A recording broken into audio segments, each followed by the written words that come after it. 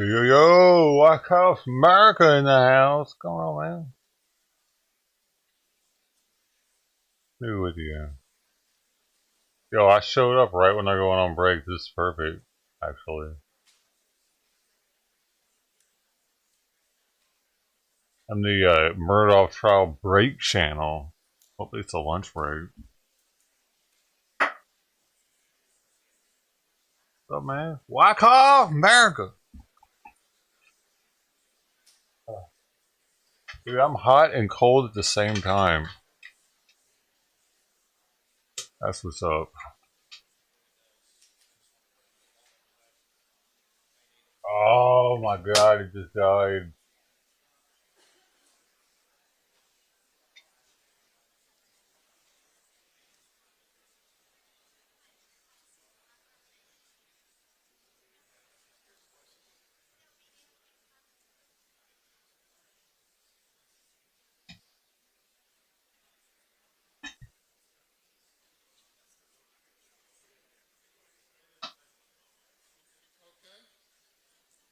Huh. You wish you were cold. Oh my god. It must be hot.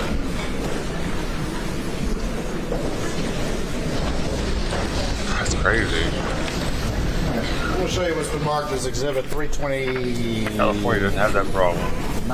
here to this proceeding, and see if you recognize that. I do. This is a spreadsheet of the payments that What the hell were just made to happened? Palmetto State Bank and misappropriated through that Everybody's- method. You testified earlier Dude, that I thought it was fucking break time. Shut up. Alright. This up. Boom. Awesome.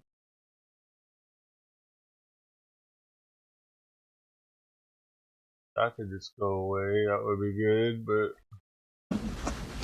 Easy peasy, Japanese. I don't really want to hear these people. You know what I mean?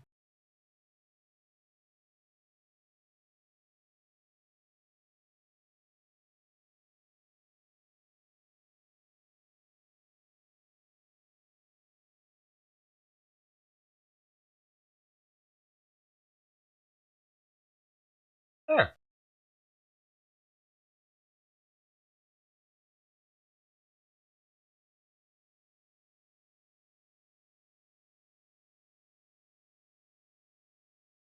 Hey.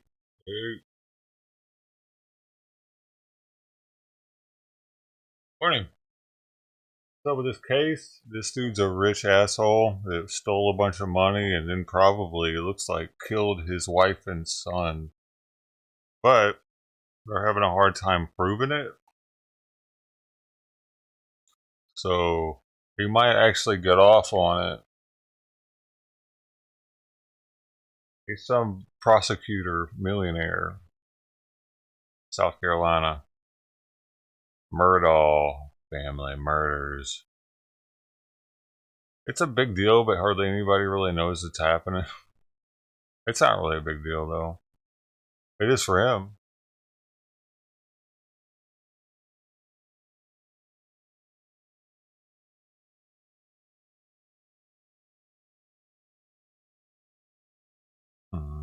He was the first person they found at the scene.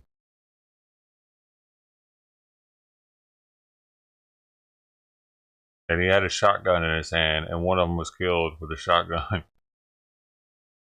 So, don't think so? We'll see. Yeah, we'll see.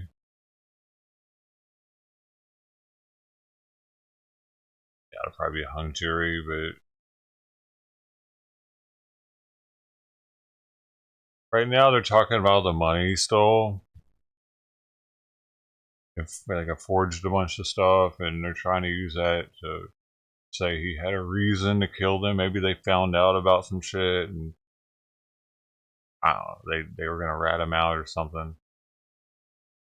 Because he grabbed his son's phone after his son was dead, and he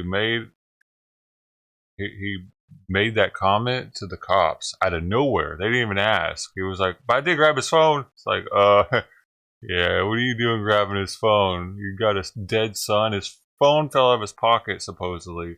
And he's like, yeah, but then I grabbed it and I was going to I was gonna do something with it, and then it was like, what? Okay, now that was weird. He says a bunch of weird shit. It's like, I don't know why you were telling him that you, like, he's trying to cover his tracks and shit, and his tester, and his what he was telling the cops. You could tell.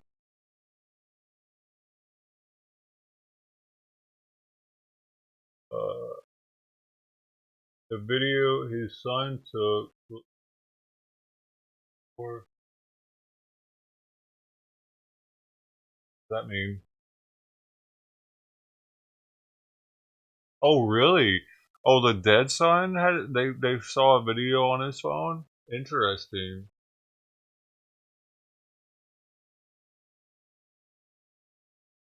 Yeah, that's the thing. Like everybody thought OJ was guilty too, and then he ended up getting off. So that's why a lot of people are comparing this to the OJ trial, even though he's not nearly the level of OJ. Hardly anybody knows who this guy is, but he might get off like OJ did.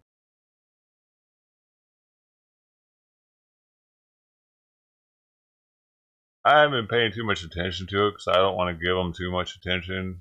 But today was kind of interesting. I saw because for one, they got 56,000 people watching, and they're talking about all the money he stole.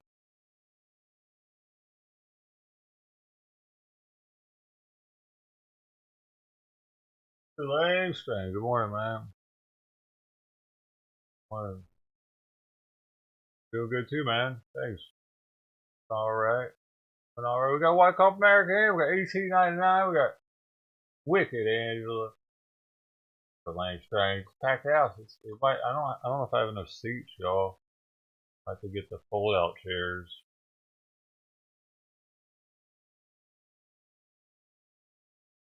Those aren't very comfortable. Golden Coin. What's up, man? Morning.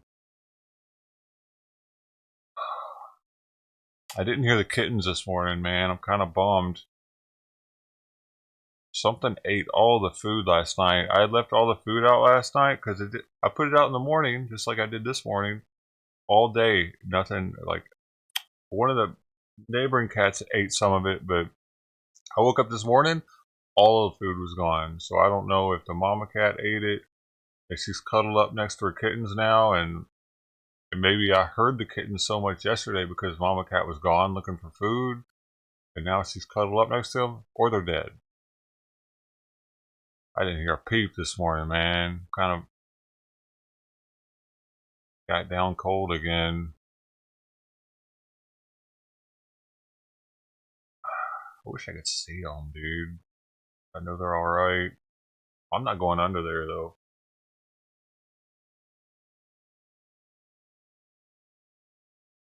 Alright, Angela, eventually you gotta turn that camera on. If you did that, I might actually showcase you sometime. I don't know, I just don't showcase people that don't have the camera on. That goes for anybody. Let's turn the camera on, though. I can pop you on every now and then and say hi. Let me know when you do.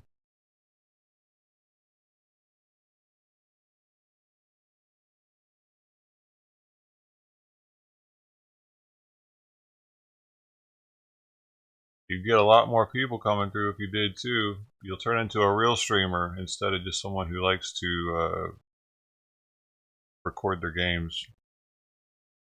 Because it's really hard for your viewers to interact with you when your camera's not on. Hell, most people won't even click on a stream if the camera's not on. I don't. I don't. If it's a gaming stream, they don't have the camera on, I won't even click on it. Why does that matter? How many followers you have? What do you mean? You're not doing it because you don't have enough followers? Okay.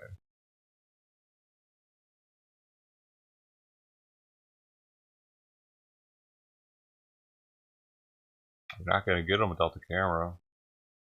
Yo, I got 2 likes though. What the fuck, y'all? I thought y'all liked me. Bro. Hey, some cold-blooded... God dang, man. Y'all make me beg you for likes, dude. You know how ridiculous that is? He hasn't begged me yet. No, I'm not doing it. No, you haven't. You better beg me. You little shits.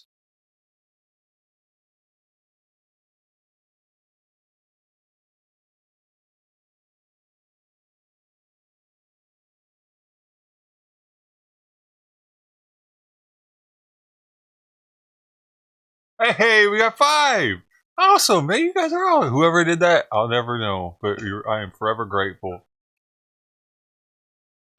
You two were the only 2 then that did it. Angela and EC9 are the only 2 that did it originally.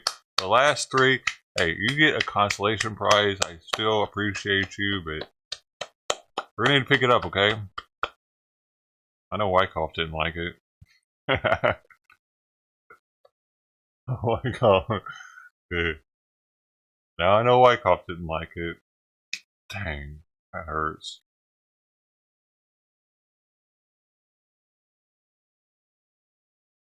Your boys. I thought we were gonna go to Mar-a-Lago together.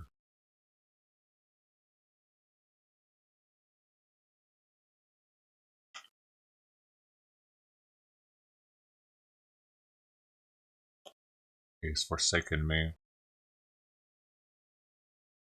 So we got this right now. You can read it, right? You don't need me to put the volume on, do you?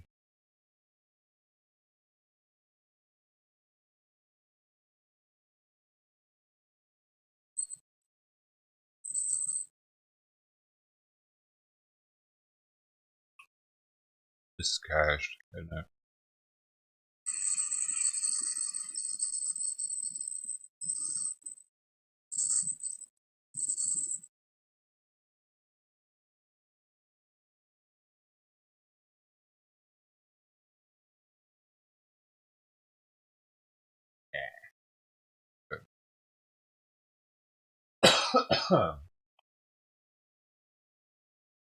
Boys, we're doing a test today. We're doing a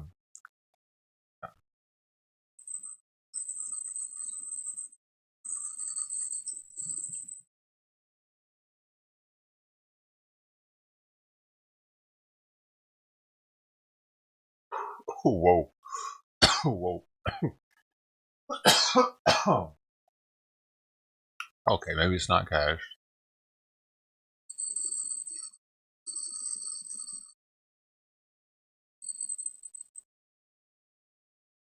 So maybe there's people elsewhere talking since you guys stopped. How's D-Live doing?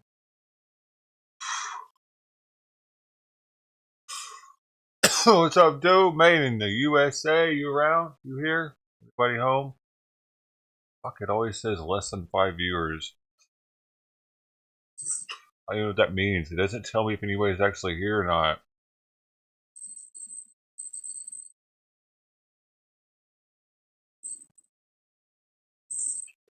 But anybody on Facebook?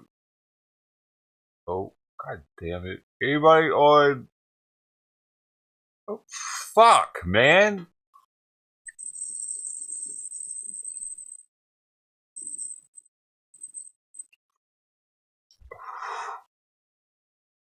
There's nobody anywhere.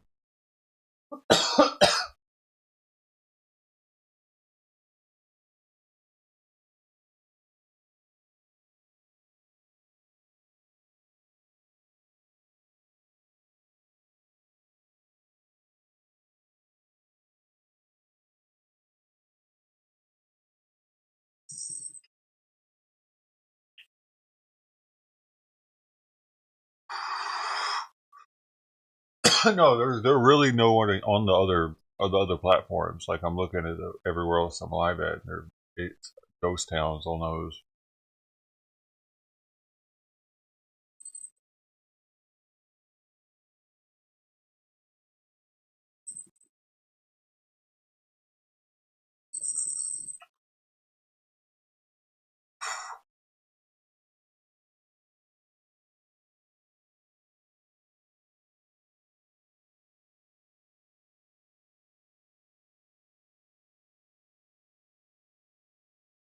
African TV's got 2 people. Is there somebody actually there, bro? Are you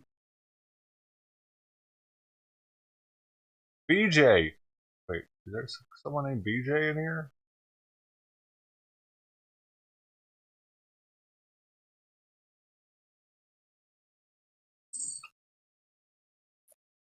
Sweet, it's break time.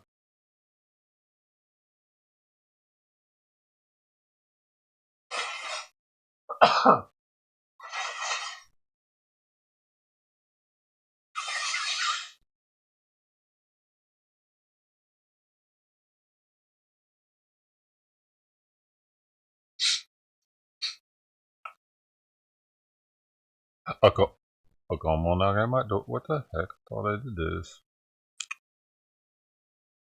It's not.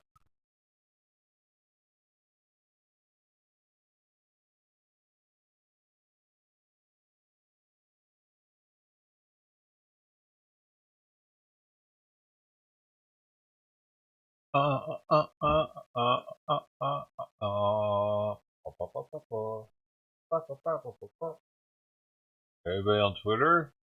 Hey yo, Twitter people. Yo, there are 4 people on Twitter. What the heck? What's going on? Hey, how you doing? Yo, there are fucking 4 people on Twitter. Y'all are awesome. Whoever you are, man. I wish I knew who you were, dude. That's amazing. This is some sort of record. Turned into quite the Twitter celebrity, y'all. I see it's just a matter of time then. How did you find the streak? Oh my god, there's 6 now. Hey. Yo, hopefully Elon comes through. Do you think? Oh, it could be him. Better sit up straight.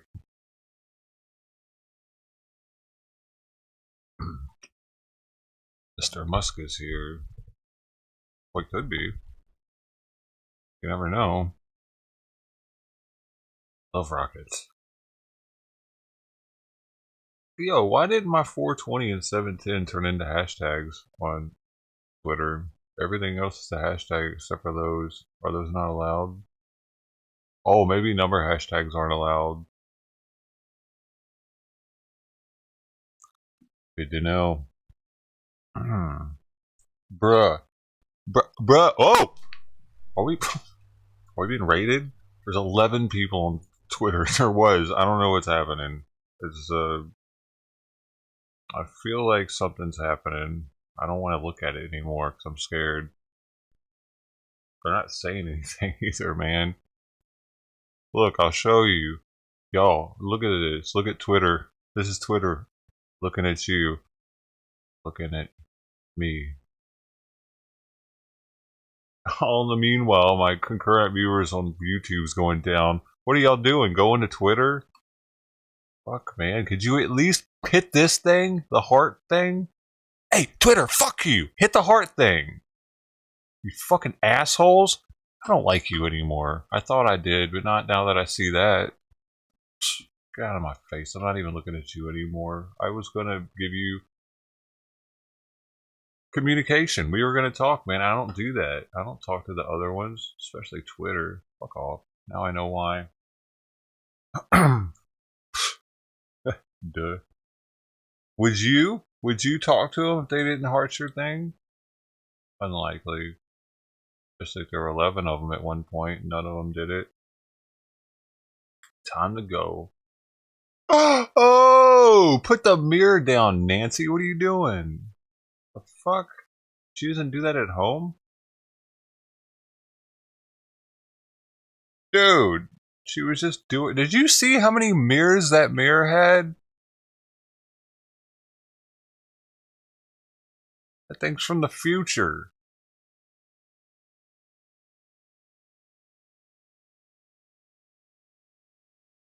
Her mirrors had multiple mirrors. Her mirror has multiple mirrors, and it's extremely smudged up. They're dirty. Oh, God, they're all dirty.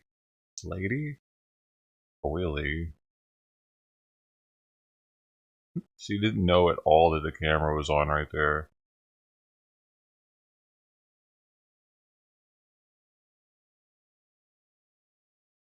That used to happen all the time back in the day on satellite TV, real satellite TV. My parents had one when I was younger, like a fucking toddler or some shit.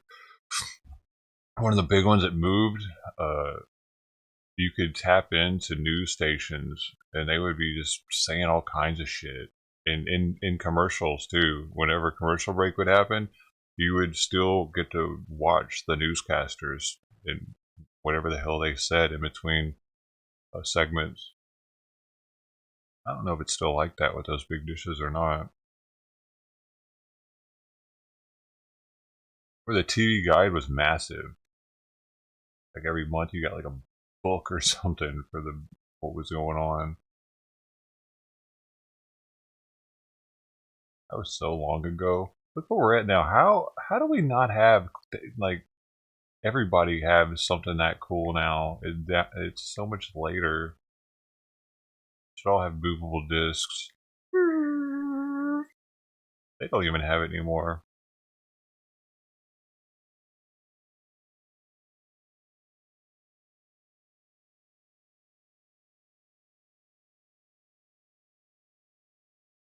Why is the new son in court? His son was coming to court. I didn't see him all morning. Well, what little I watched.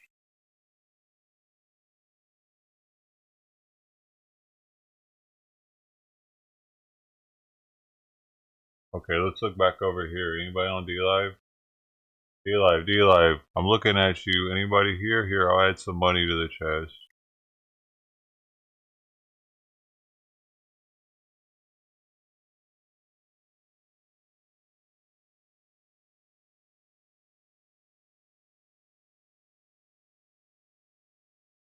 Boom. Maybe now somebody will talk over there. Oh.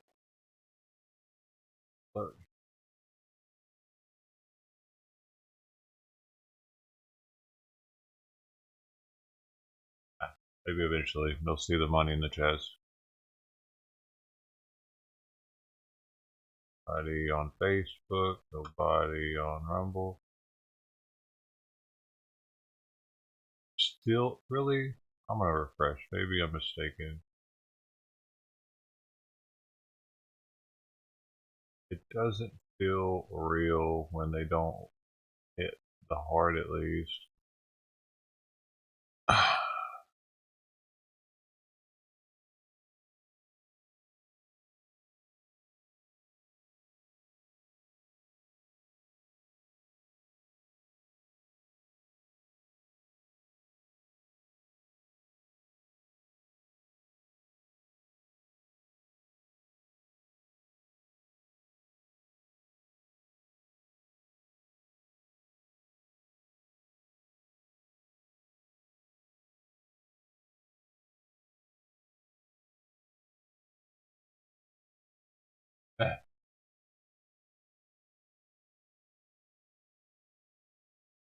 There, that's better.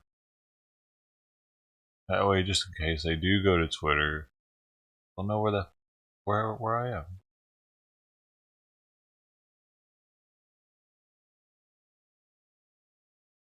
Yeah. Well, this stream sucks so far, doesn't it? 5 people? Pretty shit.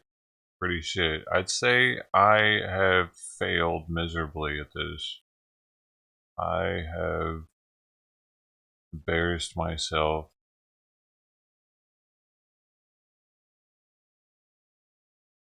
Oh, 3. Huh? I thought it was bad at 5. Well, there you go. It could get worse. I wasn't sure. Awesome.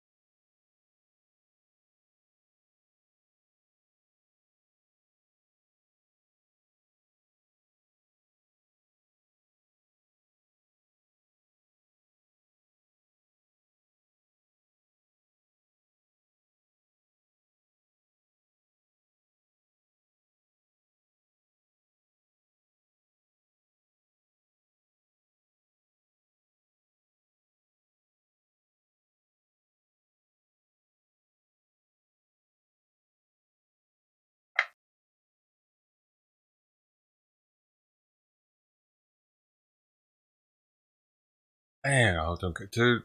Something ate some of the cat food, but I don't know what cat did it.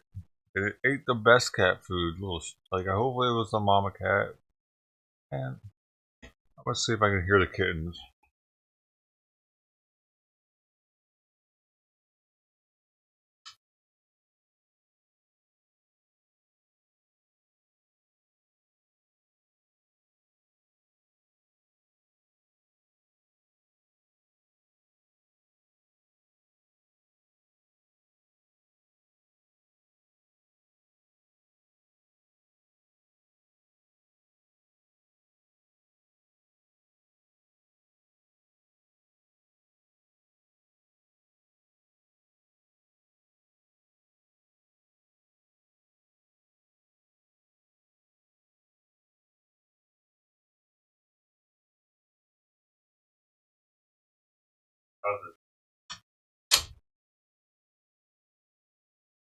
I don't know.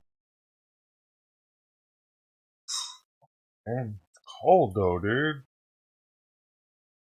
Things had to have been so cold again.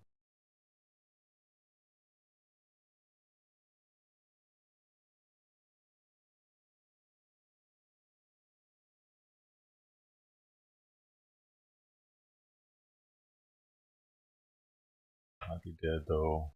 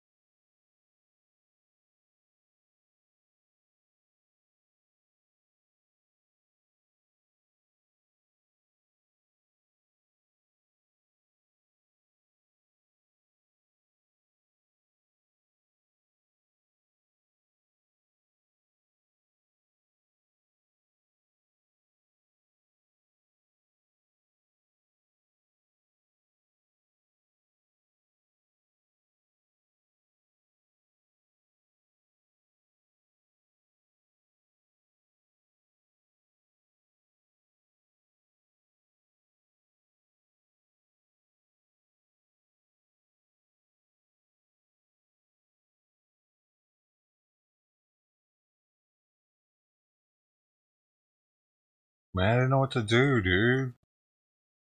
What I read, it said to leave them be. Because if you mess with the mama cat, it'd be too stressful moving them. And it was right on the edge of it being too cold.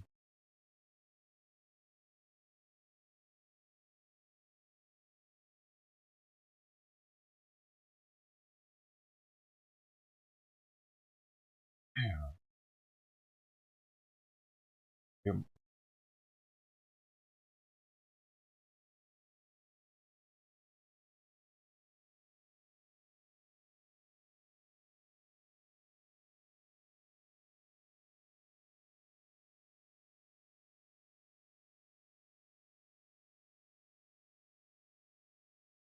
I really want to hear them meow just so I know they're alive.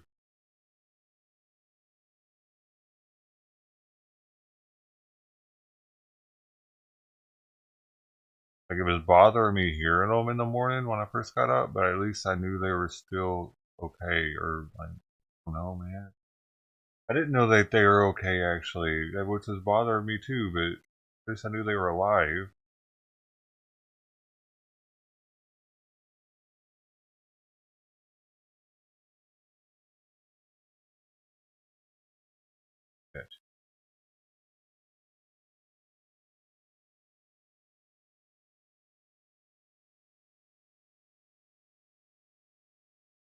Definitely heard multiple kittens. It was more than one little meow, and they were super young.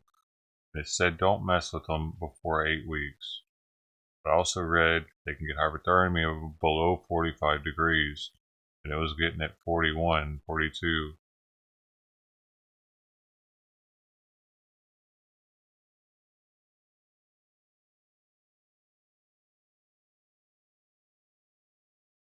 And there's probably a fucking bunch of dead kittens under the house now. That sucks.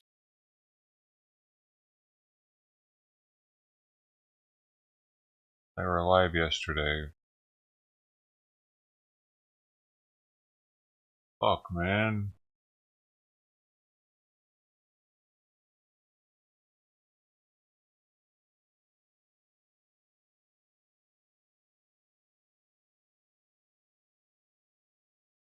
Fuck.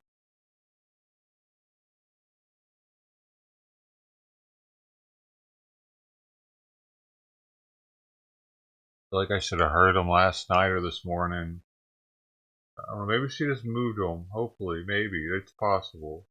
I don't know why she'd move them, though, from there. It seems like it'd be... If she just moved them to a different spot underneath the house and I can't hear them or something. Hopefully. Because it was a weird spot for her to be anyway. It was super loud underneath the tub. Whenever the water hits it, it's really loud. And imagine it's scary.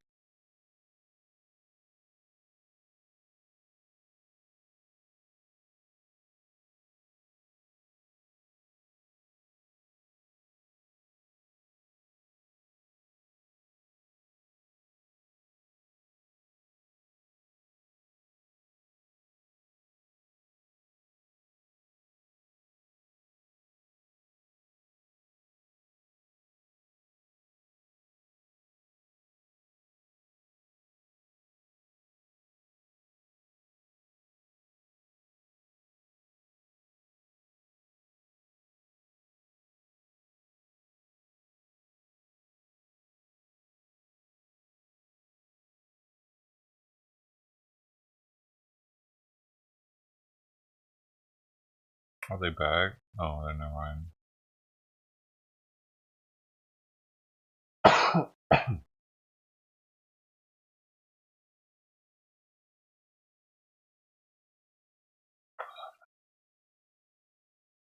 Really hope they're still alive, dude. I'm sure some of them had died, though, probably. They probably all haven't survived.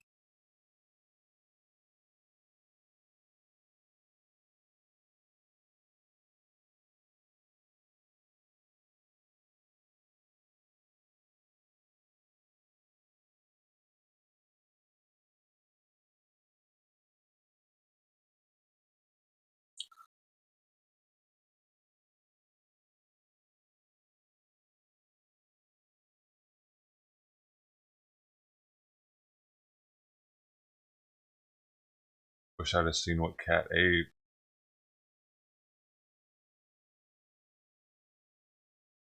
Really don't like multiple cats eating out of the same bowl. How they transmit diseases to each other.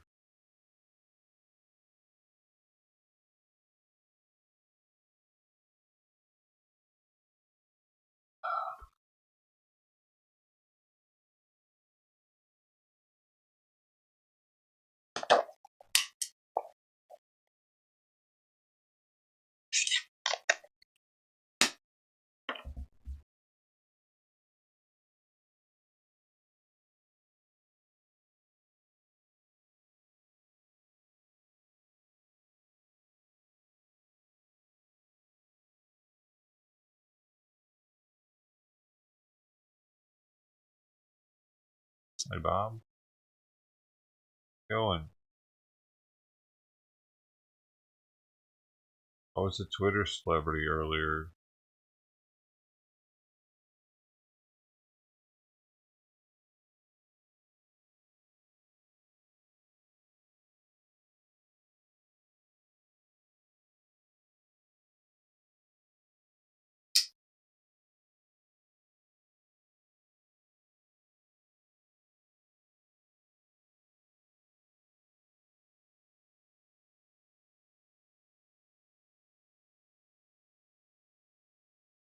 Yeah, man. Had 11 viewers on Twitter out of nowhere.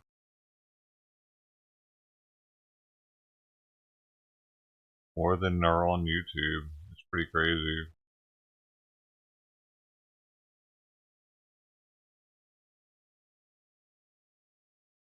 I don't ever say anything or do anything, though. I don't get it. Twitter people just sit there. They're scared of their friends seeing what they say. They're scared of their friends seeing what they like. Everybody's, I don't know what, they're scared of people judging them, is what it is, for things they say and things they like. So they just sit there.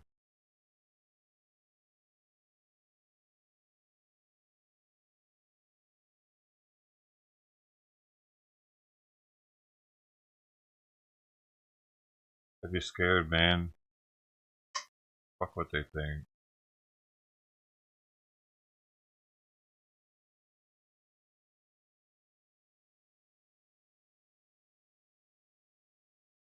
You're not scared.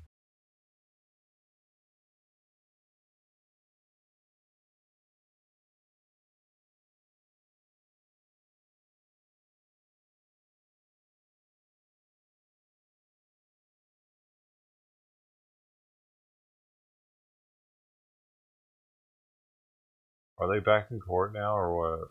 I think they're at lunch, dude. Right? Is this present or earlier? This channel sucks, dude. Sometimes they don't tell you, so I'm really... Oh wait, it looks like this is present.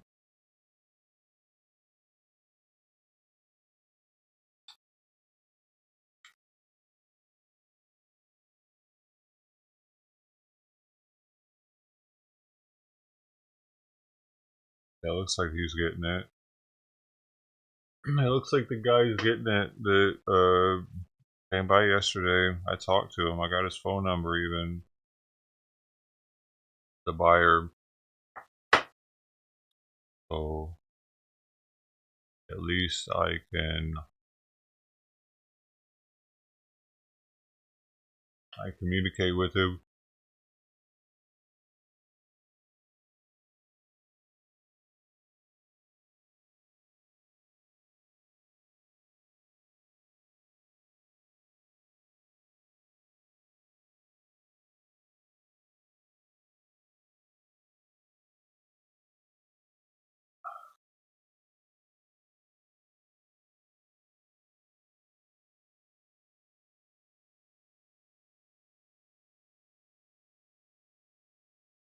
Probably, I guess I'll be staying here though.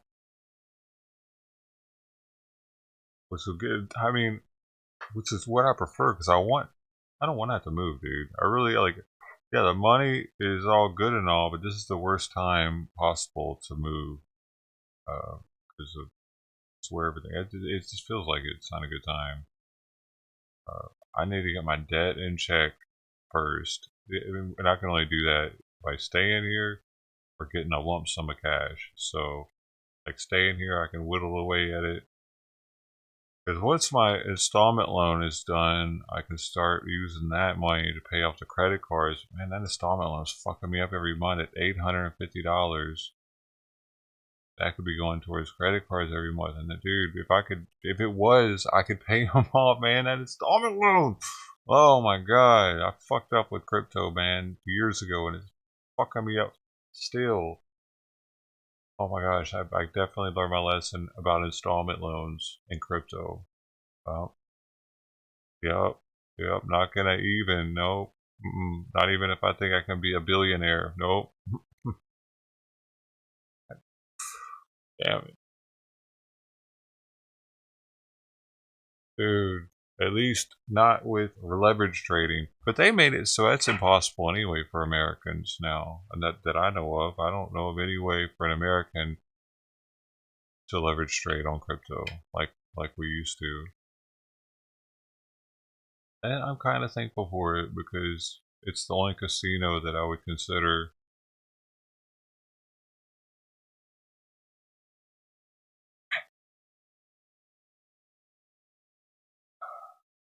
Man, dude, I forgot about losing all that money.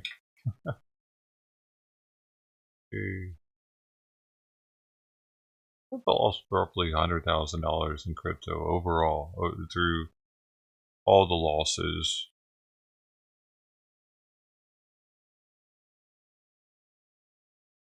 Through multiple pumps. But now anyway.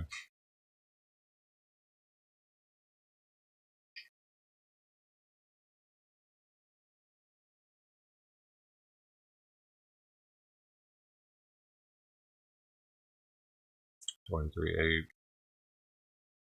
Damn, it was 24.2 earlier today.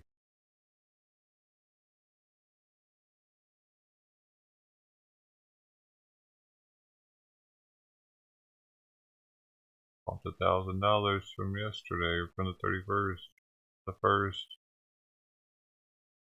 Yep. It's doing some shit, man. People, dude, people are making money off this daily with these swings. $1,000 swings. Have you been seeing this? It swung $1,000 from January 29th to January 30th, and then it swung again back up. And dude, people are making so much money off these swings right now.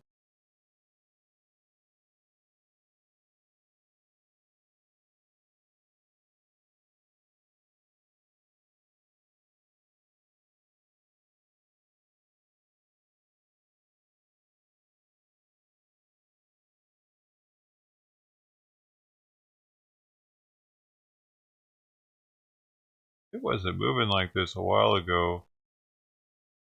Like, you go back 6 months ago, a month ago, it wasn't swinging the same on a regular. Was it? More steady.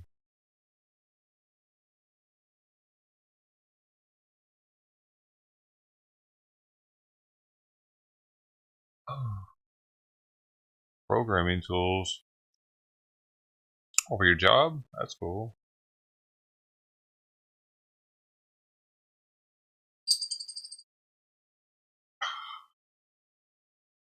I got PTSD from Bitcoin trading though.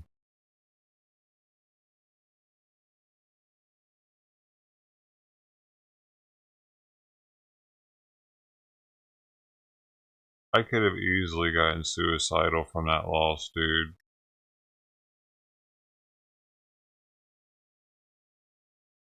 It was, man.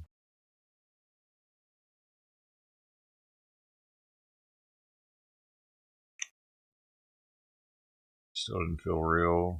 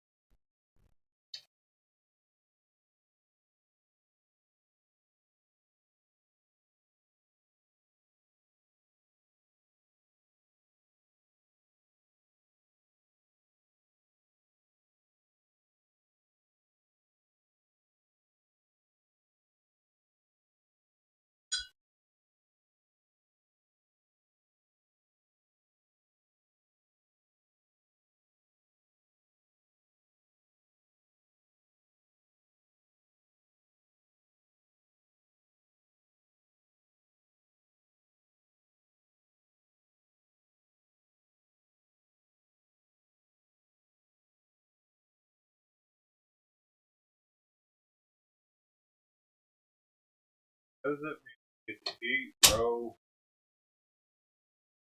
So you get right in my way so I can't get to the chair.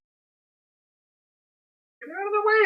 Get out of the way! What are you doing? Oh my god.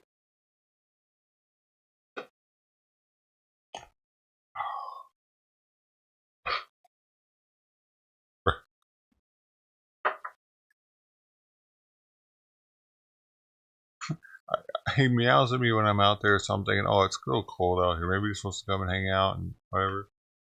So I'm like, come here, come on. So he comes in, he goes straight to the food bowl. He points at it like he's a pointer dog, you know, like, what? And then when he notices there's nothing there, after staring at it for 3 seconds, he stands right in my way so that I can't get to the chair without pushing him out of the way. There's no way without, like, I couldn't even step over him and get to the chair because there wasn't enough room there. He got in the perfect position to block me. Like, primarily because the food bowl doesn't have anything in it.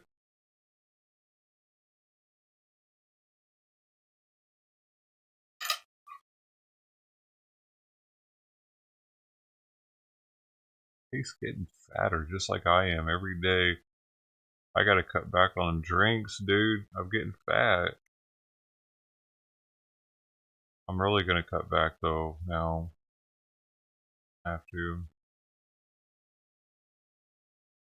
I want to get fat. Because I figure if it's making me fatter, it's probably also fucking my liver up. Either that or my liver is made for drinking. You know what I mean? Some people are like that. Like their ancestries.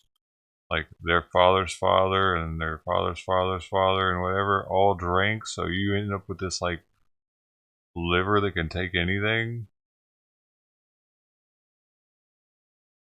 That happens, man. Then you got these people like drank all their lives, end up being 90 something years old.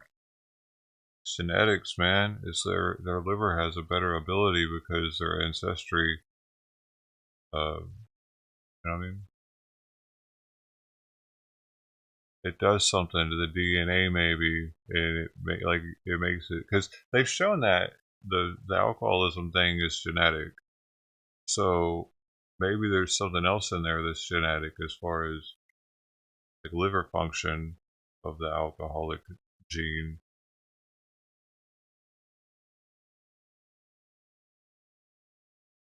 Yeah, it's cirrhosis. That's like to be getting cirrhosis, you gotta drink super heavy, right? Like I'm not drinking cirrhosis levels of alcohol, am I? I don't know, dude. I've been drinking a lot lately.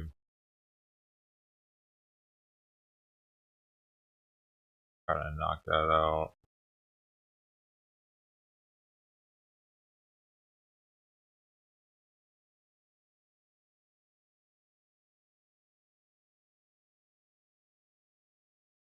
I get my liver tested though. I have to for the meds I'm on.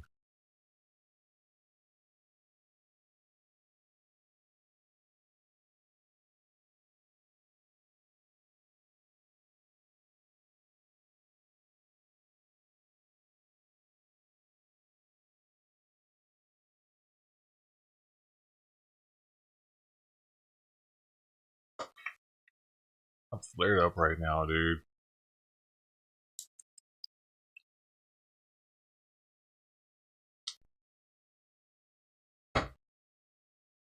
And what's bad is I'm taking the medicine for it. I'm still flaring up.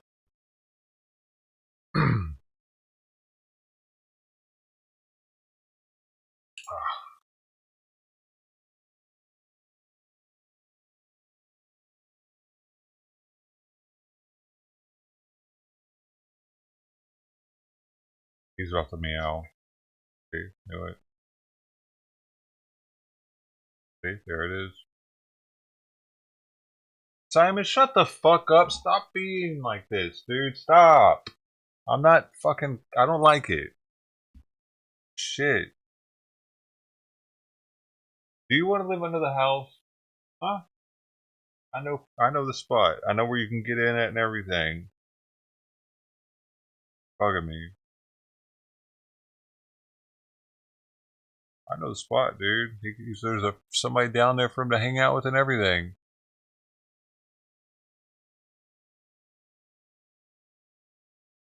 Have a new girlfriend. Have a new family down there for you. Checks to Ford, I think you said going back to 2015. There you go. Correct. I don't want him in my lap, dude. Firm. I didn't bring him up as a financial- fucking lap cat. I've never been a lap cat. Stop fucking eyeing my lap, dude. Shit.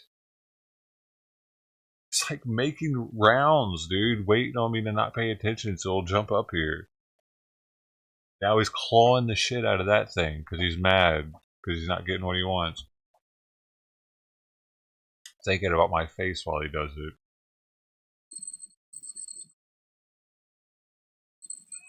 Now he's yowling. Now he wants to go out. You want to go out? I'd love you to go out. I wanted you out to begin. Come on. Perfect. Now we're back where we were. Happy.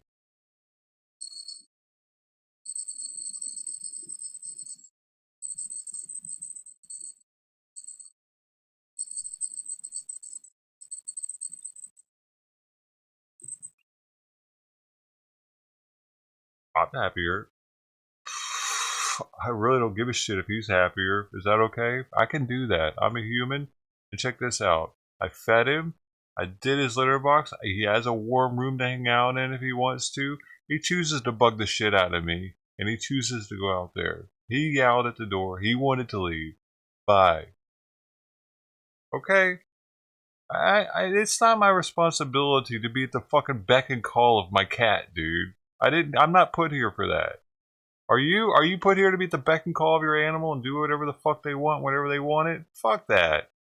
I don't have the toxoplasma shit.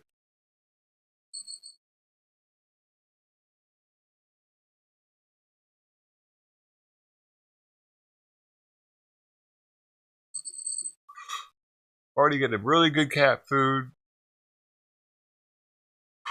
He thinks that's why you're here? Well, he needs to think something else then.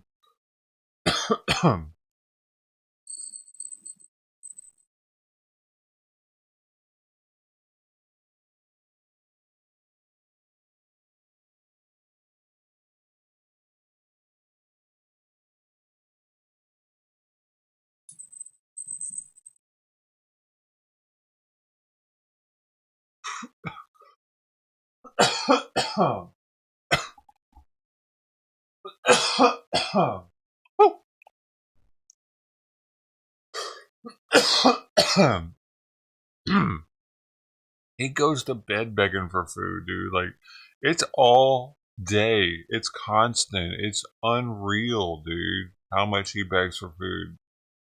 Like, I'll be going to bed, and he is wanting food then. He stays in there with me for a while in hopes that maybe I'll give him some food because he's still next to me. It's weird. Like, sometimes he'll realize that I'm not going to be giving him some, and then all of a sudden he'll just leave real fast. And like, or like when I say real fast, he'll just like pissed off fast. Like after he'd been laying there for like 10 minutes or something next to my head. It's the little shit, dude. I notice it, dude. I'm like, okay, now I know why you're here. Like, why else would you have done this and rubbed all up against me right before going to bed? Like, you know, you're not trying to say, hey, can I lay with you? No, that's not it. Because I've seen him leave too many times right after laying down. When he realized I wouldn't get back up to feed. When he realized that was nights out for the night. Sometimes he'll sleep there for the whole night. Sometimes. Last night he didn't know, and it was cold outside my room. So, that's interesting too. He would rather sleep out in the cold hallway than in there with me where I have the heater on. It was a weird one.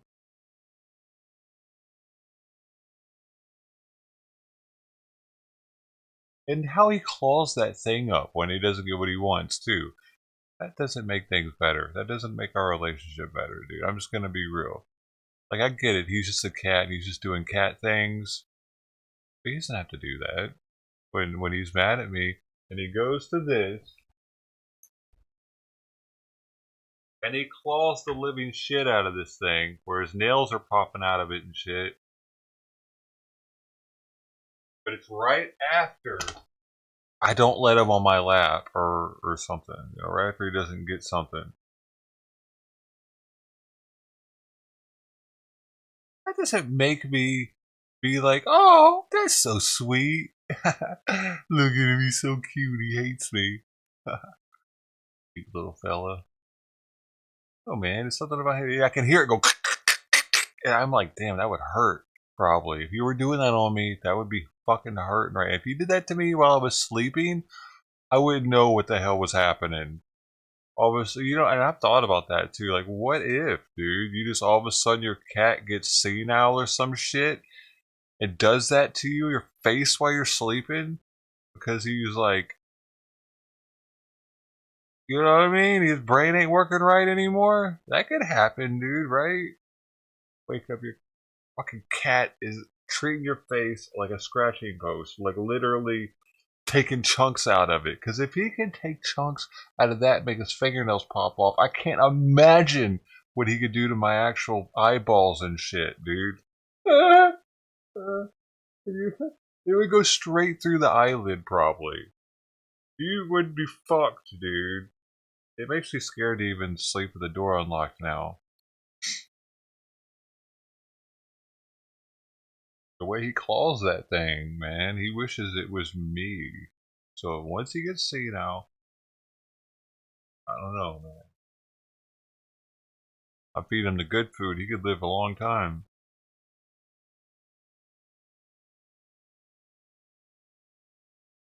I'm getting plenty of water too. And I'm getting him supplements for his joints.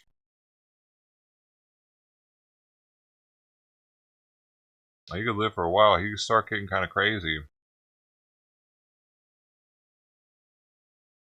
I mean, if we can get crazy, they can. I'm kind of scared about that, dude. That's an actual worry. Simon living so long, he starts getting like, fuck, man. I gotta give him some gabapentin or something, chill him out, maybe. I mean, at least there's stuff like that. Gabapentin's extremely tolerable to animals. I've given it to them before. I give it to him for his vet appointments. I had a Russian blue that would purr to get petted and attack his.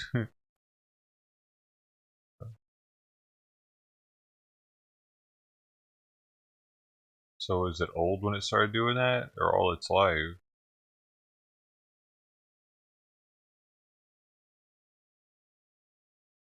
Detail. They're going into detail, guys.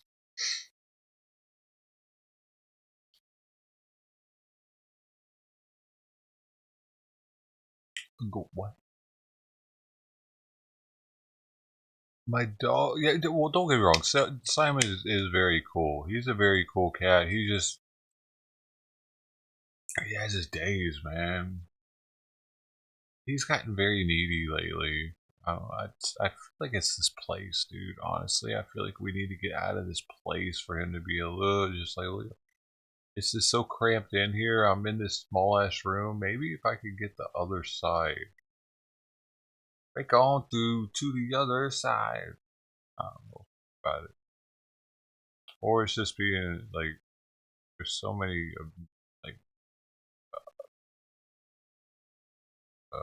neighbor cats and shit. The homeless neighbor cats and neighbor cats all over the place. But the last place, he didn't see other cats like that all the time outside while being cooped up. He could go out on a balcony and stuff. Outside. Man, god dang it. I need to move for Simon, dude, so we can go outside again.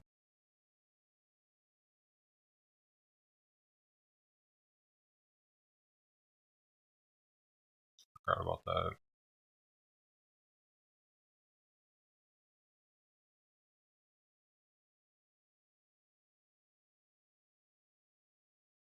Damn it.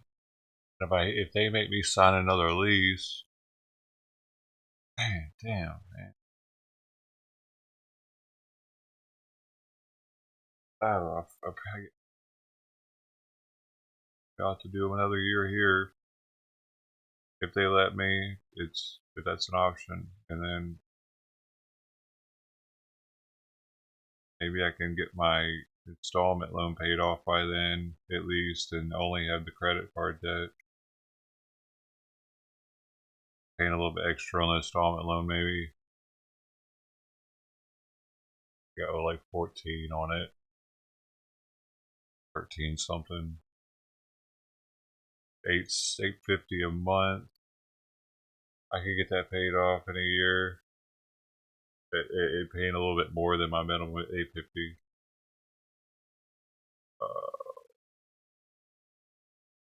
Probably start paying like 1100 a month on it.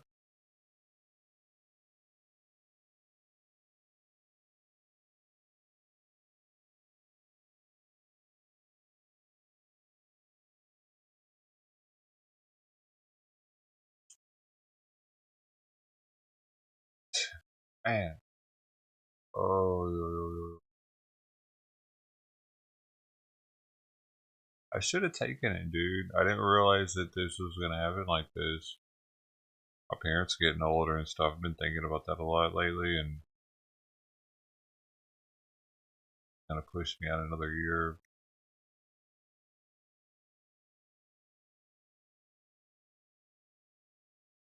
I just wasn't ready to be rushed like that, man. 60 days sounded way too fast to move at the time, 2 months ago. Back at the end of November or whatever, middle of November when they offered it, it just seemed like I had too much going on, too much to deal with at the moment. To find another place out of state like that within 2 months. That's just so fast to find somewhere out of state, dude. Because just finding one's one thing, and then you gotta I should go look at it and stuff. Unlike I didn't look at this place and I regretted it. Dude, I got some pain right in here.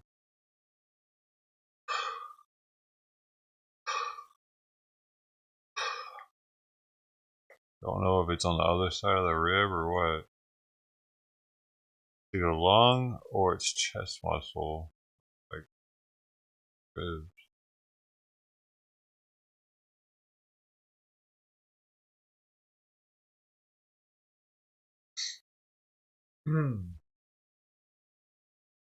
It's been on that same side for months now, though. That's what's concerning. I don't know, man. Maybe I need a more precise scan of my chest, dude. The CT scan's not enough. But that's why else I'm like, I don't want to leave here right now because I had shit in the works, man. So there's that too, man. Even if I would have taken that, I would have probably had to stayed here in California for another year anyway. So yeah, I would have probably had to do that, and then it would have got me a different place. So that would have been kind of cool.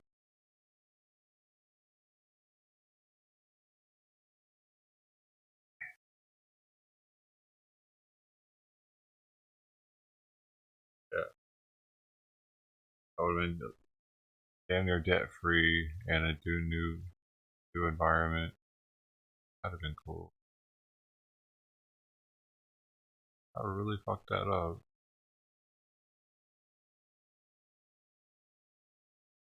Should have communicated with them more.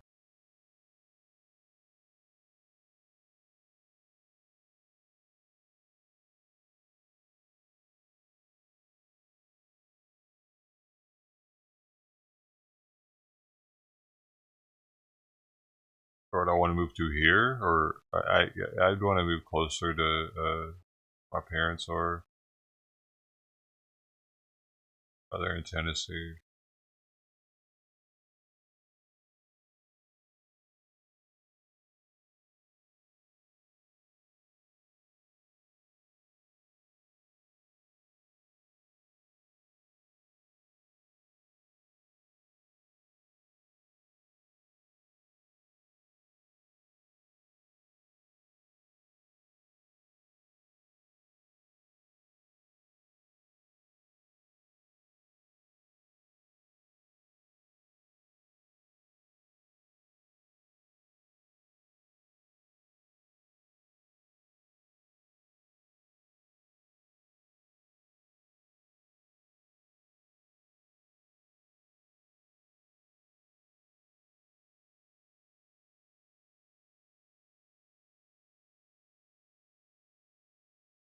This dude killed his wife and kid, probably.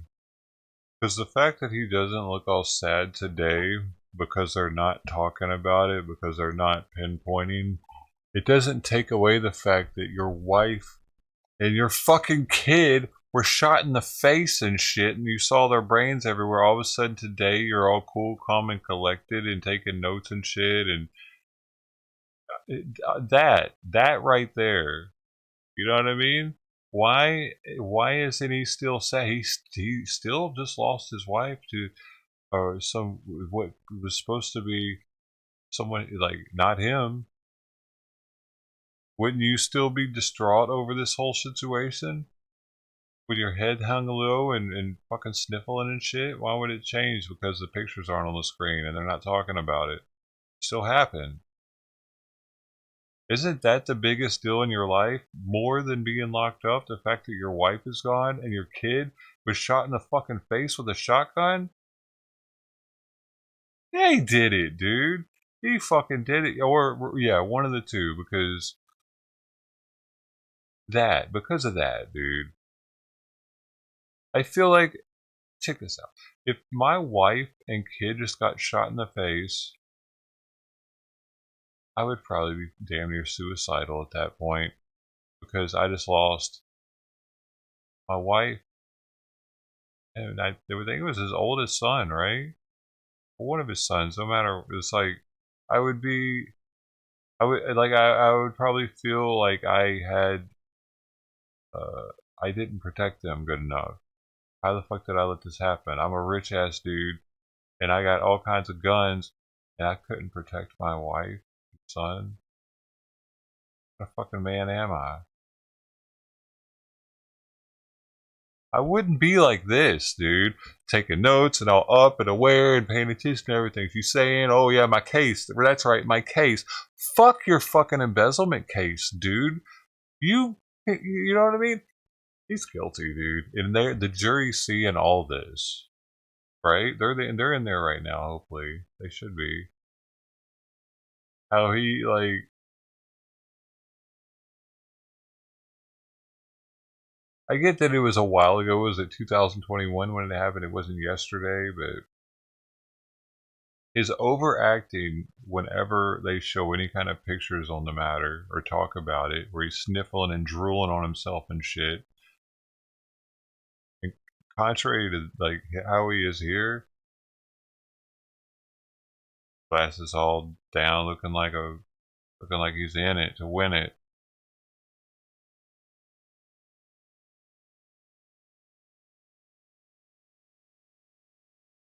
He looks too much like a lawyer when he switches into this mode.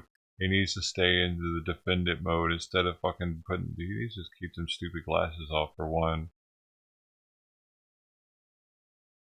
All down low on his nose like that and shit.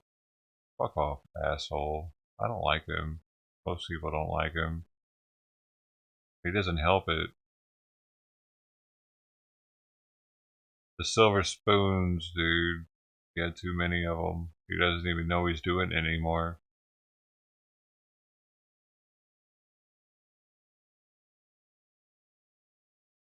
Yeah, I saw that.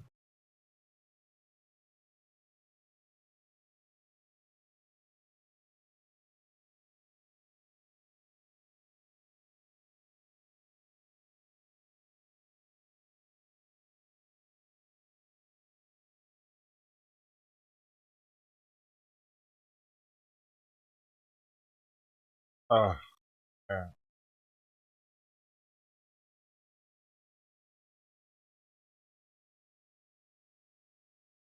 7 whole people. We got 7 whole people in here, not just 6, 7. And they're not half. They're whole people, man.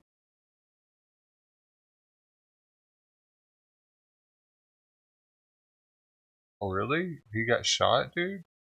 Sorry, man.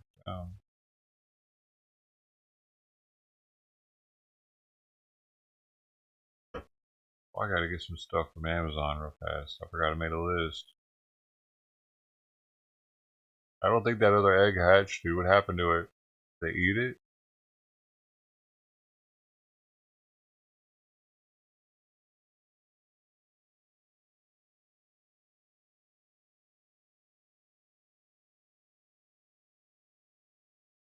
It's a bubber, isn't it? What other egg?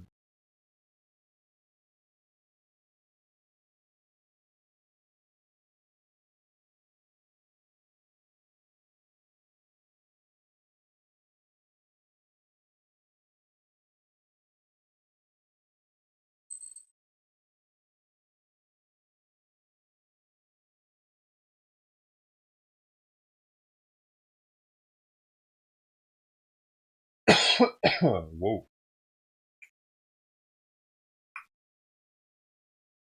Yeah, I didn't actually want to stay here, you know. I was just pushing it to the limit so I could get paid the 30. I was trying to go for 30 the whole time. I was thinking about 40, but really I was like thinking 30 might actually happen.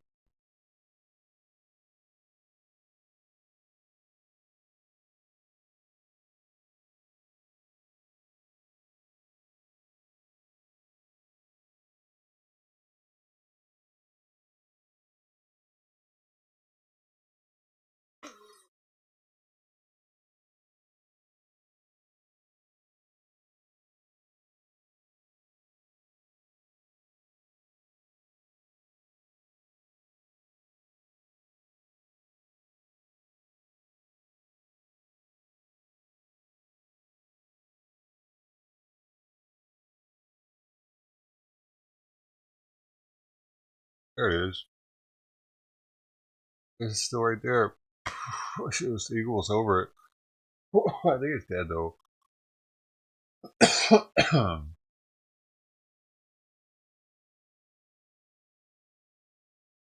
Probably can't last that long outside the Eagle, can it?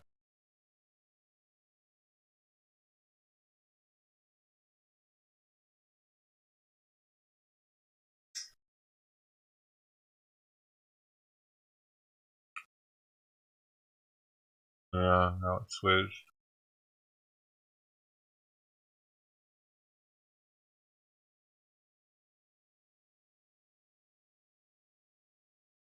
That's because all the movies are remakes, so.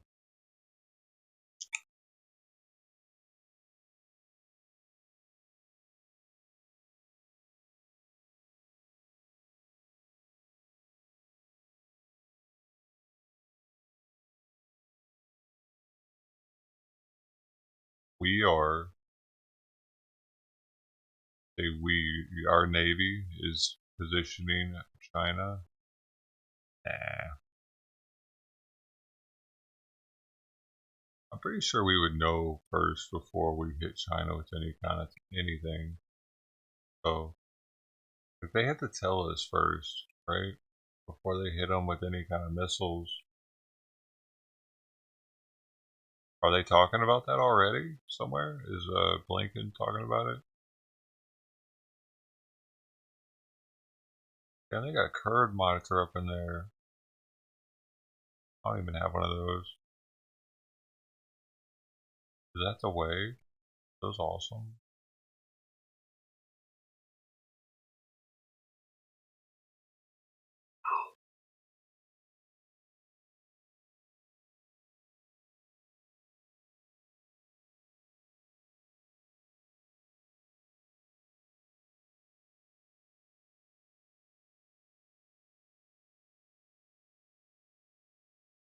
And Bitcoin's went up 7K in a month.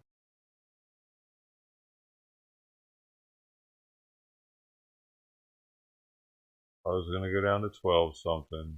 Damn. Didn't never go.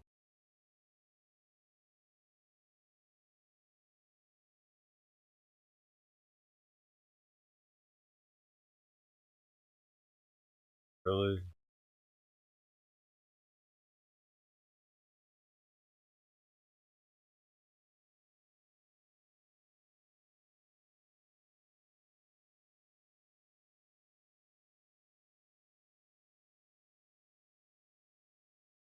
U.S. secures deal on Philippines bases to complete ARC around China. U.S. to boost military role in Philippines to push to counter China. U.S. Philippines military base agreement aimed countering China. Oh well, I guess we are going over with China if they do something, but only if they hit Taiwan, right?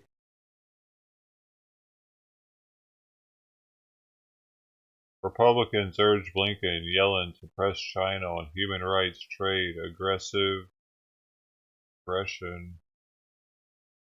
during trip. What is their trip?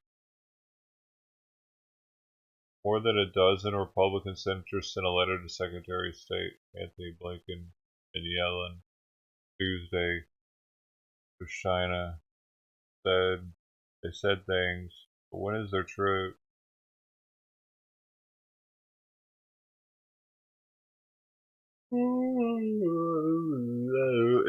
Dude, if anything, the Navy's positioning out there, military's positioning out there because Blinken and Yellen are going out there. That's why.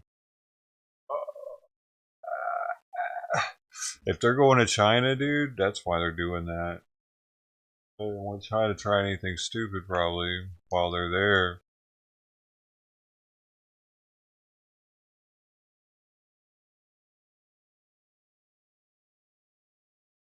Well, they definitely won't be with us right around the corner. But with us not there, you know what I mean? They could maybe do some stupid shit and hold somebody hostage or something. All of a sudden they can't get on a plane. I don't know, man. If they're going to China, that's kind of risky. It's not exactly North Korea, bro. Rodman was wild for that one. It was a crypto stunt, though. Remember he had that crypto shirt on? He was walking through the airport. He got paid by them to do it, and it pumped the hell out of that crypto that day. So a lot of people made money that were holding it. They were in on it. This guy looks like Mr. Wonderful, man. His attorney to the left. I just realized that. From Shark Tank.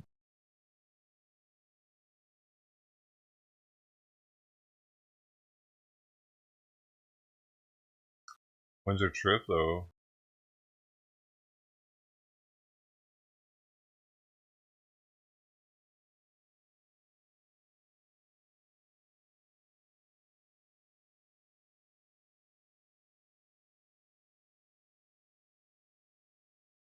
Oh, gotta do them. I gotta do the squats. Squats, so I've been sitting there.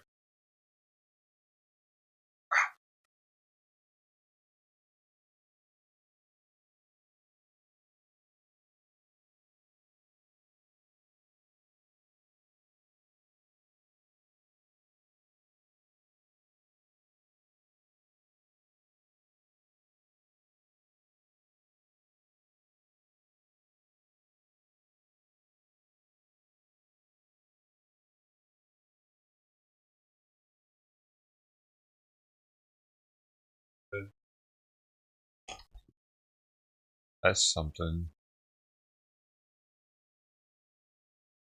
Heart pumping. What to make of the U.S.? Here we go. See what this says. Wait, I thought it was a video.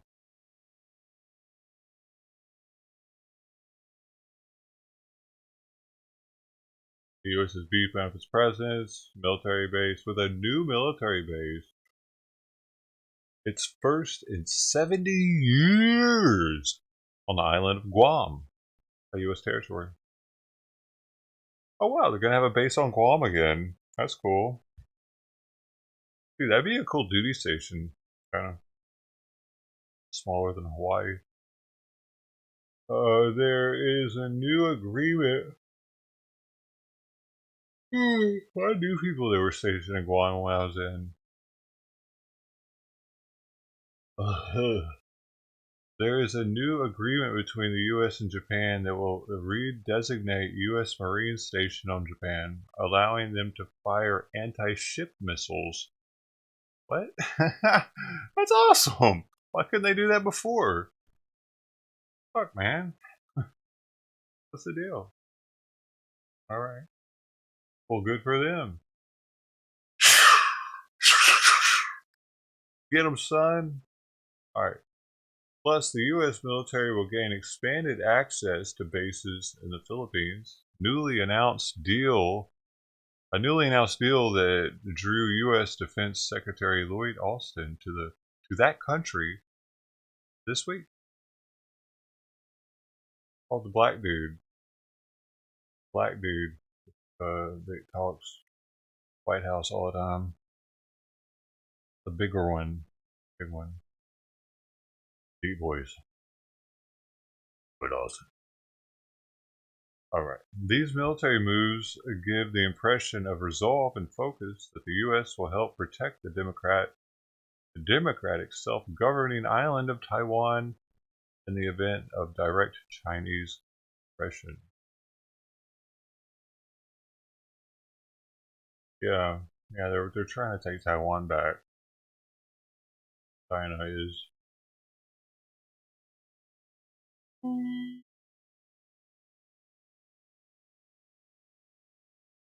If you look at a map, the Philippines, where the U.S. has expanded its existing access to bases, is just south of Taiwan.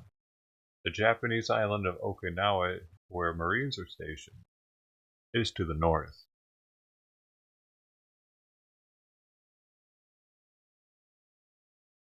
China, what? Okay. Okay, not really. It says China's military is gaining. Its navy is bigger than the U.S. Navy. I mean, it is, but it isn't. Okay, here's why. And this is, I mean, this is probably still the case. China has a ton of diesel-electric subs, which can go short distances only because they need to recharge their batteries when they surface with the diesel engine. And they're really loud when they're doing that, so easily detectable. I was a sonar tech, so I had to learn about this. And we knew that China, the sonar techs knew this, that they had an abundance of these things. They got them from like the Soviet Union or some shit. They were all hammering them out back in the day. And in that aspect, yeah, their navy's huge, but those things are outdated.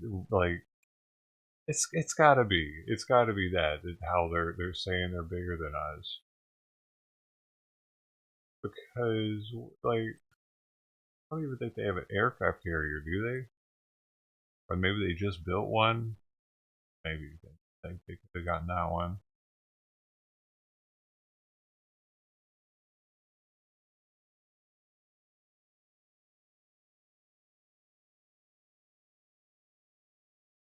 China's navy has surpassed the U.S. Navy in fleet size.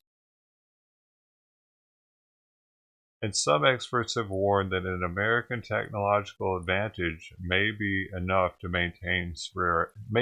be enough to maintain superiority, particularly when the U.S. is committing many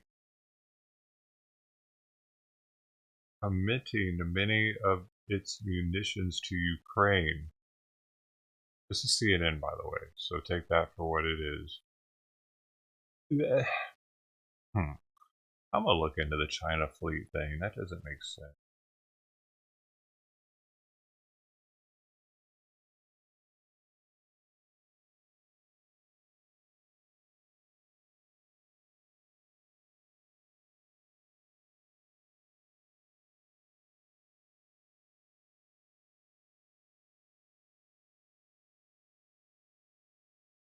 What? Okay. This is something new. The People's Liberation Army Navy plan surpassed the U.S. Navy in fleet size sometime around 2020 and now has 340 warships, according to Pentagon's 2022 China Military Power Report released in November and January now. But those warship could be these diesel electrics, though. I think also that's considered a warship. They're not very big. Like we've seen them pull into San Diego port. That Peru one pulled in, and they're really short, and it doesn't look like it's much of a threat really. But I mean, it is. Like it can take a ship down, but only so far. They don't really usually go far away from a coastline because they have to get refueled with diesel.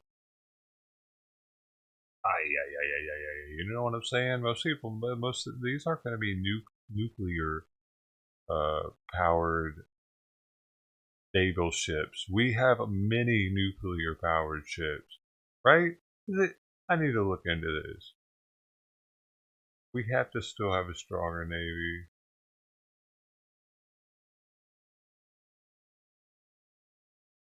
The United States today has more naval capability overall, but China's naval modernization efforts since the 90s has substantially reduced the U.S. advantage. And if current U.S. and Chinese naval capability trends do not change, China might eventually draw even with or surpass the United States in overall naval. And this is 2022, November 2022, written by the Maritime Executive, Intellectual Capital for Leaders. I've never heard of them, but sounds smart. Okay, here we go. This is what I wanted. Just giving the rundown of it. Okay, I'm just gonna get to the meat of it.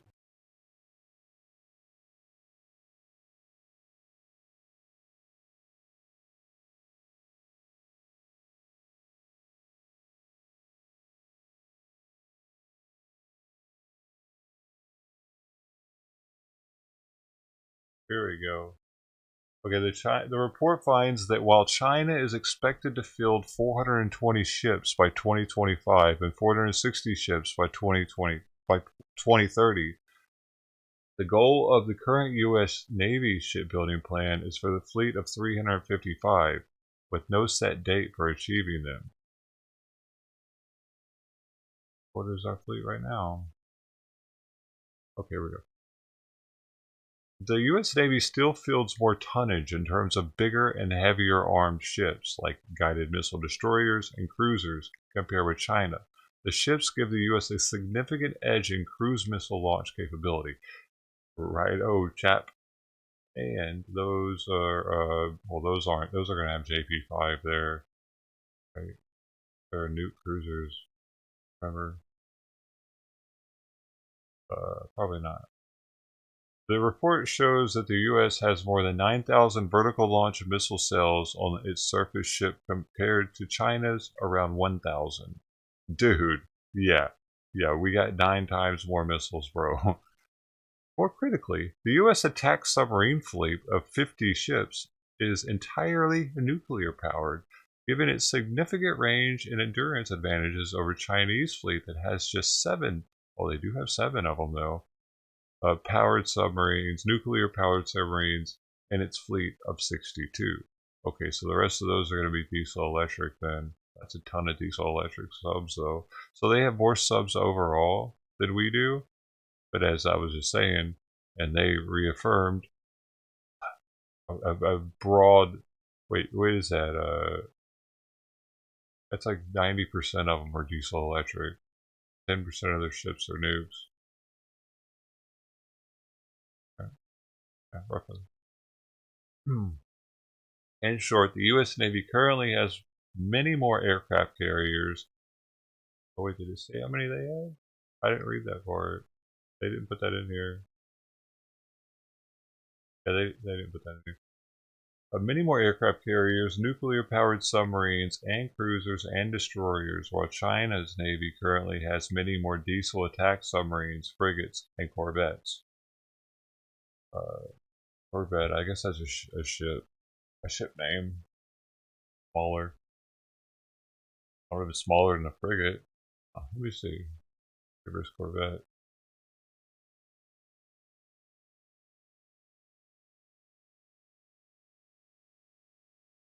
Corvette is a small warship. It's traditionally the smallest class of vessel considered to be proper or rated warship. Warship class above the corvette is that of a frigate, while the class below was historically that of the sloop of war. So they have very small ships and they have really shitty subs. So for CNN to fearmonger by saying that China's naval, how did they word it? Oh man, how did they word that? I don't have that. I have something else already. I think so. No, it was this one.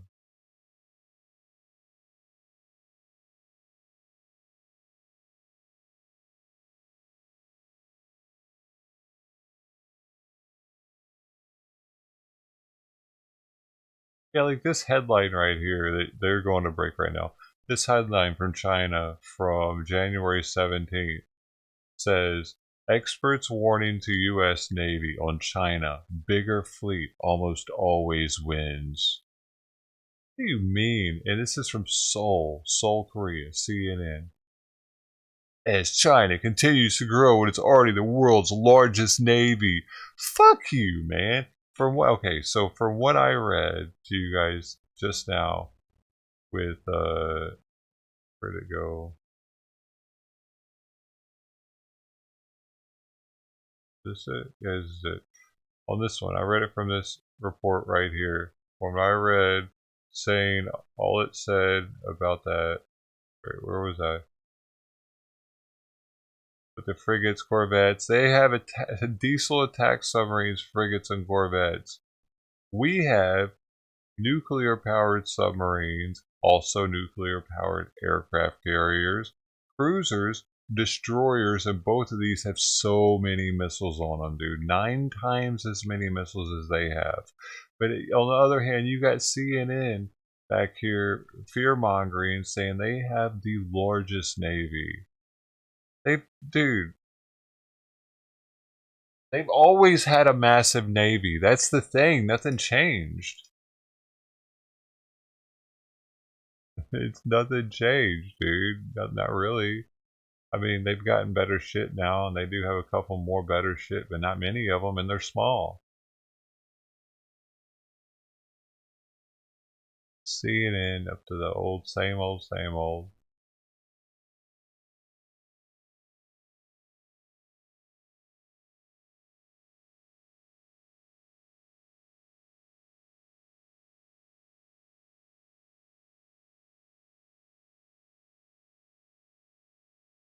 Hey, bro. I do anything out there. The only reason our military is going is to keep Blinken safe and Yeller while they go talk to him. Yellen. Old Yellen.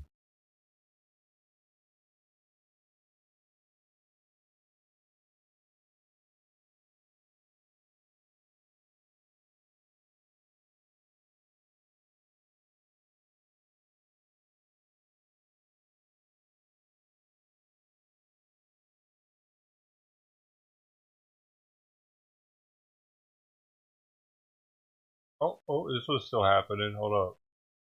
Asylum seekers who were camping out outside a hotel on the west side. Authorities say no one was arrested. As CBS News' Nia Maldonado reports, buses were on hand to take them to a new facility at the Brooklyn Cruise Terminal. Did they finally get on NYPD officers descended upon the asylum seekers encampment last night outside the Watson Hotel in Hell's Kitchen, ordering them to pack up their things from the sidewalk and leave. They've been given 2 options. 2 buses are going to Red Hook, Brooklyn. 1 bus is going to 30th Street Men's Shelter. It's where they had been camping out since Sunday, refusing to relocate to a new congregate shelter set up at the Brooklyn Cruise Terminal, citing a lack of privacy and tight conditions. Hours earlier, city council members touring the facilities at the Brooklyn Cruise Terminal, which has enough cots to sleep 1,000 men, some criticizing the shelter. The city of New York is trying to discourage people from staying in their care, and that's why they've set up this kind of congregate facility in the way that they have.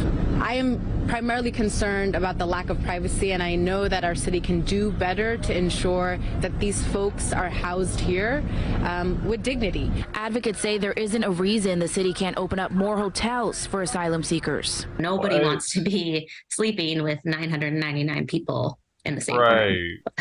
So I think it's a very difficult position to give our homeless people that thing, that ability. Although some asylum seekers who have been staying at the Brooklyn shelter say the conditions aren't terrible. To live in with food in regards and to the everything. people protesting, it seems bad to me. I don't agree because in reality, there are many people who are in worse situations here. I think they are ungrateful. They told us they were going to take us out to put families with kids. A single man can go anywhere, sleep anywhere, eat whatever. But with kids, it's a different matter. Yesterday, Governor Hochul marked $1 billion in her budget proposal for shelter and services for asylum seekers. She also said both New York City and the federal government should match the state's investment. We were with the president yesterday, and he did say that there'd be money coming from the federal government to help the city. He did not give a number, but we believe that they should be picking up a significant share. And the city says those who did not relocate yesterday will still have the option to come here to the new relief center in Brooklyn. From Red Hook, Brooklyn's Nia Maldonado, CBS News, New York.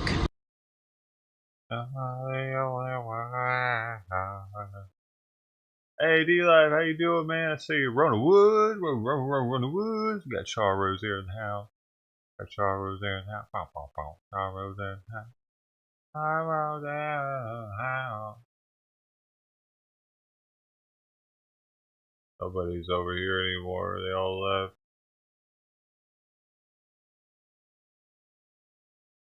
But is anywhere else actually? Just on D-Live. You still there?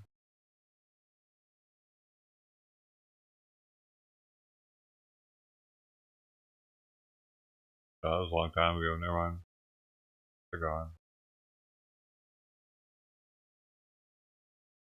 Dude, I just opened the door, Simon. I didn't do it because I wanted you to whine at me, dude. Forgot. Come on, let's go the other way again. Alright, just lay down. Please, dude. Oh, fuck. It's really quite simple.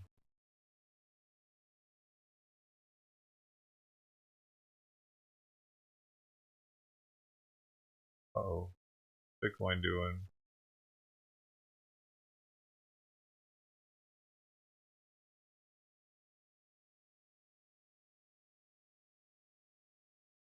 Okay.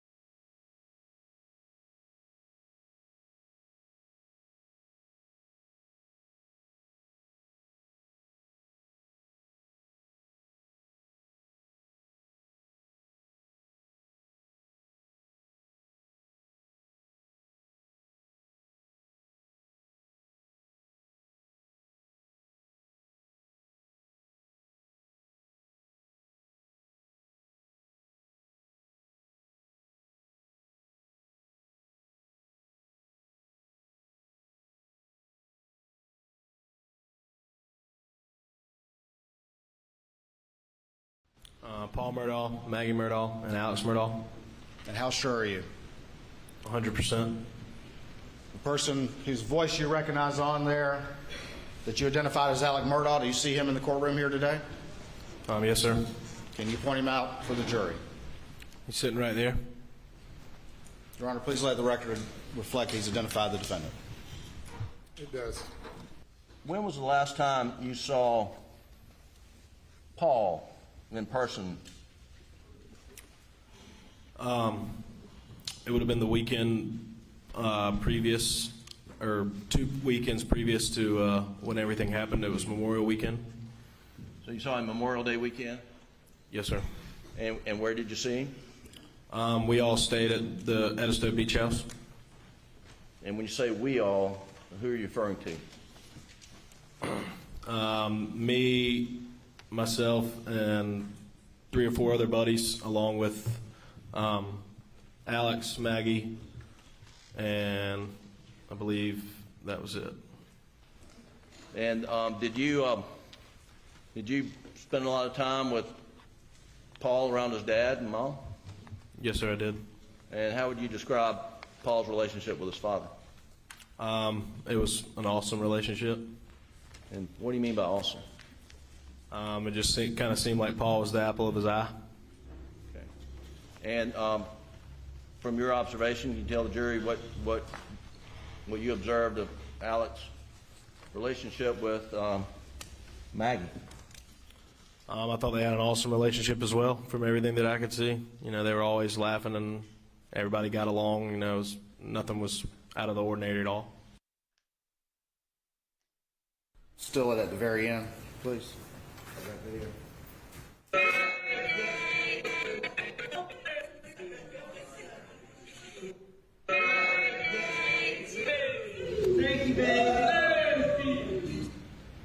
Who's that guy in the green shirt? Do you know? That's Chris Wilson. Do you know Chris Wilson's relationship to Alec Wilson or Alex Murdaugh? Yeah, I think they're best friends. Best friends. Best friends should do each other right, isn't that correct? Yes, sir. You were asked about when you found out about the murders and you talked to some people and then you kind of hightailed it out of your place, right? Yes, sir. Because you were scared or at least thinking about the possibility of some sort of harm, is that correct? That's correct. Because it was a shock for everyone, wasn't it? Yes, sir. It stopped everything in its tracks, didn't it? Yes, sir. And everybody was worried about this family and what was going on and what had happened, is that right? That's correct, yes, sir. Anything else people were worried about went out the window. They were all focused on Alec at that moment, were they not, in themselves, is that correct? I mean, I think they were focused on everybody that had anything to do with it. Anything that had anything to do with this family, is that right? Yes, sir. All right, and that was Will Loving, Paul Murdaugh's friend that you heard from. That was very important testimony from yesterday. Court is currently on a lunch break right now. We're going to take a quick break, but when we come back, we're going to go live to South Carolina because our very own Anjanette Levy will have a live Q&A along with some other legal guests. It's going to be good, so stay with us. We'll be right back.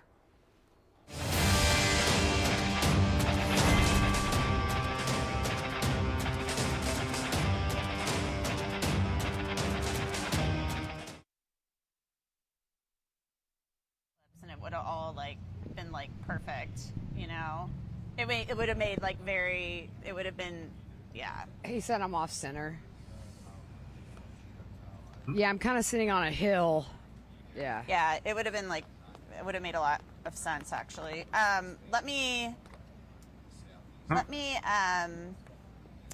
Okay, so we'll come out. Everybody's here. Everybody's hooked up. We go to the Jeannie Seconder clips. I think he said a little more to the right. Or do you want us to? Do you go to the Jeannie Seconder clips first?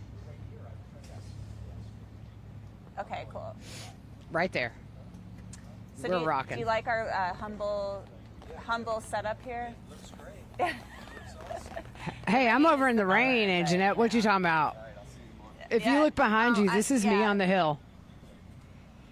Oh, I'm sorry. We need to get you a little tent, a one-person, like a two-person tent over there. My booty's gonna be so wet. I'm gonna go in court looking like a tinkle myself.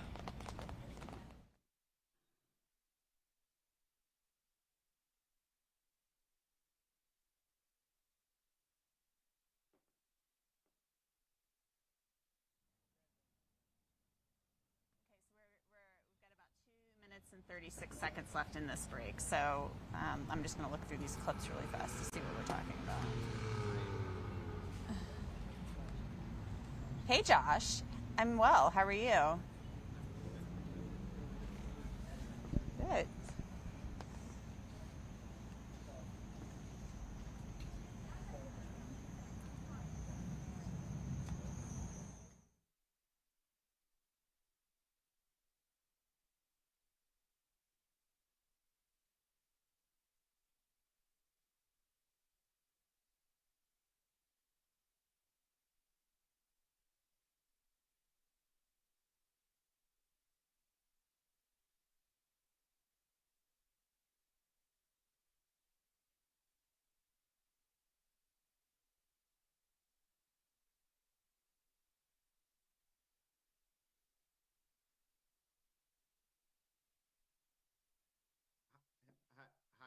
can you hear me?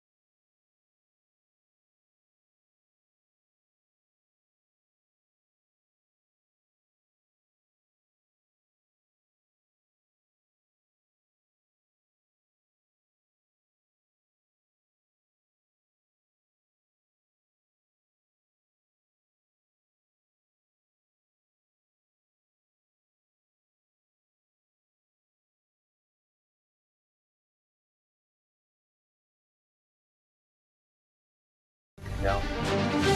They count down to the "be right back" sign.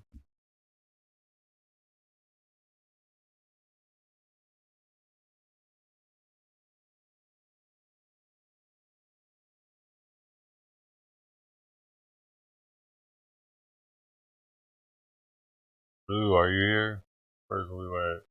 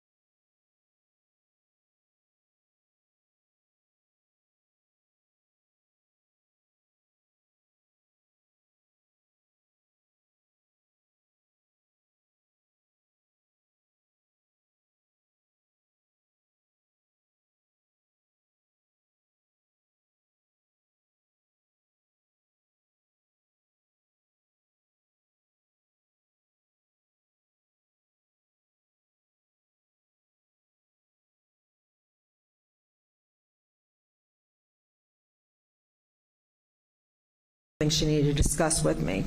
I was out of the office that day in our Waldoboro office, but when I returned, we met. And when she showed me, what had happened was we received a check for our client expenses. So this case was actually dispersed by the associated attorney, which was Chris Wilson. So he sent us a check for the money that we had forwarded as client expenses, but we did not receive a fee check. And that in itself is odd, generally. Why is that odd? Why didn't that call you? Because y'all had received a fee check from Alex's best friend, Chris Wilson, but not the, the expense check, but not the fee check. Right. Most of the time we receive them together. Well, Annette, when she did not receive them together, called my assistant, Nicole, to make sure we had not already received the fee, verified that we had not already received the fee, and at that point, Annette had some conversations with Vicki Lyman in Chris's office. And Vicki informed Chris that their bosses had already got the fee when the settlement was signed, which had happened in March, and this was May. And Vicki informed Chris, or Vicki informed Annette? Vicki informed Annette of that. Right. So why is that a concern to you that now you're hearing the fee's already been paid? Because now we know we don't have the check. We've never received it. So either he's got a fee, either he's got a check he hasn't turned in to us that is properly payable to PMPED, or he's received a check payable to him. All right. And when you were considering the possibility that he perhaps received a check payable to him, aside from that being stealing, as you had earlier testified to it, what's your concern then? Saying that he's trying to hide money from the boat wreck. Hide money from the boat wreck. All right, stand by for me. All right, and so then what happens to that email from there if we look over to the next page? So apparently Vicki in Chris Wilson's office was on vacation, so on June 2nd, Annette clarifies with Vicki what exactly we were looking for. And again, she asked for the full disbursement paperwork, including the disbursement sheets, expenses, supporting docs, and ledger. All right, and you're included on that email? I am CC'd, yes. Okay. All right, did y'all ultimately get a response on that? Vicki responded that she would have to send that email to Chris because she did not have privy to that information. So that was on the 2nd. The next day, Alec came into my office early and asked me why I needed that information and assured me that the money was in Chris Wilson's account and that they could get it anytime. Okay. And did y'all discuss anything further when you had that conversation? Just that we needed to get it, or I needed proof that it was there, that it was necessary to get it. At that point, I didn't indicate to him that I thought it was missing. I was just asking for the documentation. And that was on what day? It was sometime in between June 2nd and June 7th. Okay. All right. On June 7th, did the issue come back to a head? The issue did come back to head. Just clear, this is June 7th, 2021. Yes. And how much were these fees supposed to be, did you know? $792,000 in total. And to this point, the firm had not received those fees, is that correct? That's correct. And Chris Wilson's office is saying initially, we already dispersed them. Yes. And Chris Wilson's not saying anything to me. Was, to your knowledge, was an inquiry made to Chris Wilson at that time? Lee Cope, we had not inquired Chris Wilson other than requesting this information at this point in time. All right. So tell me about June 7th. How does that go? So on June 7th, I was going to make another run at finding out from Alec if we had the information. I went upstairs to his office is on the 2nd floor, and he was leaning on a file cabinet outside his office. And he turned and looked at me when I came up and said, "What do you need now?"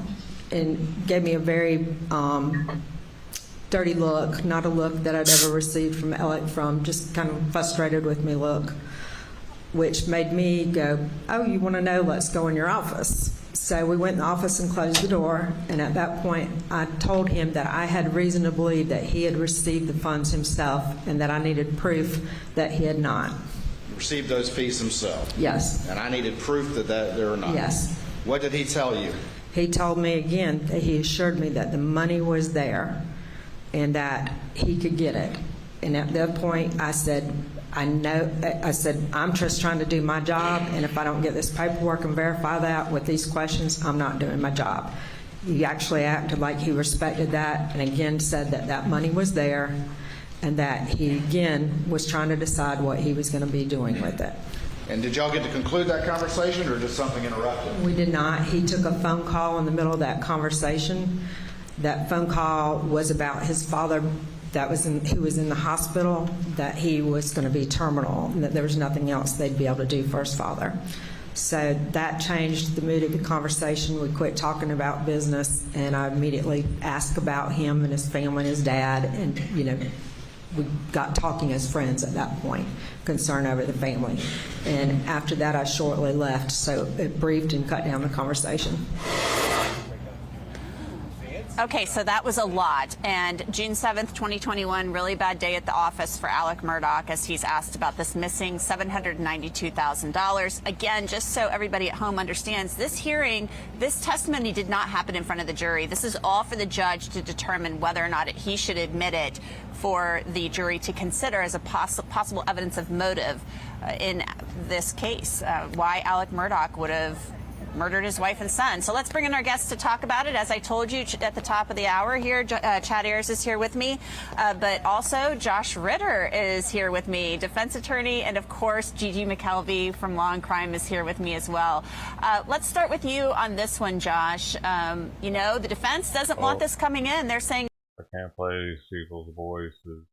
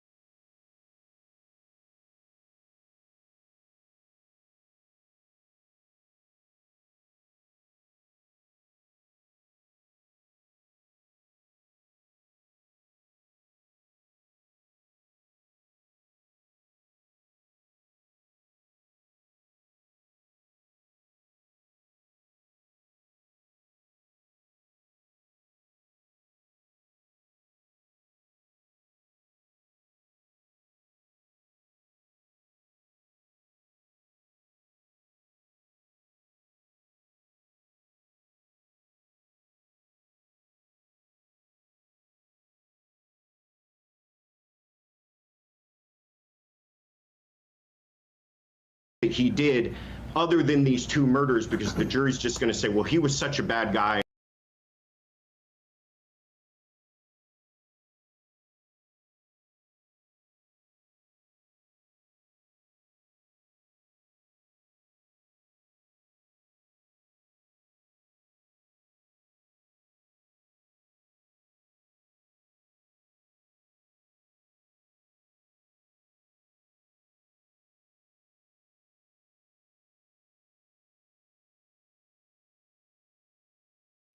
That could help though.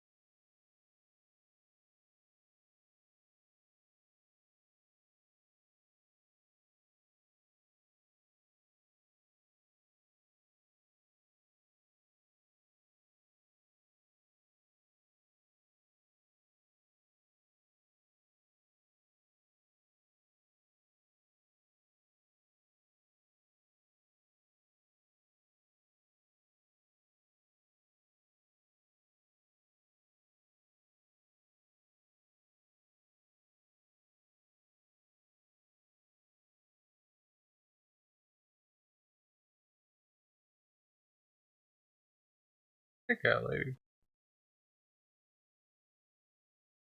Awesome. Glad you got stuff back on.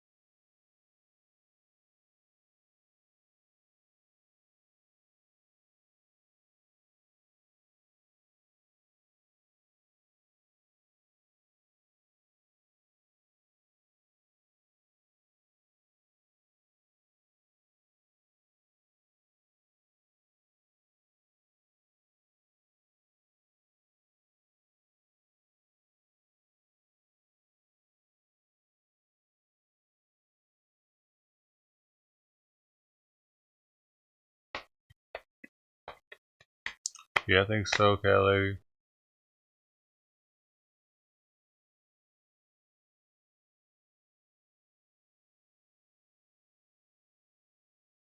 Alright, see ya. I don't know when it resumes, so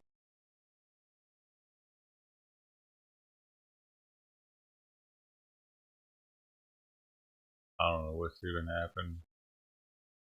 We weren't watching all morning either. I wasn't.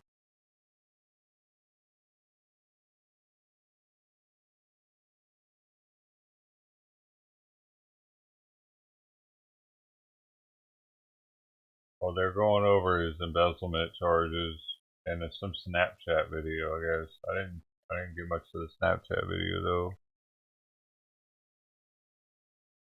What? VIP? I don't know. VIP?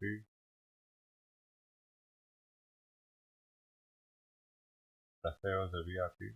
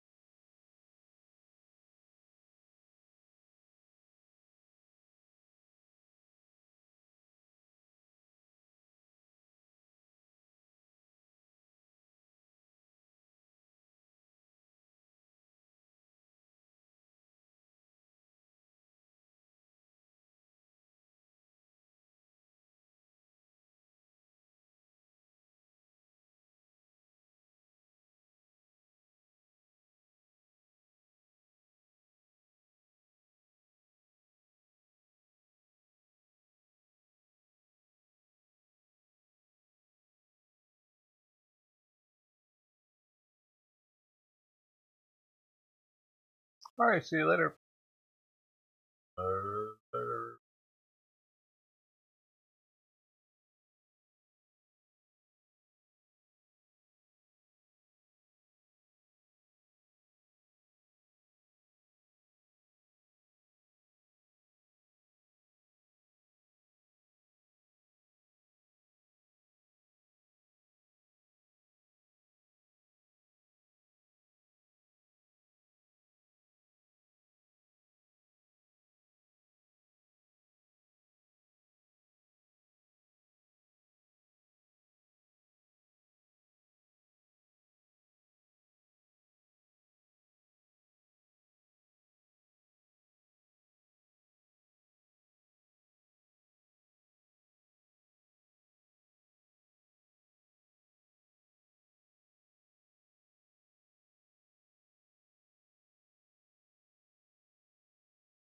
Of your wife and child. This would be a totally different question for me if somehow he had time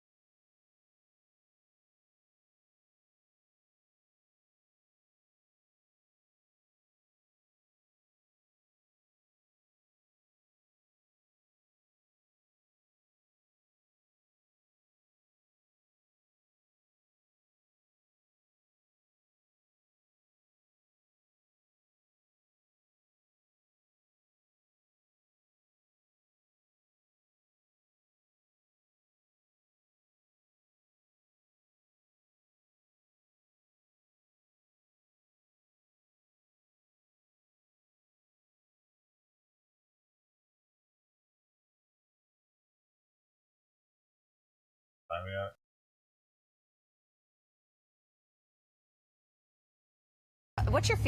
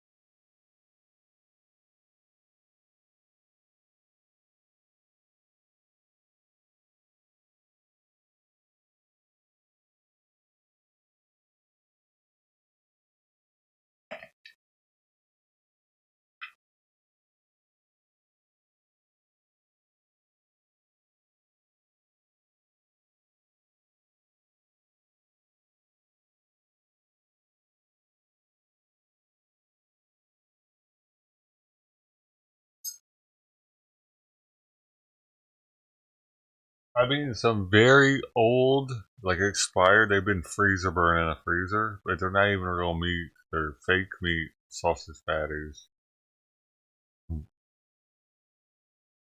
This is my breakfast lunch.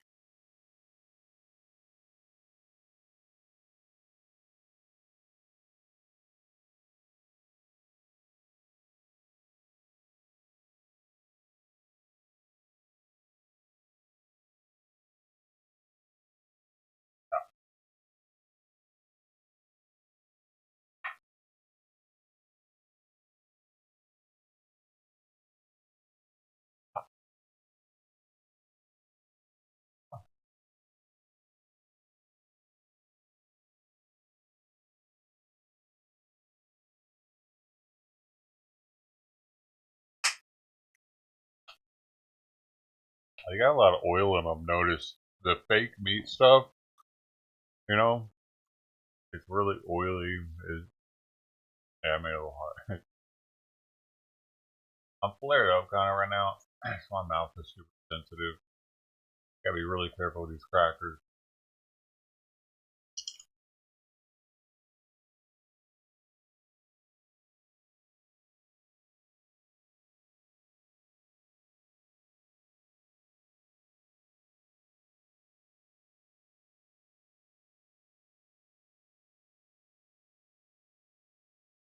This whole rent thing's got me off.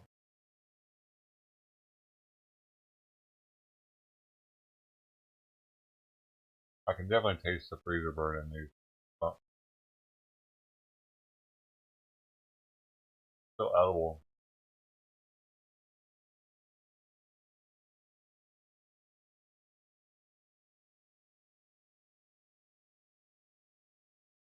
I just want to get them out of the fridge, the freezer. I'll waste them. I'm too broke to be wasting food now. I always was, but now really.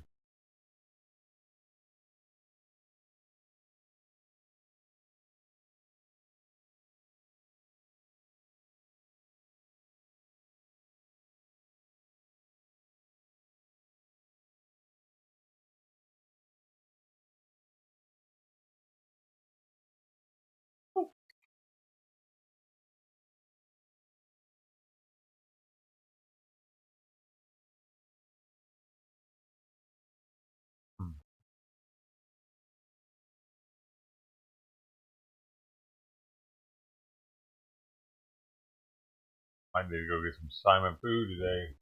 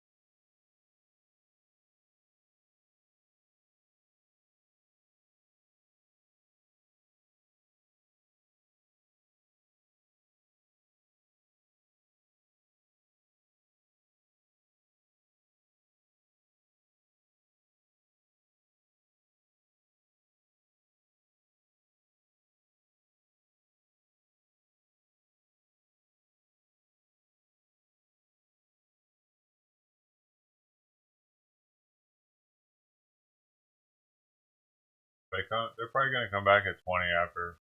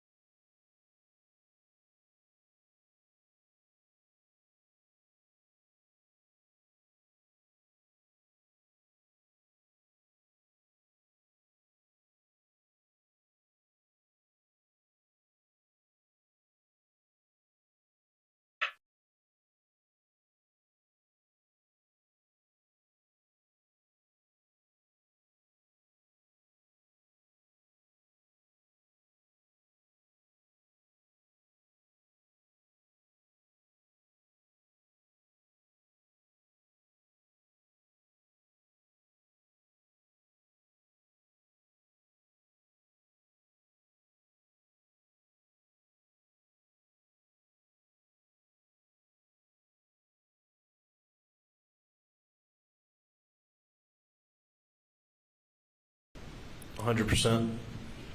The person whose voice you recognize on there that you identified as Alex Murdaugh, do you see him in the courtroom here today? Yes, sir. Can you point him out for the jury? He's sitting right there. Your Honor, please let the record reflect he's identified the defendant. It does. When was the last time you saw Paul in person?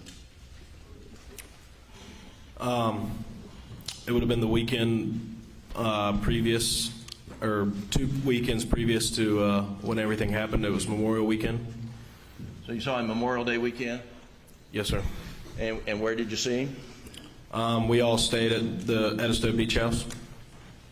And when you say we all, who are you referring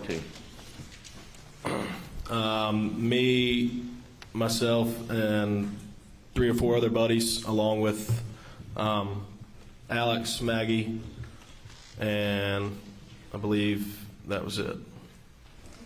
And did you spend a lot of time with Paul around his dad and mom? Yes, sir, I did. And how would you describe Paul's relationship with his father? It was an awesome relationship. And what do you mean by awesome? It just kind of seemed like Paul was the apple of his eye. Okay. And from your observation, can you tell the jury what you observed of Alex's relationship with Maggie?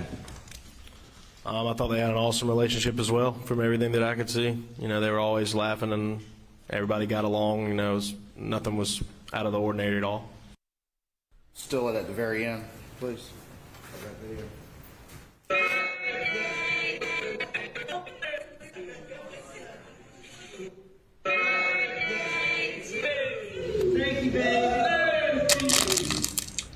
Who's that guy in the green shirt? Do you know? That's Chris Wilson. You know Chris Wilson's relationship to Alex Wilson or Alex Murdaugh? Yeah, I think they're best friends. Best friends. Best friends should do each other right, isn't that correct? Yes, sir. You were asked about when you found out about the murders and you talked to some people and then you kind of hightailed it out of your place, right? Yes, sir. Because you were scared or at least thinking about the possibility of some sort of harm, is that correct? That's correct. Because it was a shock for everyone, wasn't it? Yes, sir. It stopped everything in its tracks, didn't it? Yes, sir. And everybody was worried about this family and what was going on and what had happened, is that right? That's correct, yes, sir. Anything else people were worried about went out the window. They were all focused on Alec at that moment, were they not, in themselves, is that correct? I mean, I think they were focused on everybody that had anything to do with it. Anything that had anything to do with this family, is that right? Yes, sir. You were asked about the relationship that you observed between Alec and Paul and Alec and Maggie, is that correct? That is correct. To your eye, it was a very good relationship, is that correct? Yes, sir. It was a good relationship in my point of view. Did you know anything about Alec's finances? No, I did not. Did you know anything about his law practice? No, I did not. Did you know anything about where he gets his money? No, I did not. Did you know anything about where he was spending his money? No, I did not. Did you know anything about what his bank account balances were? No, sir, I did not. Did you know anything about the debt that he was carrying? Do you know anything about that? No, sir. Did you know the specific things that were going on in the boat case the week that Paul and Maggie were murdered? No, sir. Do you know anything about civil discovery and how it can expose financial information? No, sir. Do you know anything at all about him being confronted on June 7th, 2021 about... Object. Any other question?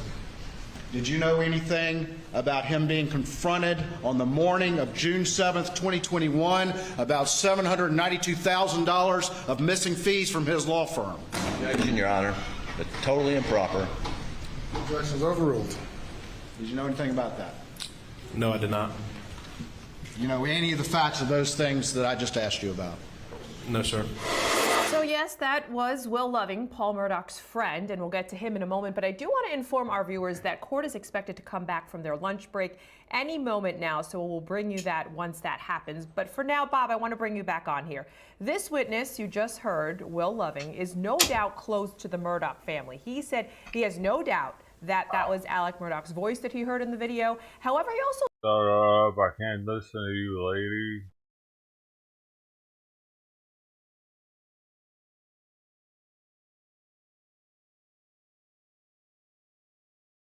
Took place. Even though school was out, it's unclear if those children were at this particular library. Sure. We can surmise they were not because they probably coincide with, of course, the district. Sure. We can surmise they were not because they probably coincide with, of course, the district. But and a lot of again, those activities likely canceled. But as you mentioned, as we're trying to gather all these details. But again, if you're just joining us, we are on the air right now following breaking news. 2 people shot, 1 Memphis police officer. This happened at in East Memphis, Poplar White Station Library area, and we also know that the other person involved in this incident has died. We will be back on the air at some point as we get more information, and of course the latest on the news at 4 and 4:30, but always 24/7 you can find up-to-date information.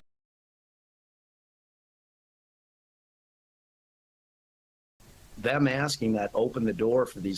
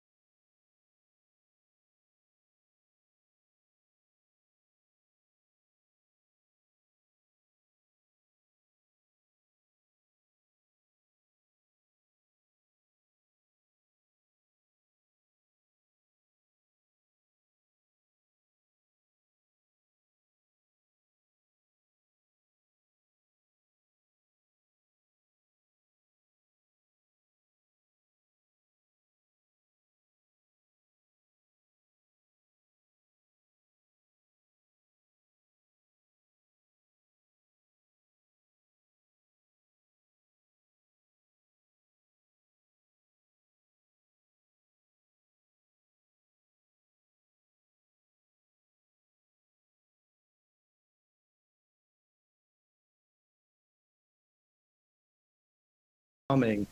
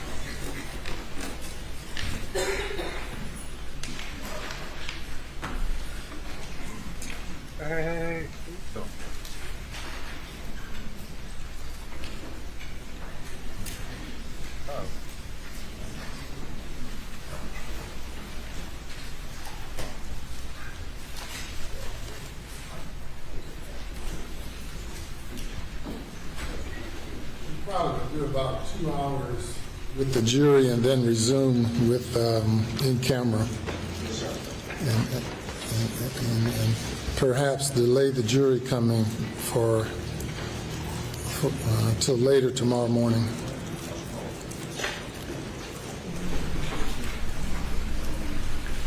All right.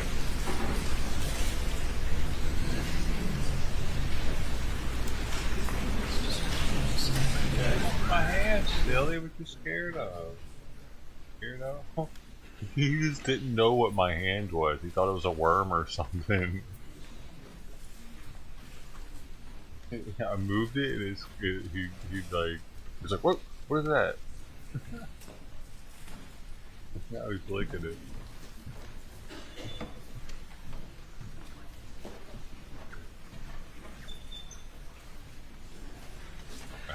I'm holding on to the armrest of the bottom. I guess he wasn't.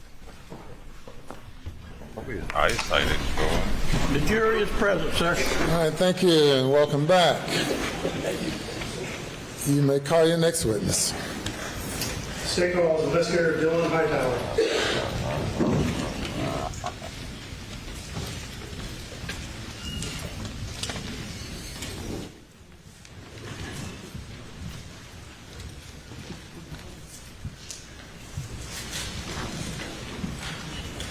Raise your right hand and left hand. Do you affirm the testimony about to give the court in this trial shall be the truth, so help you God? I do. Take the seat on the witness stand. State your name again for the record. Spell your last name.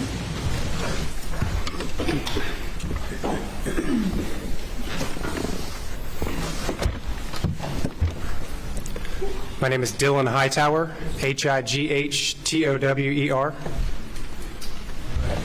Investigator Hightower, good afternoon. Good afternoon, sir. Where are you employed, sir? I currently work for the 14th Circuit Solicitor's Office as an investigator. I also supervise the Criminal Intelligence Unit within our office. All right. Well, what is the 14th Circuit Solicitor's Office? The District Attorney of the 14th Circuit, which is comprised of 5 counties, Allendale, Beaufort, Colleton, Hampton, and Jasper counties. Our office handles all general sessions-related criminal offenses in court. All right. And specifically your role as an investigator, what are your duties at the 14th Circuit Solicitor's Office? Yes, sir. My duties are to prepare cases for trial, locate and identify witnesses, interview witnesses, obtain any additional evidence that may be needed prior to trial. We also prepare witness testimony for all of our potential witnesses for all of our trials. Also, outside of preparing cases for trial, I assist with local, state, and federal law enforcement agencies with active and criminal investigations. Okay. And can you just briefly describe your background in law enforcement that led to your employment at the 14th Circuit Solicitor's Office? Yes. So in 2010, I graduated from the University of South Carolina in Columbia with a Bachelor of Arts degree in sociology. Soon thereafter, a criminal intelligence position became available within the 14th Circuit Solicitor's Office, to which I then applied and accepted. Initially, when I first was hired, I attended a 4-week on-the-job training at the South Carolina Law Enforcement Division in the Fusion Center for Criminal Intelligence Analysis School. Afterward, I attended the Penlink Call Analysis Training Center there in Columbia as well. In 2013, I became a Class 1 certified law enforcement officer. In 2014, I attended the ETS Fundamentals of Call Detail Record Analysis in Pinehurst, North Carolina. In 2015, I attended and became a Sistine Secure View cellular forensics operator to obtain the evidence from a specific device or telephone, cellular telephone. In 2016, if I may refer to my notes?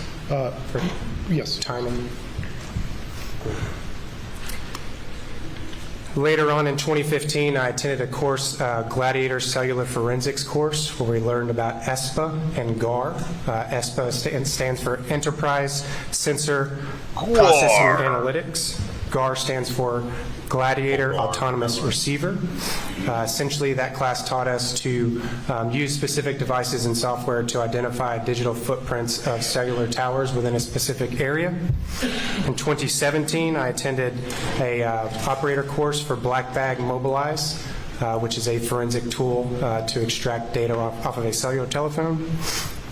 In 2018, I attended the FBI CAST. CAST stands for Cellular Analysis Survey Team, on a class involving historical cell site analysis, which identifies tower activity, tower orientation, sector information of incoming and outgoing calls on a specific telephone number.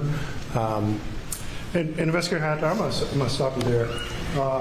So as part of your job as investigator 14th Circuit, your role is to help with cell records and cell tower information, correct? Yes, sir, among other things. And you've also had training on downloading and doing extracts from phones as well, correct? I do, yes, sir. Okay. All right. Is it unusual for you to respond to murder scenes in the 14th Circuit? No, sir, not at all. And you've personally met the defendant in this case, Mr. Alex Murdaugh, is that correct? Yes, sir, I did. All right. And does Mr. Alex Murdaugh, or at least at one point, have an association with the 14th Circuit Solicitor's Office? Yes, sir, he did. What was that association? He was identified as a volunteer solicitor within our office. All right. And when you say assistant solicitor, what does an assistant solicitor do? They prosecute cases in General Sessions Court. And you've, in your role, you've participated in a number of trials before, correct? I have. I've been doing this for approximately coming up on 12 and a half years. Okay. Have you had an opportunity to participate in any trials with the defendant, Richard or Alexander Murdaugh? Yes, sir. There was one. All right. And approximately when was that? Probably 2015, 2016. It was a murder case out of Hampton County. And what role did Mr. Alexander Murdaugh fill in that case? He was essentially one of the prosecutors on the case. His father, Randolph Murdaugh, was technically the lead on the case and who I spoke with and met with prior to my testimony in the trial. Okay. All right. Let's move forward to June 8th of 2021. You recall that day, sir? Yes, sir, I do. And did you have an occasion to respond to 4147 Moselle Road here in Hampton or Colleton County? Yes, sir, I did. All right. And briefly explain how you became involved and why you responded out there on that day. So that morning, multiple phone calls were crossing through multiple employees throughout our office regarding the incident that occurred. We being myself, two other investigators, my solicitor, and my deputy solicitor, traveled to Sled Low Country here in Walterboro and attended a briefing involving all the law enforcement agencies responsible for the investigation. During that briefing, we learned more about the particulars of what had occurred, and then afterward, we had all traveled together in multiple vehicles to 4147 Moselle Road. Okay. So yourself and several other 14th Circuit investigators responded, correct? Yes, sir. I drove with one other investigator riding with me. One additional investigator met us there. Captain Ryan Neal with the South Carolina Law Enforcement Division was in the vehicle with Solicitor Stone and Deputy Solicitor Thornton. And now you just testified that it's not unusual for you yourself to respond to murder scenes, correct? No, sir. And all of the murder cases that I've been involved with and any type of criminal proceeding, probably 95% of those scenes I've actually gone to. Okay. And was it unusual for the solicitor to respond to a scene that quickly after an incident in your experience? No, sir, not at all. Again, we, as a staff involved with the prosecution team, we had always traveled to a crime scene if we go to a courtroom. All right, and just so it's clear, I don't know if you said it yet, but who is the solicitor of the 14th Circuit? Solicitor is Duffy Stone. Right, and he'd be your direct boss, right? I go through the Deputy Solicitor Sean Thornton, but he'd be the ultimate boss. The ultimate boss is Solicitor Stone, yes, sir. All right, and once you got to the scene, what did you do? Once we arrived on scene, we met with Captain Ryan Neal, kind of all in a group. Captain Neal then walked around the scene and kind of noted different points of view, different pieces of the crime scene had already been relinquished at that point by the crime scene agents. There was no crime scene tape up. It was wide open. There were multiple members of the law firm there, other SLED agents as well. We had all kind of walked around the scene, around the barn, around the kennels, identified the points of interest of where each of the bodies were with Paul and Maggie, and then kind of circulated around the property and got a better visual of what all actually occurred. Okay. And while you were there, did you bring any equipment with you to help aid in the investigation? Yes, sir, I did. What did you bring? Our 14th Circuit Solicitor's Office drone. Okay. I'm going to show you some pictures. Let's see, they are marked Exhibit 242, 241, 240, 239, 237. I'll get these papers apart. 238. Do you recognize those pictures, sir? Yes, sir, I do. All right, and what are those pictures? This is drone imagery of the scene right around the kennels and the general vicinity around the kennels. And that was from a drone you operated? Yes, sir, it is. And about what time do you recall that you took those pictures and what day? It was on June 8th of 2021 between 1:30 and 2:30 p.m. Okay. That afternoon. Take those back from me. Look at them anymore.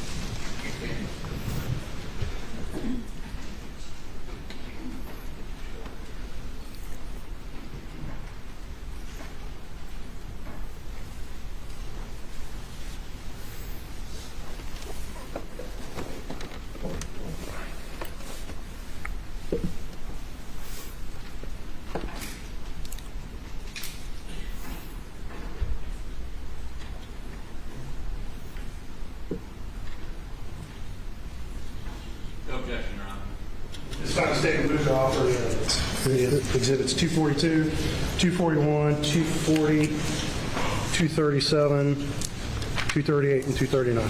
They're admitted without objection.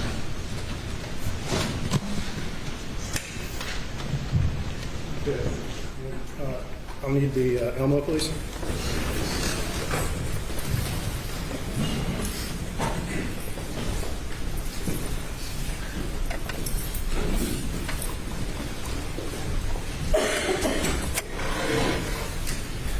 Okay, can you see this picture on your screen, Investigator Hightower? Yes, sir, I can. All right, and what is this image of? So this is closest kind of in the direction of the house, looking back towards the hangar area, as well as the dog kennels off to your right. My vehicle is right dead center in the picture, and then other SLED agents' vehicles were over on the left. Okay. And I'm going to ask you to step down real quick to point out a couple things, if you don't mind. All right, and you might have to step over these boxes, but can you point out, from what you were told when you were on scene, approximately where Paul Murdaugh's body was found on that picture?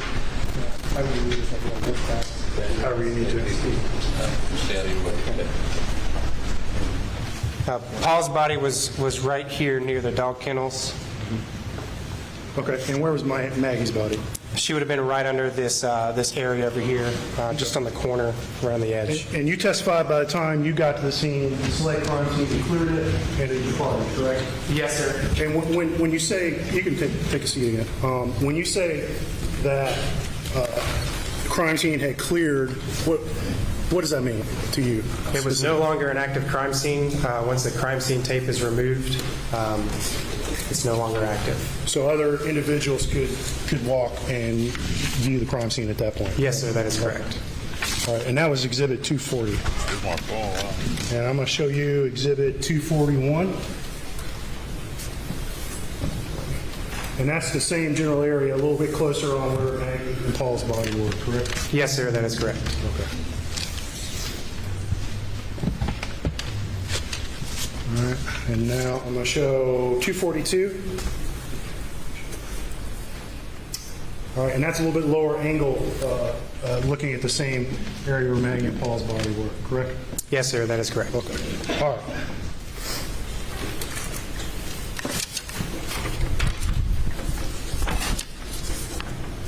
And I'm going to show you Exhibit 239. Okay. What is this?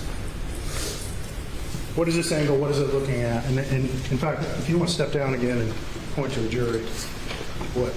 That glare is pretty bad.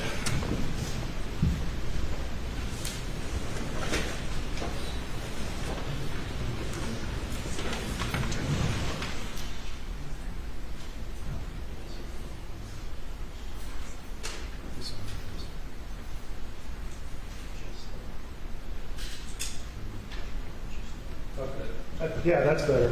Okay, so at the top of this picture, in kind of the center, what is that? So this here is the residence of 4147 Moselle Road. That's the actual residence. This is the field between the residence and the kennels. Again, the kennels, the edge of the kennels is right there. You can see the top of the hangar there as well. So this is a direction looking directly over the hangar, pointing directly back towards the residence. All right. And I'm going to ask you to sit down a second, but I want to call your attention to this line of trees right here. You see that, sir? Yes, sir, I do. All right. In this picture, you can take a seat. This picture was taken again when? These were taken on the afternoon of June 8th, 2021. Okay. And we see some pine trees kind of running diagonally between the kennels and the house, correct? Yes, sir, you do. And you were out there at the scene personally, correct? I was. And from the best of your recollection, can you remember the approximate height of most of these trees at that time? Stenographer. I would approximate probably 6, 7, maybe 8 feet on certain ones. But you did get a clear channel or clear view back towards the residence. Okay. And you've been out there more recently, haven't you? Yes, sir, I have. And did you notice any differences with those trees, at least present day, compared to June of 2021? Yes, sir. It's much more overgrown than what it looks like in that picture. Have those trees grown higher? Much higher, yes, sir.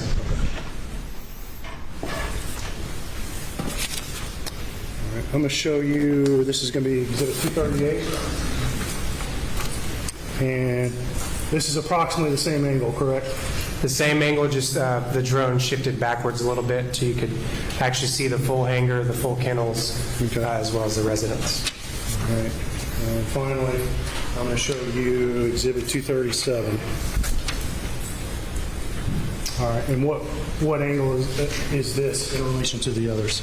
So the idea behind this was to identify both driveways accessing the residence as well as accessing the barn area.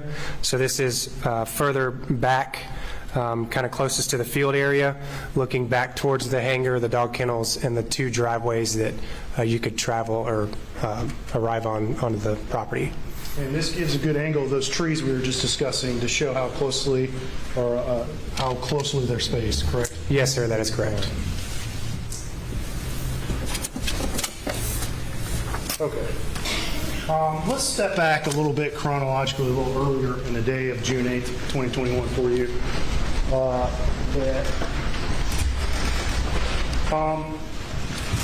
While you were at the scene, did Maggie's cell phone come up in conversation? Yes, sir, it did. All right. Describe the context of that. How did it come up, and who was there when it came in? It was during the general overview of the scene.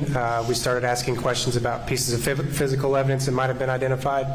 I learned at that time that Paul's phone was found on him, and Maggie's phone was not located anywhere near the scene during scene processing. So therefore, I explored other options to try and identify where her phone may be. And you testified a while ago. You've got pretty extensive training and experience dealing with cell phones, correct? Yes, sir. Every case, I would say 95% of all of our cases we put to a courtroom involve all forms of digital forensics, cell phone extractions, cell phone records, things of that nature. It's a part of our everyday life. So with that background, when you learned Maggie's phone was missing, what did you have any ideas? I did, yes, sir. What idea did you have? Knowing that they were the Murdaughs were a close-knit family, I figured one of the family members might have had her direct location on Find My iPhone, knowing that they all utilized iPhones. And did you communicate that idea to anybody? Yes, sir, I did. I spoke with John Marvin Murdaugh on scene. All right. And what did he do in reaction to your suggestion? He believed that one of the family members did have access to Maggie Murdaugh's phone location via Find My iPhone. He left for a few minutes, short minutes, and came back to me with a cell phone believed to be Buster Murdaugh's phone. Okay. You're not 100% positive whose phone? Not 100% positive. All right. And what did you do once this phone was handed to you by John Marvin? I took possession of the phone, obviously looked at the virtual map, walked in the direction of where I believed it to be to see if it might be in the general vicinity of where we were around the dog kennels. As I walked probably 30, 40 yards, I realized I was much further away than I originally anticipated. So I then went back to my vehicle. I got in with John Marvin. I had possession of the phone the entire time. Two of our other investigators, Solicitor JoJo Woodward and Investigator Donnie Hutto, rode with me back towards the general area of where the device was showing. Okay. And so you had this family phone the entire time, correct? Yes, sir, I did. And you were tracking to where Maggie's phone exactly was? I was driving and looking down at the phone, making sure I was going in the proper direction. Approximately how far did you drive? About a half a mile from the entrance to the barns, the driveway to the barns. I'm going to show you what's been marked as Exhibit 227. Do you recognize that? Yes, sir, I do. All right. And what is that? That's an overview from Google Maps that shows both the residence as well as the general location of where I ultimately located Maggie Murdaugh's phone along the edge of Moselle Road. And you prepared that? I did. Show the location? Yes, sir.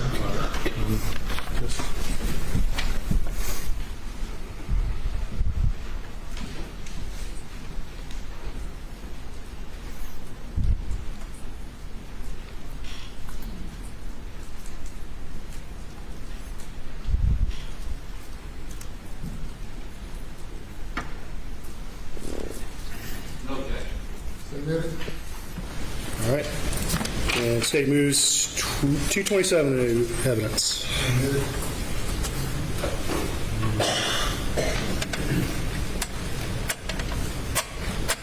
Okay. Can you see that on your screen, Investigator Hightower? Yes, sir, I can. All right. We're going to ask you to step down one more time.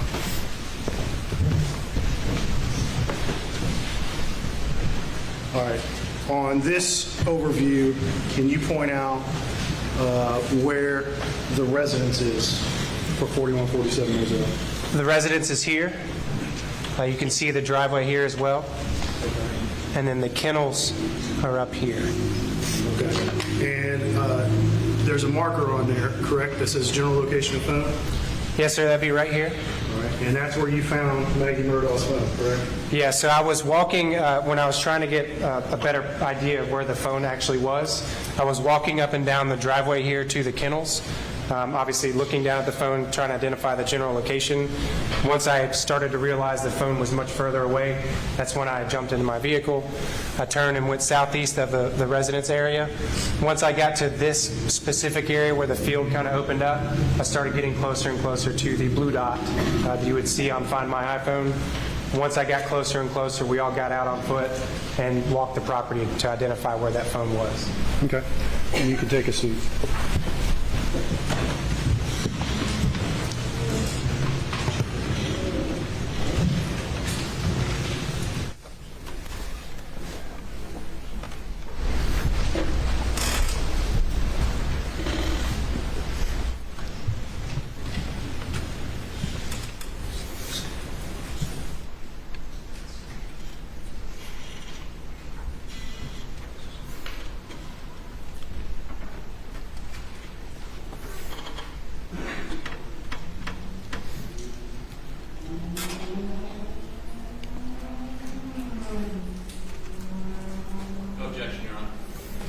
And I'm going to hand you Exhibit 236, 235,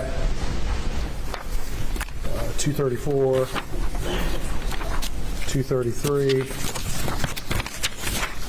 232, 231, 230, 229, and 228. Do you recognize any of those?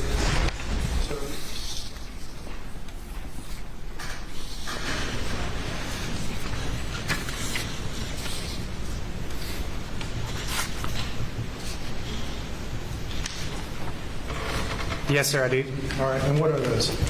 These are photographs that I took of Maggie Murdaugh's phone as it was laying in the brush area or leaved area closer to Moselle Road, about 15, 20 feet away from Moselle Road.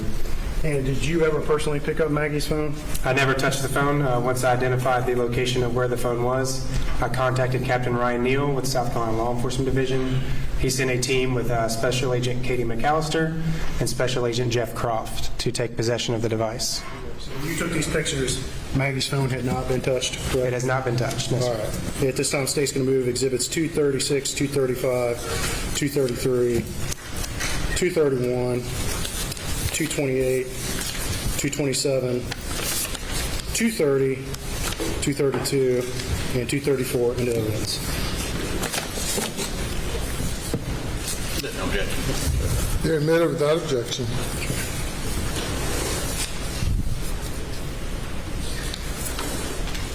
Okay, I'm going to show you first Exhibit 230.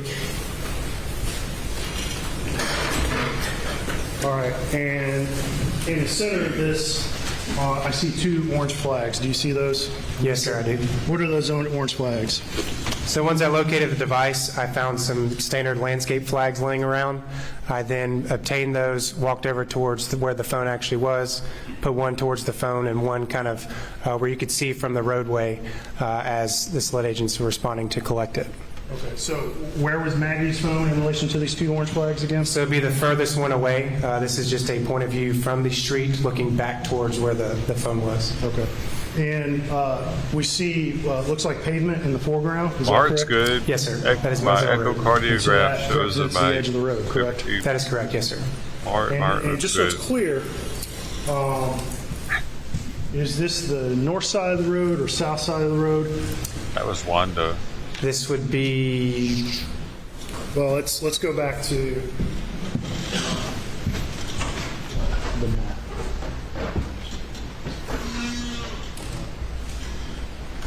Let's go back to Exhibit 227.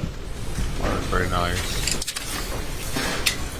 So this represent north-south? Is up and down on this map you prepared? Yes, sir, it does. Okay. All right. So was the phone found on the right side of Moselle Road on this picture or the left side? It would be on the right side from this angle.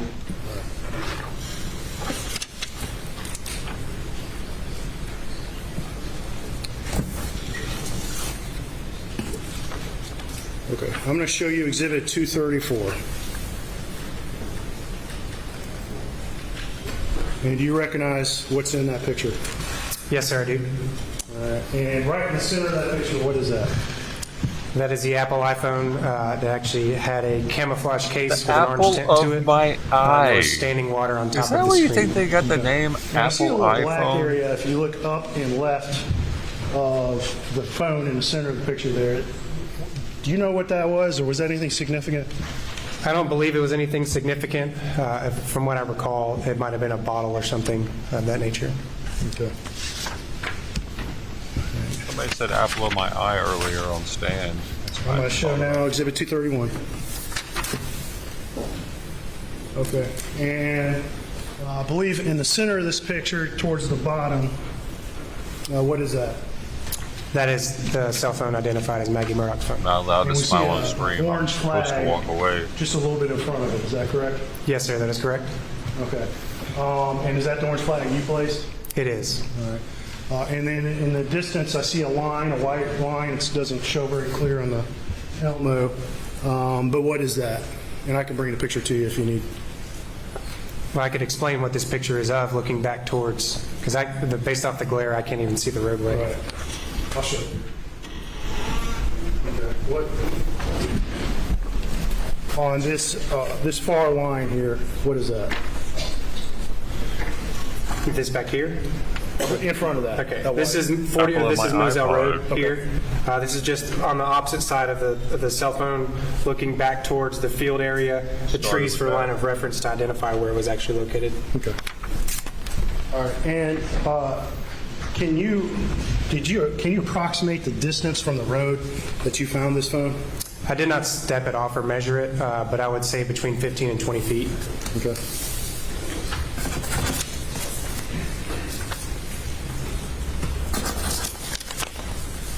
Okay. I'm going to show you exhibit.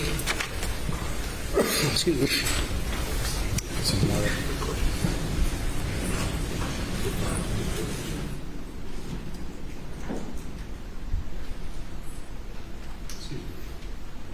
All right. We are looking at exhibit 228. All right. Describe what's in this picture, please. That is just a more close-up picture of the Apple iPhone recovered from the leaves. And do I see something on the screen of that phone? Yes, sir. It's standing water, believed to be from the moisture from the night before. And that screen, is that facing up or facing down? The screen is facing up.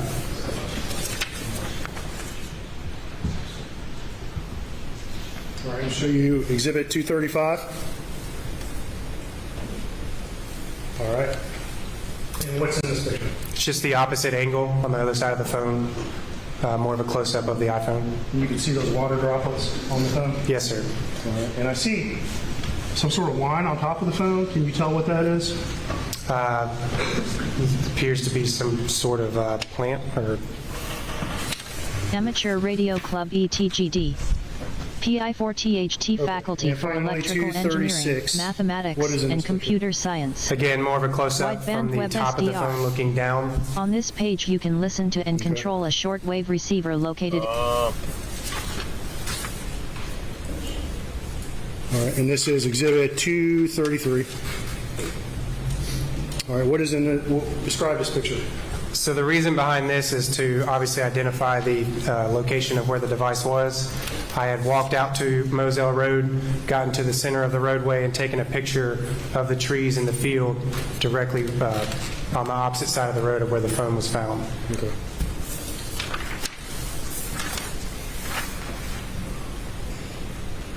All right, and this is exhibit 232. Describe this picture, please. This is me standing in the same location as the previous picture. This is me just turning right towards the residence to show the pitch in the road as well as the start or the break of the field off to the left.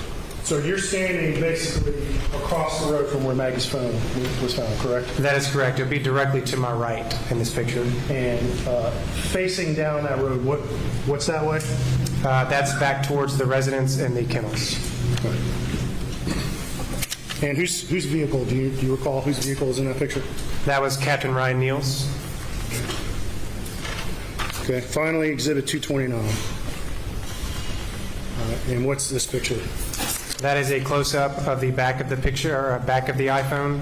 That's Special Agent Katie McAllister that has possession of it. At that point in time, we had put it in airplane mode and sealed it into a evidence bag. All right. Now, you did not physically pick the phone up, correct? I never once touched the phone, yes, sir. You observed it being picked up, correct? I did, yes, sir. And, and did you have any further to do with Maggie's phone after it was collected? I was provided the extraction once that was completed. Okay. But yes, nothing further with the actual device. Okay. And that was from Lieutenant Dove? That is correct, yes, sir. Okay. Let's go forward to the day of June 10th, which was 2 days after you found Maggie's phone. Is that correct? Yes, sir, that is correct. All right. And did you have reason to respond back out to Moselle on that day? It was not Moselle, but I believe it was John Marvin's hunting property. Okay. All right. You responded to John Marvin's hunting property, and why did you go there on that day, June 10th? I was requested to extract cellular phones from Alex Murdaugh, Randy Murdaugh, John Marvin Murdaugh, and Buster Murdaugh, while they're all being questioned by SLED agents. All right. To your knowledge, did all those individuals provide consent for that Yes, sir, search? they did, as well as their passcodes. Okay. All right. So how many phones did you download again? I'm sorry. During that time frame, I had extracted 3 total phones. There towards the end, once the interviews were being concluded, a phone call was made to multiple family members explaining Randolph's condition, and they all had to leave and go back into Alameda. Okay. I was only able to extract 3 phones at that time. And whose phones were that? It would have been Alex, Randy's, and Buster Murdaugh's phone. All right. And just generally speaking, why did you download? Why were you needed to download his phones on that day? What was the purpose? I was tasked by multiple SLED agents to assist them while they were conducting all their interviews to extract the contents of the phone to see if there might be any evidence of the murders in any of their phones. And was it unusual for SLED in this area to request your assistance with some cell phone evidence? No, sir, not at all. Okay. All right, so you downloaded those 3 phones. This jury has heard testimony about different types of extractions. What type of extraction did you do on June 10th with, let's focus on Alex's phone. What type of extraction did you do?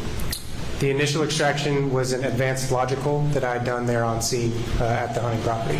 How long do you recall approximately that logical extraction took? Advanced logical is basically just a surface area of the phone, identifying the call logs, incoming and outgoing phone calls, text messages, any emails, general location information. You won't always get a whole lot of location information, but ideally to get a pretty good idea as to what's happening on that phone during that time frame. And just time-wise, I know every phone's different, but do you recall approximately how long it took to download Alex's phone? I would say between 30 minutes and an hour. None of the phones took any longer than an hour to conduct an advanced logical. Full file system takes much longer. So between the 3 phones you successfully downloaded today, it took you between, in total, an hour and a half to 3 hours approximately, you would say? Yes, sir. Okay. This jury's heard about the full file system and physical extractions before. You have that capability, correct? Yes, sir, I do. All right. But you did not perform that on those 3 phones on June 10th, correct? That is correct. And just, again, generally speaking, knowing every phone's different, how much longer does a physical extraction take than a logical extraction? It depends on the size of the phone. Obviously, phones these days are getting much larger. Depending on the size of those phones, depending on how long a full file system extraction would actually take. It could be hours, it could be days. It just kind of depends. Okay. And did you feel like you had hours and hours and days to download those phones? No, sir, I did not. Because what did you do after you were done extracting them? I supplied each of their phones back to them, obviously because of the issues dealing with Mr. Randolph at that time. And you felt some pressure because of the health issues of Mr. Randolph to return their phones to him so they could take care of family business? Yes, sir, that is correct. Okay. All right. And so you said a minute ago, so all you removed from these phones was that surface layer of information, correct? Is that what you? Yes, sir. All right. And that surface information includes text and call logs, pictures and videos and that sort of thing, correct? Yes, sir, it does. And you said sometimes you get some location data, but not always, correct? That is correct, yes, sir. All right. Now, in relation to Alex's phone, was there a concern about his status as an attorney on that? Yes, sir, there was. All right. And that phone could potentially contain privileged information, correct? Yes, sir, that is correct. All right. So you did the raw download, logical download, and did you initially look at anything on Alex's phone on June 10th? I did not. I was once the extraction was completed, I obtained the UFDX file, which is the raw file for a Celebrite file. I then transferred that electronically over to Sergeant Paul McManigal with the Charleston County Sheriff's Office, who also serves in the United States Secret Service Task Force, the Cyber Crime Task Force. I also did that with Randy Murdaugh's phone as well. So I sent him 2 of the UFDX raw files from Celebrite for him to dump into what's called physical analyzer to extract the data. At that time, a Tain attorney was assigned from the 9th Circuit Solicitor's Office. She had met with Sergeant McManigal and gone over all of the attorney-client privilege information, and I was provided a working copy of Alex Murdaugh's phone from Paul McManigal a few days after that. Okay. But just so it's clear, you said she was from the 9th Circuit? That is correct, yes, sir. And that's a totally separate office from your circuit, correct? Yes, sir, it is. All right. Once you received this redacted logical phone extraction from Sergeant McManigal, what did you do next? I opened it in what's called Celebrite Reader, which is an executable file that allows you to go in and view the contents of the phone. It's essentially a dashboard that allows you to maneuver around the device itself in a more readable format and identify incoming, outgoing calls, read text messages, any type of emails, photographs, videos, or anything that might be in that person's camera roll. And in the course of your assistance to this investigation, did you acquire any other records to assist you in looking through these phones? Yes, sir, I did. What did you acquire? I was supplied with all of the call detail records from Verizon for all of the parties that we had obtained information on or obtained a search warrant on to identify ideally location information. What I like to do in my cases, if we have a phone extraction as well as phone records, I like to compare the two and identify any discrepancies or any issues that might occur. But the call detail records allow you to obtain location information if you don't get it from the Celebrite extraction. Okay.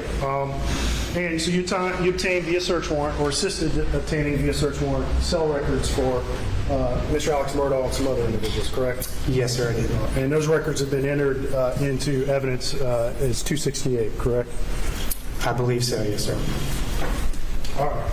And you said, you just testified that you took those cell phone records, which, to remind a jury, that's information that's stored by who? By Verizon, in this case Verizon, but yes. By the cell company, correct? Yes, sir. All right. And you compared it to the information you found on these phones, correct? I did, yes, sir. And specifically, with Alex's phone, what did you discover when you're comparing these phone records to the phone itself, the call log?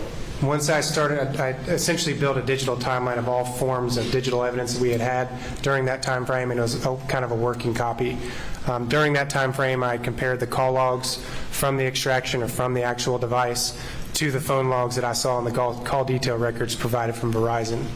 On the date in question, on June 7th, I only saw 2 FaceTime calls on the phone extraction, and I saw a series of around 73 phone calls on the Verizon call detail record. Okay. And what did that tell you when you saw that missing information? It could be a multitude of things. They were either removed by the user or the one responsible for using the device. It could have overlapped from the call log history. It could have been a series of things, but I just wanted to make sure that I identified the phone numbers that were in communication during that time frame and the lack of that information on the actual phone. You just said it could have overlapped in that. What does that mean? Over time, your call log obviously gets historically just kind of removes itself from the call log history on your actual device. It's nearly impossible, or actually I know of no way to delete any phone calls that you might have made that had processed through the network, or in this case, Verizon. So there's no way for a user to delete records from Verizon, correct? That is correct, yes, sir. But you know, in your investigation of his phone, of Alex's phone, I mean, is that what happened? Did his call log just simply overlap? Were you able to determine that? I was not able to determine it because it was an advanced logical, so I wasn't able to recover any deleted items during that time frame. So you didn't recover any deleted artifacts of the phone call? That is correct. No, sir, I didn't. When I say deleted artifacts, what does that mean? Anything that was manually deleted from the device itself. All right. And there's sometimes a trace left in memory when something is deleted, correct? Yes, sir, that is correct. But a logical extraction is not going to find that, correct? No, sir. Okay. All right, but did you, in your review of the call logs, did you discover whether sometime prior to the June 7th, that there were still calls in those logs? Yes, sir, there was. All right, and so is this a case where simply the calls just simply overlapped and the oldest went out as the new calls were made? It's possible. Well, if there's a gap, you just testified there were phone calls. Yes, Your Honor, we.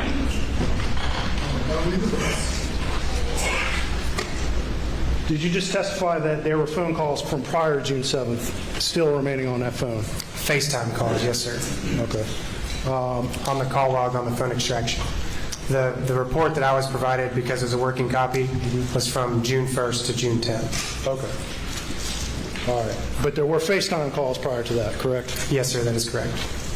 And when a user accesses just the phone itself and they look at a call log, will that display both calls made over Verizon It will display calls made over the Verizon network, the call log? Yes, sir. Anything that connected to the network. All right, and will display FaceTime calls as well? It would, yes, sir. All right. And you found FaceTime calls from prior to June 7th, correct? Yes, sir, I did. All right. And but as far as you could tell, as far as calls themselves, when did you start seeing call records start? Right around the morning, late morning, early afternoon of June 8th, 2021. Okay. All right.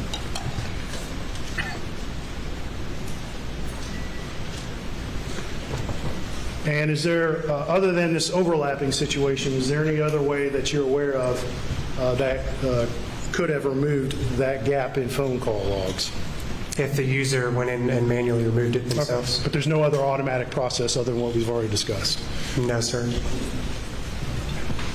And did you discuss with Sergeant McManigal whether his process in redacting certain things, did that process remove any call logs from that download? Yes, sir. I did review with Sergeant McManigal, and obviously we had discussed the results that were provided to me, and we both agreed on the same opinion. All right. And that Sergeant McManigal did not remove those records, correct? That is correct. All right. For this witness. Yes, sir.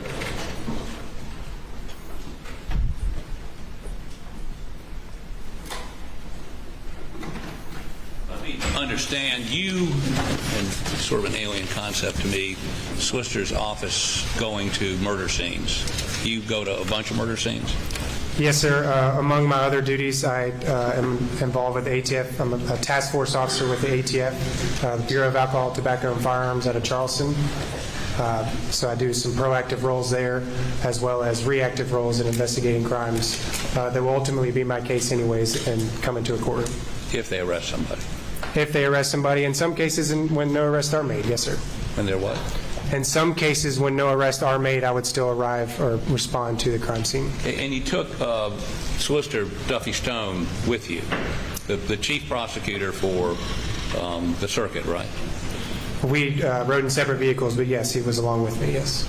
And I think I saw somewhere in the evidence he actually took photographs that morning, did he not? Yes, sir, he did. Is that usual? That the solicitor go around doing evidentiary photos? Not at all. With the way his mind works, he goes in and he thinks of every idea possible of what could possibly be an issue later on down the road if he prosecutes a case, and he wants to make sure that's all documented in his own book. And so if he takes a picture and wants to use it in the prosecution, does he introduce it and authenticate it, and take the stand, authenticate it, and then come back down, or he ask himself questions? No, sir, he does not. Okay. Let me move on to something a little more productive. You went to a briefing that morning, you said, when you got there. Yes, sir, I did, at Sluglow Country. Who was the briefing by? There were probably 30, 40-plus investigators, officers, but multiple, essentially SLED, Colleton County Sheriff's Office, a few Walterboro Police Department, I believe, and a few from my office. I guess when I think of a briefing, I think of someone standing in front of the room and saying, here's what we got. Was there one person speaking? There were multiple people speaking, but that was the whole idea, was to get a better grasp as to what had occurred the night before. But I guess, so who spoke? Multiple agents, multiple responding officers from the Sheriff's Office. I don't recall exactly who spoke. How long did the briefing take? Approximately 45 minutes, if I had to guess. And you have no specific memory of any specific person saying any specific thing? There were multiple people speaking, going over the... So the answer is no? I do not recall exact people's names and exactly what they said. No, sir. Do you recall any one person that spoke? I know Captain Ryan Neal spoke. Special Agent David Owen spoke. I believe Captain Jason Chapman with the Colleton County Sheriff's Office spoke. There was a multitude of people talking about different things that they had seen the night before or the morning of. Had they indicated to you, any one of those people, that they had a suspect, that they were focused on any particular person? No, sir.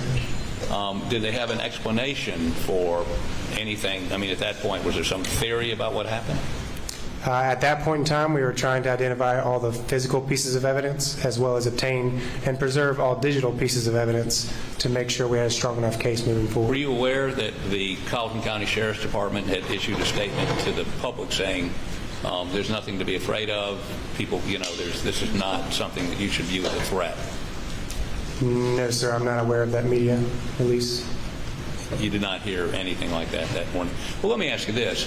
If you had an active shooter at large, would police take any proactive steps? Would they put up roadblocks, or would they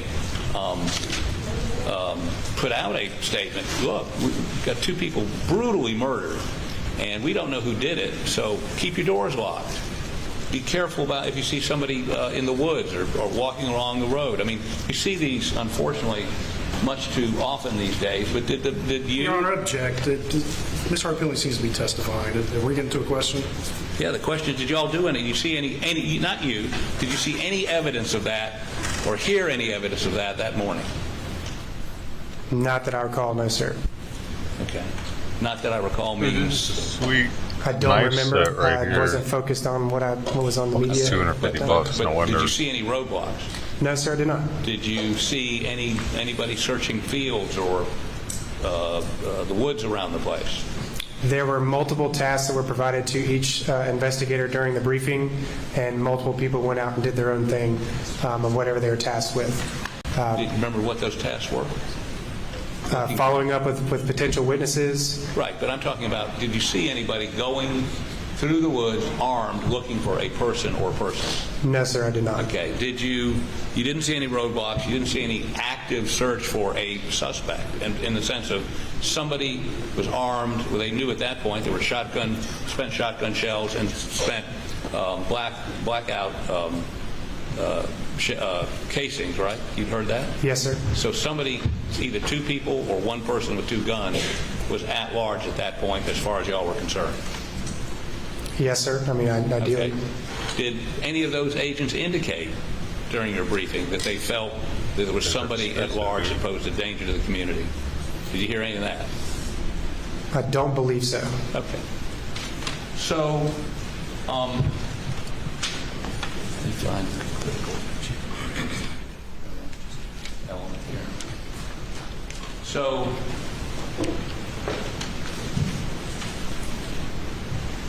when you got there the next morning, there were no bodies, there was no physical evidence there. It was after all that had been removed. All the bodies have been removed. All of the trash from the crime scene agents were stacked up. You could see some blood stains in the ground, and as well as some body matter over towards the dog kennels. And I'm not going to belabor this and put these pictures up, but you had a drone up, right? Yes, sir, I did. And did you ever go up to the residence? I did not go all the way to the residence. No, sir. Okay, and I don't see any pictures taken from the kennels that you took or under your direction up towards the residence. Are there any? From the kennels looking back towards the residence? I mean, but looking from the murder scene back up towards the residence. Yes, sir, I did take those photographs. That was during the day, not the night, correct? Yes, sir, that is correct. Okay, so you don't know what somebody from the house could see at night looking down towards the kennel? No, sir. Okay, I just want to make sure it was clear that you weren't testifying somebody up at the house at night would have an unobstructed view of where the bodies were found or the front of the kennels. You're not testifying to that, are you? No, sir, I'm not. Okay. So let's talk a little bit about the phone. I thought I had the exhibit number of the phone down. You don't know it off the top of your head, do you? Anybody? What? Oh, up there. Okay. It's I think it's 204, which I would find in that box.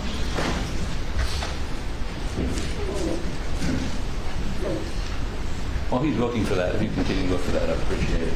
Let me ask you some questions.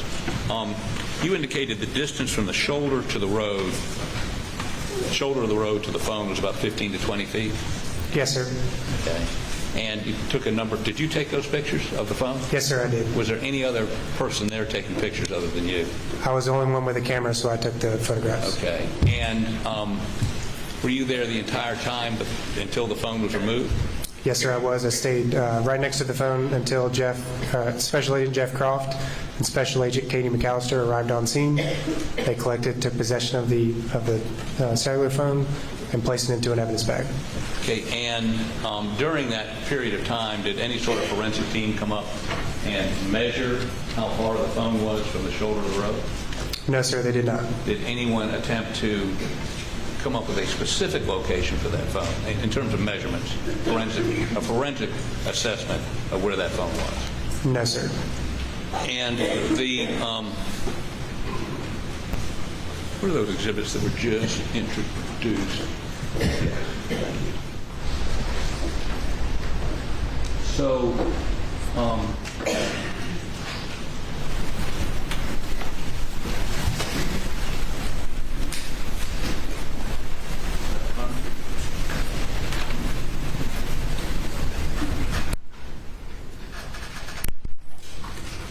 for the record, State's exhibit number 204. It looks like the case and the phone are separated.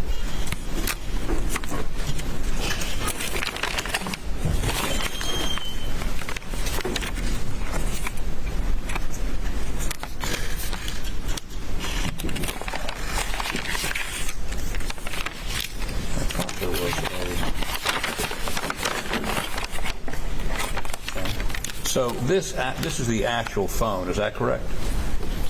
Based off of this case, I remember seeing a camo and an orange labeled case.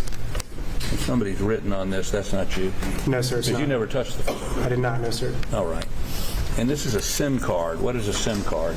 It's stored within the device. It's a secondary form of storage for a cellular device. And so if you, anything you do on the device is stored on the SIM card? Not necessarily, no, sir. What's stored on here? It depends on the network, depending on the provider that you utilize. Different providers offer different resources through your SIM card. But did you ever examine the SIM card? I never examined anything on that phone, no, sir.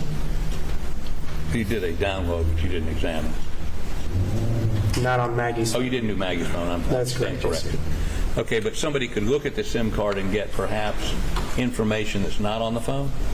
Yeah, in some scenarios, yes, sir. Okay. Now, what I'm going to try to figure out by looking at these pictures while I hold this, I'll bring this phone back in just a minute. Look at that right there. Is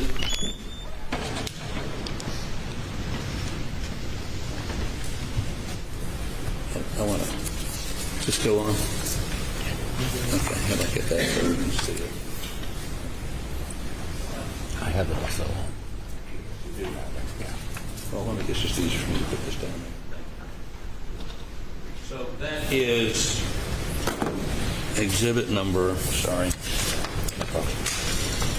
228. 228. I'm about to push that again.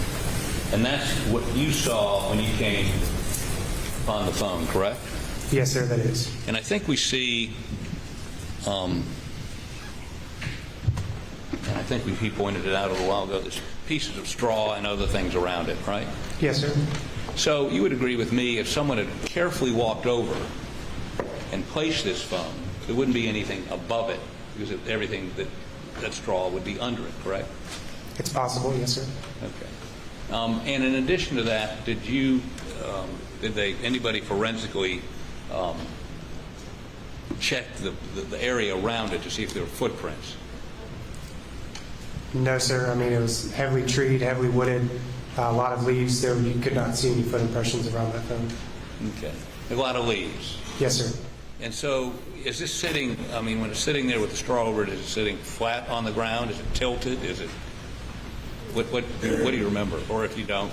There was a slight tilt, probably centimeters. Nothing major.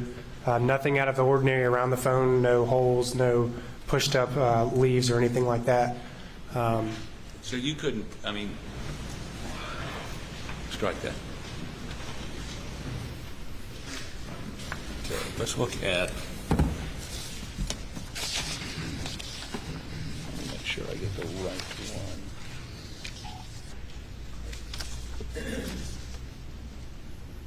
one. Let's put this one on there.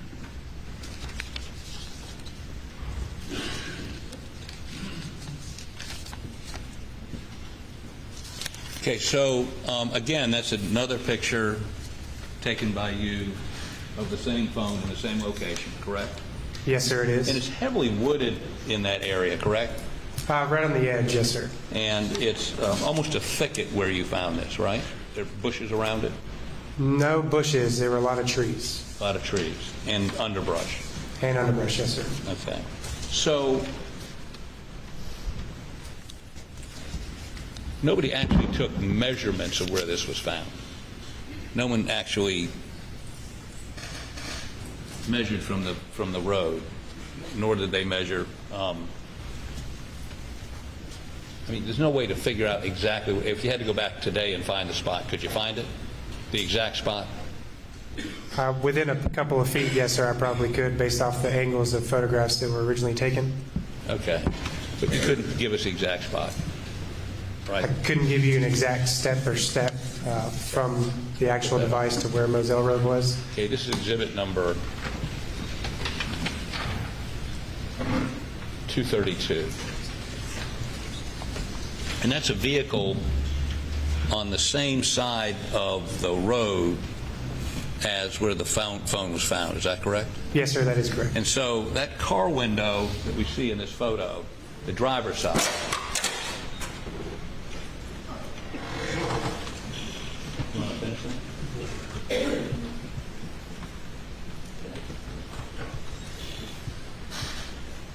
the driver's side window would be 15 to 20 feet from where that phone was, correct? I would add a few more feet just because of the roadway. Yes, sir. Okay. You add, so 28 to 30, 25 to 30 feet? Fair? That would be fair, yes, sir. But nobody measured it, so we don't... No one measured it, no, sir. Okay. And so if that car was going towards Alameda, you know where I'm talking about? Yes, sir, I do. It would be on the other side of the road, right? On the right lane of the road, yes. I mean, it'd be on the right, but here it's improperly parked, correct? Sure. I mean, the driver's window is, I mean, if there's a car coming the other way, they'd head on, would they not? That is, yes. Okay, that's the point. You would be operating the vehicle on the right side of the road, or left in that image. Okay, so if someone were driving towards Alameda on this road, and they wanted to get rid of that phone, they would either have to throw it 40 feet out the driver's side window, or pull over as this car has and throw it out, correct? It's a series of things that could have happened, the reasons why that phone got there, but it's possible. Well, it's just assume with me for a second that they want to get rid of that phone by throwing it out the window. They could either throw it from their lane of traffic if they're going towards Alameda, or they can pull over like that and throw it out. It'd be easier, when I say easier, it'd be a much tougher toss that far in from if they never left their lane of traffic, correct? MRE cookie. Guess it depends on who's throwing it. It's a multitude of things. Me. It'd be me, and I don't throw very well. No. Well, I do, so I could 100% make that throw. You could throw it from, okay, so you wouldn't even have to change lanes, you just throw it out the window. Yes, sir, 100%. And you would throw it overhanded or underhanded? I'd throw it sideways, flick it. Sideways, okay. Okay. So there's no way to tell, we don't know, if somebody threw it out. Out of the driver's side window.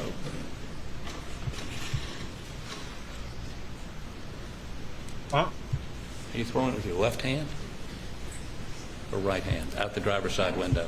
I mean, you said you could toss it pretty far. I would throw it with my left hand from the driver's side and could easily land it to where it actually was found and located in the woods. Huh? But you right-handed or left-handed? I'm right-handed, yes, sir. But you could still throw it with your left hand with that much power? Yes, sir, 100%. Okay. Now, let me ask you this. When you found it, you wanted to put it, or somebody with you wanted to put it in airplane mode, right? Yes, sir. I wanted to be placed in airplane mode to preserve its contents. Because in airplane mode, less chance of any data being overridden, right? That is correct, yes, sir. Now, that doesn't prevent all data from being overridden, but most data, correct? A lot, 99%, I would say, to prevent any issue with the phone. Does it prevent GPS data from being overridden? From another device? No. I mean, just internally, just yes. automatically deleting Internally? itself? Yes. I've never seen that happen. Okay. But you don't know whether it's going to happen or not. Presumably, no. So you needed to put it in airplane mode to prevent anything from being overwritten, right? Any outside tampering from another device that had access to its iCloud information? You told the agents with you, I want to put it in airplane mode, right? Yes, sir, I did. And to do that, you have to be able to open it. You need the passcode. No, sir, you do not. Don't? Not on an iPhone, no, sir. He can put it on airplane mode without yes, sir. opening it. Well, but what did you need the passcode for? Because somebody called and got the passcode. We did not get the passcode at that point in time. No one knew we had located the phone, so there's no reason to ask for a passcode if we didn't have it. Let the court's indulgence for a moment. Later on, we received the passcode, but not at that point. When did you receive it? I was not present. I did not analyze the device. So was it at the scene or was it somewhere else? I do not recall. I was not there.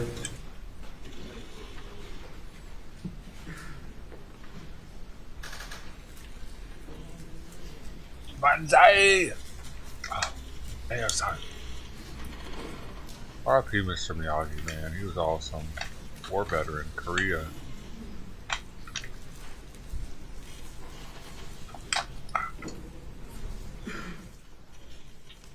Like in real life, man.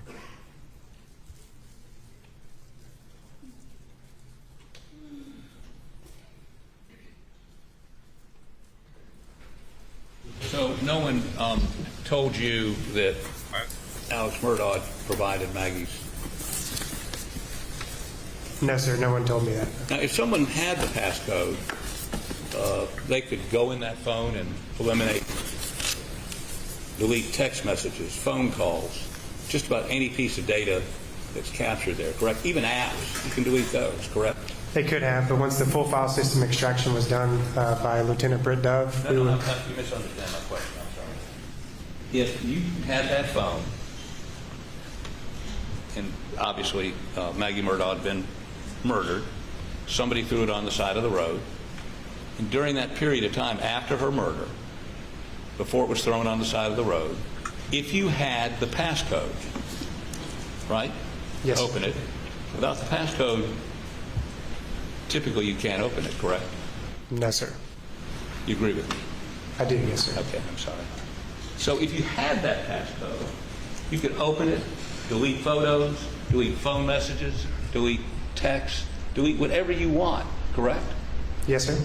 Okay. And when you found that phone, it was locked? Yes, sir, it was. Okay. And was there any evidence that you saw that anything had been deleted from that phone in any of your, after your download, extraction? Again, I did not download or extract the contents of the device. The only thing that I saw was the home screen and made sure that the airplane mode was applied at that point, and then it was placed into an evidence bag. We never got past that lock screen or home screen that allows us to turn on airplane mode. Obviously, the device was on because we were able to locate it through Find My iPhone, and the battery level was significantly low. Was significantly low? Yes, sir, it was. Okay. Beg the court's indulgence.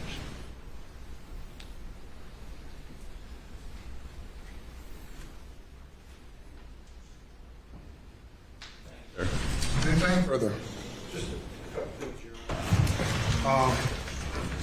We talked about the call logs, and so you downloaded Alex's phone on June 10th, correct? Yes, sir, that is correct. 3 days after the murder, correct? Yes, sir. And not responsive to my cross-examination. I never mentioned Alex's phone, not once. Response. I'll proceed, Your Honor. Oh man, I got mixed up. At some point, after you were involved in this investigation, you were informed by Solicitor Stone. You were informed by the Solicitor Stone to stop, correct? Yes, sir, I was. And you recall approximately when Solicitor Stone... Objection, Your Honor. Again, not in response to a matter raised by me on cross. Sustain the objection.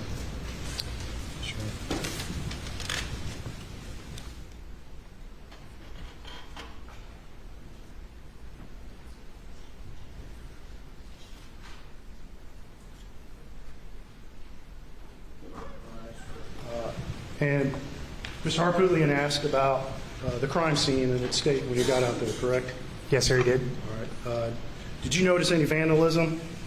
No, sir, not at all. Did you notice, were you informed or did you notice anything missing? Objection, Your Honor. How did you know it was missing? Maybe the witness knows. Overruled. I knew Maggie's phone was missing, and that's it. Okay. But you noticed any vandalism or anything? No, sir, not at all. Okay. All right. And when it comes to Maggie's phone, at least her model, are you aware whether that can be placed in airplane mode without the unlock code being entered while the phone is locked? You can place that phone in airplane mode while it's locked, yes. Okay. So you don't need a code to just simply put it in airplane mode, correct? No, sir. All right. And did anybody manipulate any data on that phone in your presence? No, sir, not at all.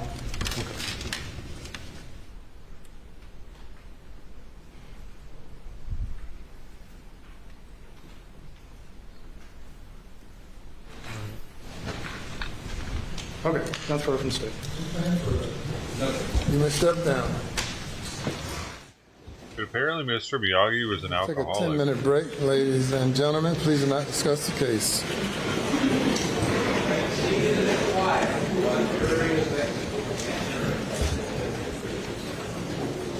Pat Morito died in Vegas, and he was an alcoholic for 6 decades, it says.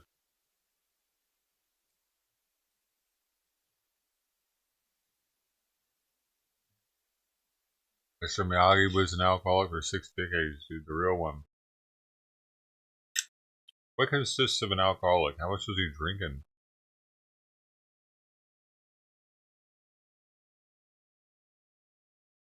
Ah! That's delicious.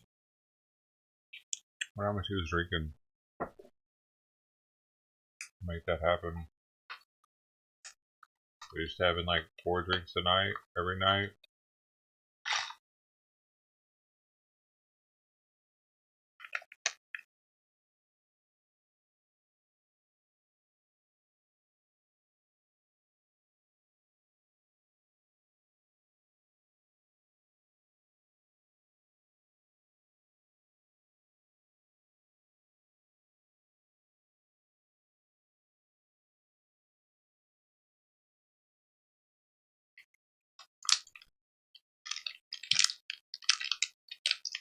He's not an actual veteran.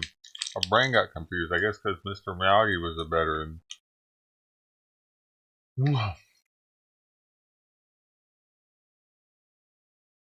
But him and his wife were in an internment camp at one point for World War II.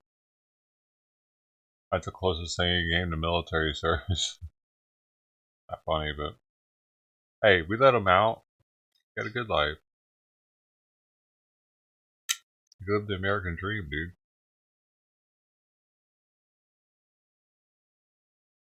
It started with a little internment camp sacrifice. You know, you gotta make sacrifices. Just like these immigrants now that are happen to live in a building, smelling each other's feet and shit. Deal with it. You'll appreciate it later. Unlike these other asshats outside of that hotel. They're like, give us another hotel. You have hotels. Why can't we have one? It's like that falling down scene where the dude's like, hey man, you got 2 bags. Come on, let me have one. What do you need 2 bags for, eh? What's in the bag? What's it?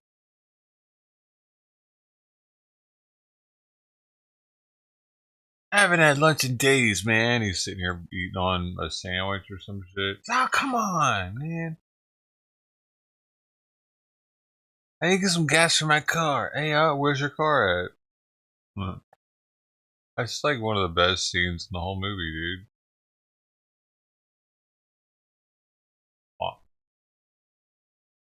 I play it sometime on stream just because it's so good.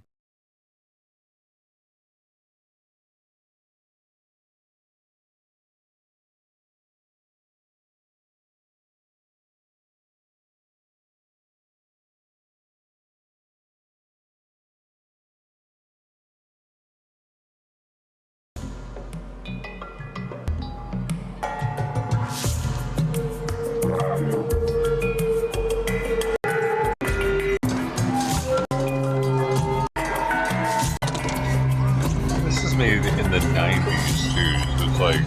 Hello, sir. How are you today? I'm doing all right. How about you? Man, I'm terrible.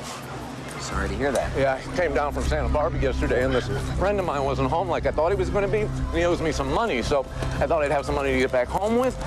I'm almost out of gas. I just slept in my car last night. I don't suppose you'd have a couple of bucks you could give me. It would really help me out. If you give me your address, I'll mail it back on us. Let me see your driver's license. What do you want to see my driver's license for? Well, if you're from Santa Barbara, have your address on it, won't it? I don't have a driver's license. You drove all the way from Santa Barbara without a license. Are you a cop? Let's see your car registration. Matter of fact, let's see your car. All right, forget it. Okay, just forget it. His son, Paul, That's a hell of a way to treat a vet, man. So when we wait from the... You're an animal doctor? An animal doctor? No, a vet. A veteran. I was in Nam, You a man. drummer boy? What were you, a drummer boy? You must have been 10 years old. I meant the golf. I meant to say the golf. Jesus, come on. All I'm asking for is a little change. I haven't eaten in 3 days. Well, I mean, except for this. Oh, fuck it. Come on, give me some money, man. Just give me some money. No. How about the change in your pocket? I don't care if it's a dime. Give it to me. I'm not giving you any money. You got a cigarette? I don't smoke. You can do it too. Give me something. Yeah, why don't you try to get a job? Hey, this is my park. I live here. Who the fuck are you walking through my park carrying 2 bags? You got 2 bags. I don't got any. Is that fair? What's in those bags anyway? Give me one of those bags. I could sell those bags and eat for a week with the money. Come on, you got 2 of them. What do you need 2 of them for? You're right. Here. Are you serious? I don't need it anymore. All right.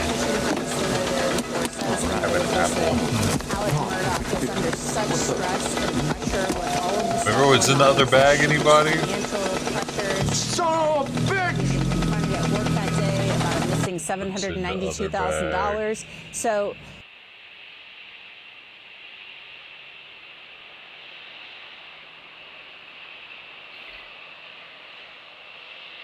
You don't know? Got to watch Falling Down, man.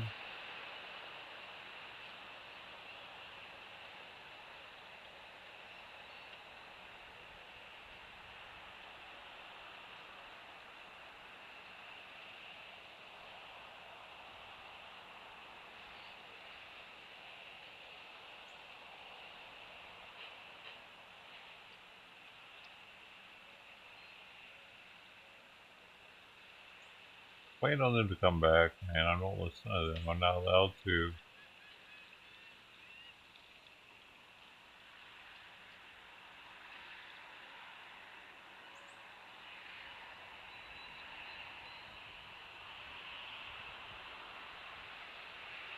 There's whopping 5 people we were showing in here on my phone.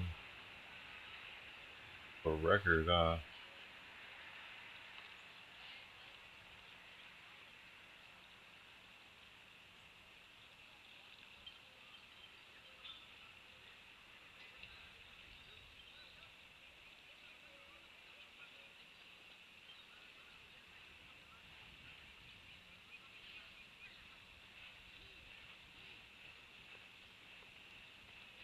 Across the world that a lot of the greenies don't want you to know about. And that's because it relates to one of their pet hobby horses, renewable energy. Renewable energy, of course, is supposedly attractive because it's so cheap, it's virtually free. Well, that's what they want you to believe. But have you noticed the more of this free energy there is, the more expensive our power bills actually become? We're also told renewable energy is effective and it can actually replace the legacy baseload power systems that are currently fueled by coal and gas. Well, that too is a fantastic claim.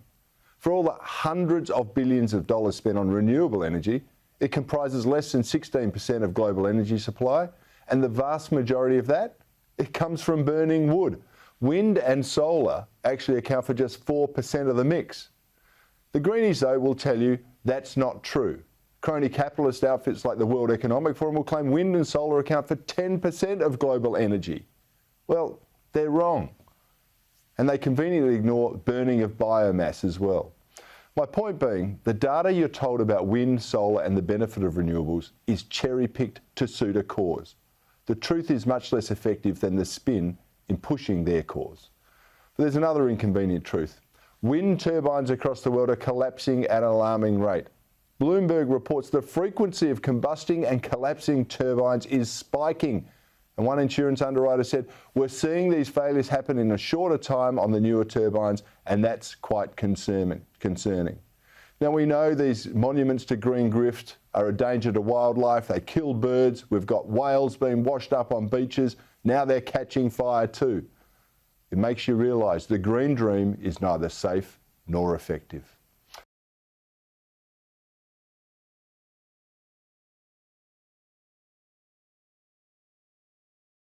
The green dream, professional arm wrestling, are they doing it for a big rig?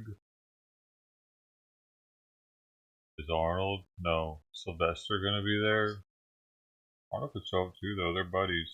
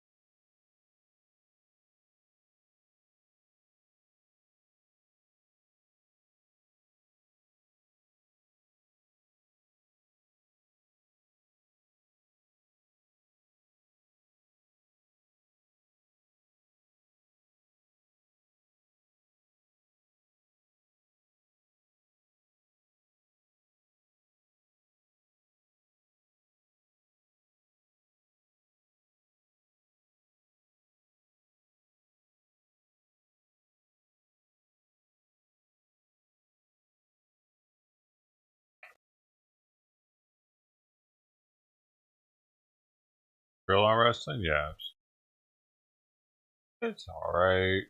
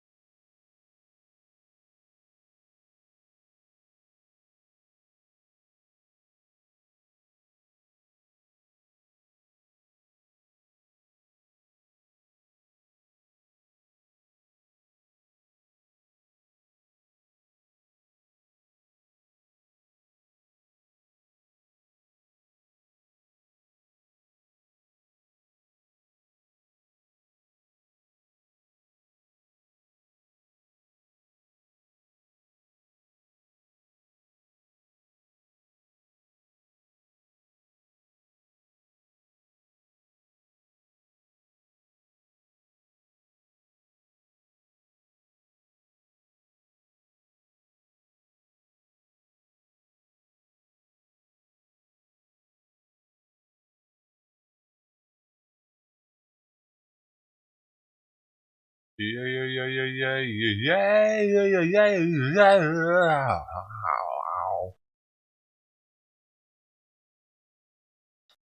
Oops, my pants.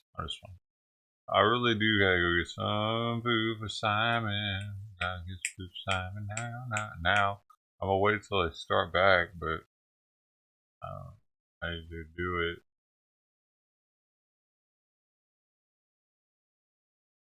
I gotta pick it up myself because I'll pick the good ones. Play back.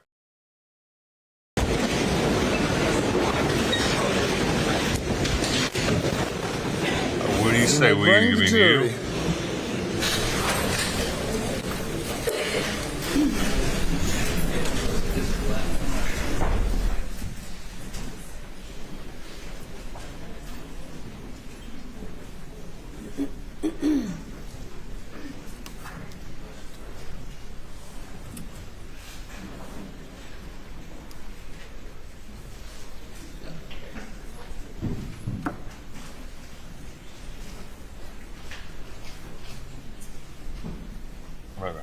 I gotta see what's going on here to see if I can leave.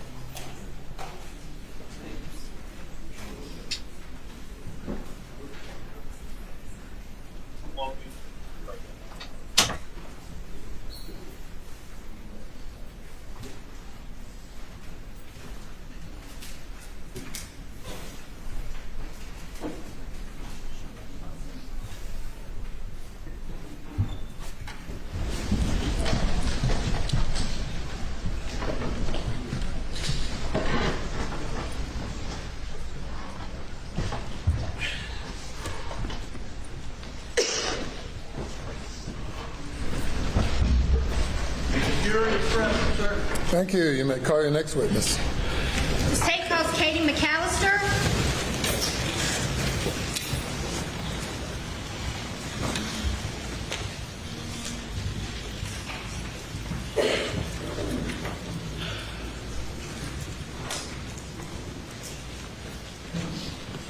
Raise your right hand, left hand on the Bible. Do you affirm the testimony about the different courts and this trial shall be the truth? So help you God. I do. Thank you. Take a seat in the witness stand. State your name again for the record. Spell your last name.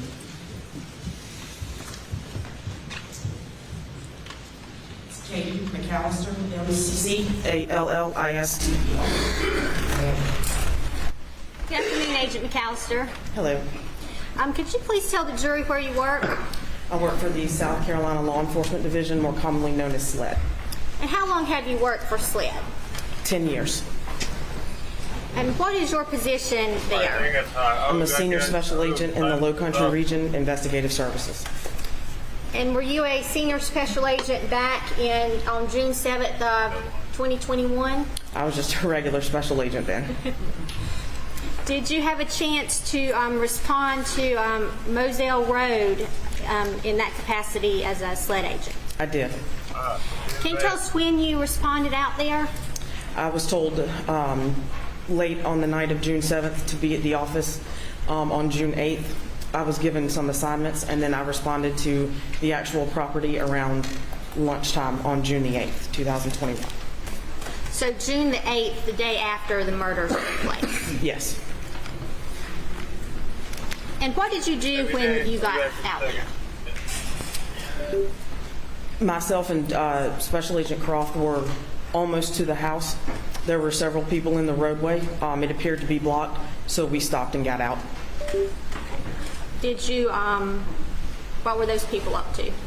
There had been a phone located on the side of the road. Okay. And whose phone was that? It was Maggie Murdaugh's cell phone. And can you tell us about your involvement in the collection of Maggie Murdaugh's cell phone? Yes, so once we got out of the car, I had gloves. Captain Neal retrieved the phone from where it was laying. I was standing right beside him when he got a phone call. He handed me the phone with my gloved hands. I held the phone for Investigator Hightower to take a picture of it. The phone call was Captain Neal receiving the passcode. He asked me to confirm it. I typed it in. We confirmed that it was the right passcode. I locked the phone. At that point, Investigator Hightower asked me to put it in airplane mode, which I did. And so what was the point of you putting the passcode into that phone? To confirm that the passcode we were given matched the actual phone that we had. To confirm that was Maggie Murdaugh's phone? Yes. And when you unlocked that phone, did you delete any calls? I did not. Did you delete any text messages? I did not. Did you alter any data in that phone? I did not. You locked that phone back immediately? Yeah, as soon as it opened, you know, the screen clears to show that that is the right passcode, I immediately locked it back. And then what happened to the phone as far as you know? Captain Neal, who was standing right beside me, took the phone back. All right, let's move on. What else did you do? So once I arrived on scene, myself along with Special Agent Croft were asked to go up to the main house to do a search of the property, or of the home. Did you have a search warrant? There was a search warrant, yes. Was that search warrant executed? It was not. Why not? At the time of my arrival, multiple family, close friends were at the house. Rather than executing the search warrant and displacing all of those people, we asked for consent and we were given it. And were a lot of people at that residence at the time? There were. You could give us kind of a rough estimate of the amount of people that were there. I would say maybe 20 or 25 people were in the home. And you didn't want to have to ask all those people to leave? Some of them were very upset, and we thought it was better to simply ask for consent. Tell us what you found in the search of the house. So upon consent, I walked through the residence. I was looking for weapons and ammunition and observant to anything else that may have been of value. I found nothing, and once I came back downstairs to the gun room, Agent Croft had located several items of interest, some weapons and some ammunition. He and I collected those. I completed a property receipt. Let's go back to your search a little bit. When you walked through the house, were you alone? I was not. Who was with you? I believe it was John Marvin Murdaugh and Lee Cope. And who were those people? John Marvin Murdaugh is Alex Murdaugh's brother. Lee Cope is an attorney from their law firm. And what rooms of the house did you search? All of them.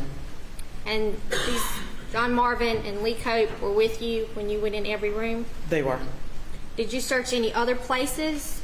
We searched bathrooms, tubs. There were several attic-type spaces where different holiday decorations were stored. We looked in there, or I looked in there, and we didn't locate anything of value. Did you look anywhere that you thought there could be a long gun? Yes. Did you observe any bloody clothing when you were searching the residence? I did not. And you said you were observant? I was. You mentioned that Agent Croft had collected some weapons and some ammunition. He did. Would that be the 3 shotguns, a Mossberg, a Browning, and a Benelli Super Eagle, along with a .300 Blackout rifle? Yes. And then some various ammunition? Yes. Okay, and what did you do with those items? So we gathered them together. I filled out the property receipt. We took them back to the SLED office here in Walterboro, where we met with the crime scene agent, Agent Worley, and I receipted those items to her. So Agent Worley took custody of those items? She did.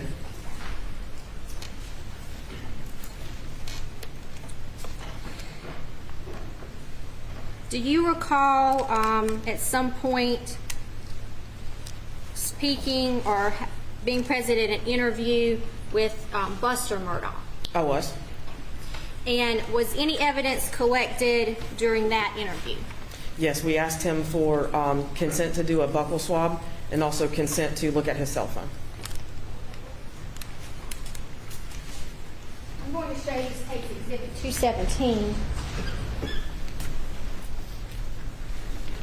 If you could tell me what that exhibit appears to be. This appears to be the buccal swab from Richard Alexander Buster Murdaugh Jr., collected June 10th, 2021 at 3:26 p.m. Now, did you collect this buccal swab? I did not. Who collected it? Lieutenant Charles Gant with SLED. Okay. Were you present when it was collected? I was. How did Lieutenant Gant collect this swab? A buccal swab is just 2 cotton swabs. He opened them from the packaging, swabbed his mouth, sealed them back up, placed them in the envelope you see there, sealed it, initialed it, and dated it. And he would have sealed that up so it was not tampered with. Is that correct? Yes.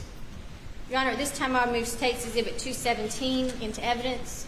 No objection. Admitted without objection. Your Honor, I have no further questions for this witness at this time. Cross-examination. Please report, Your Honor. Yes, sir. Let me get.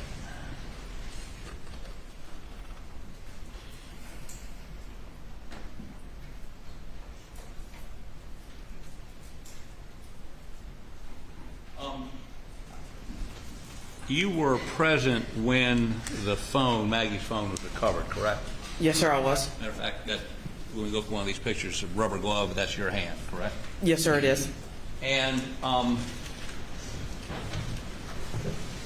are you aware when you got that call with the passcode that had been gotten by John Marvin? Was John Marvin down there with you when you found the phone? I don't recall seeing him there, no, sir. Okay. Are you aware that that passcode came from Alex Murdaugh? No, sir, I was not aware of that. And who gave it to you? Captain Neal. Okay. Now, you searched the house on the morning of, was it the morning of the 8th? It would have been the afternoon. Okay. And you went through the entire house? Yes, sir. How many bedrooms in that house? Do you know? How many bathrooms in that house? 3 or 4. I don't recall the exact number. But you went through every one of them? Yes, sir. And you looked at the tub? You looked at the showers, right? Yes, sir. What were you looking for? Ammunition, weapons. Blood? If it was there, I was observant. We were looking for anything at that point. Right. So when you look at the drain in a shower, if somebody has recently showered off blood, you would expect to see some trace evidence there, would you not? I don't know that I'm qualified to answer that. Do you know whether there are trace evidence forensics people that actually go in and swab those, right? There are, yes, sir. Were they there? No, sir. Did anyone ever ask them to come that you know of? Not that I'm aware of. Do you know no, whether sir. any of those showers or tubs were in any way swabbed or checked for blood or tissue or any DNA, anything that would indicate somebody had washed off evidence of a crime? Nothing that I'm aware of. Okay. But you, apparently you're the only one to do this, correct? Yes, sir. The only person that actually looked at the showers and the tubs, you eyeballed them, right? I did. You're the only person who SLED had examined the showers and tubs.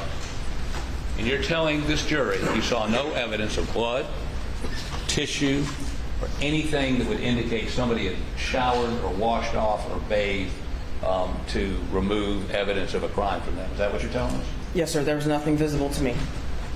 Okay. And you were the only one asked to do that by SLED? As far as I'm aware, yes, sir. Did you search the bedrooms? I did. You find any clothes anywhere? Shirt, pants, shoes that would indicate... Objection, Your Honor. Could we ask one question at a time, please? Well, I'm just including a class rather than asking it individually. I apologize. I can do it individually. Take a little longer. Thank you. Any clothes, shoes, any evidence of clothing that would have blood on it or indicate it had blood on it or tissue, anything that you saw in any of the bedrooms. How many bedrooms? Several. Several. You looked at all of them? Yes, sir, I did. Looked under the beds? I did. In the closets? I did. See any evidence of any clothes that had been involved in any sort of altercation that had left blood or tissue or brains? You see anything like that in any one of those rooms? No, sir, I didn't find anything like that. Beg the court's indulgence.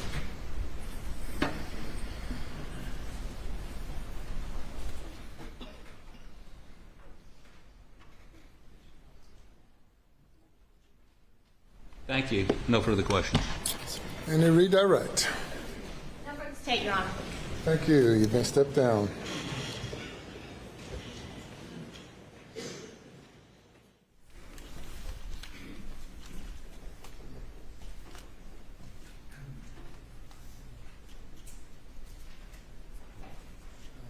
Gentlemen, we're going to have you leave for the day and to return tomorrow at 11:30 will be our start time tomorrow. 11:30, so you get a few extra hours today and tomorrow. Please remember not to discuss the case, to be exposed to any information concerning the case, and we will see you tomorrow if you'll go to the jury room.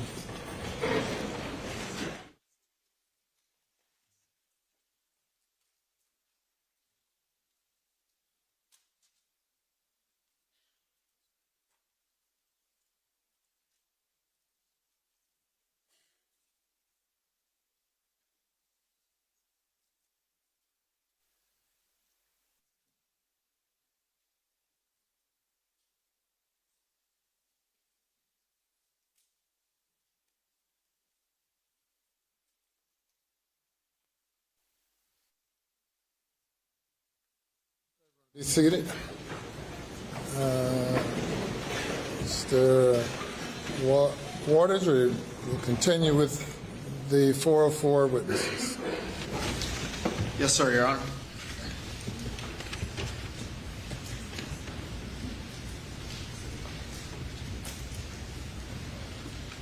I might have miscalculated by about 30 minutes, so I apologize. The witness is close by. If you'll give me one moment, please.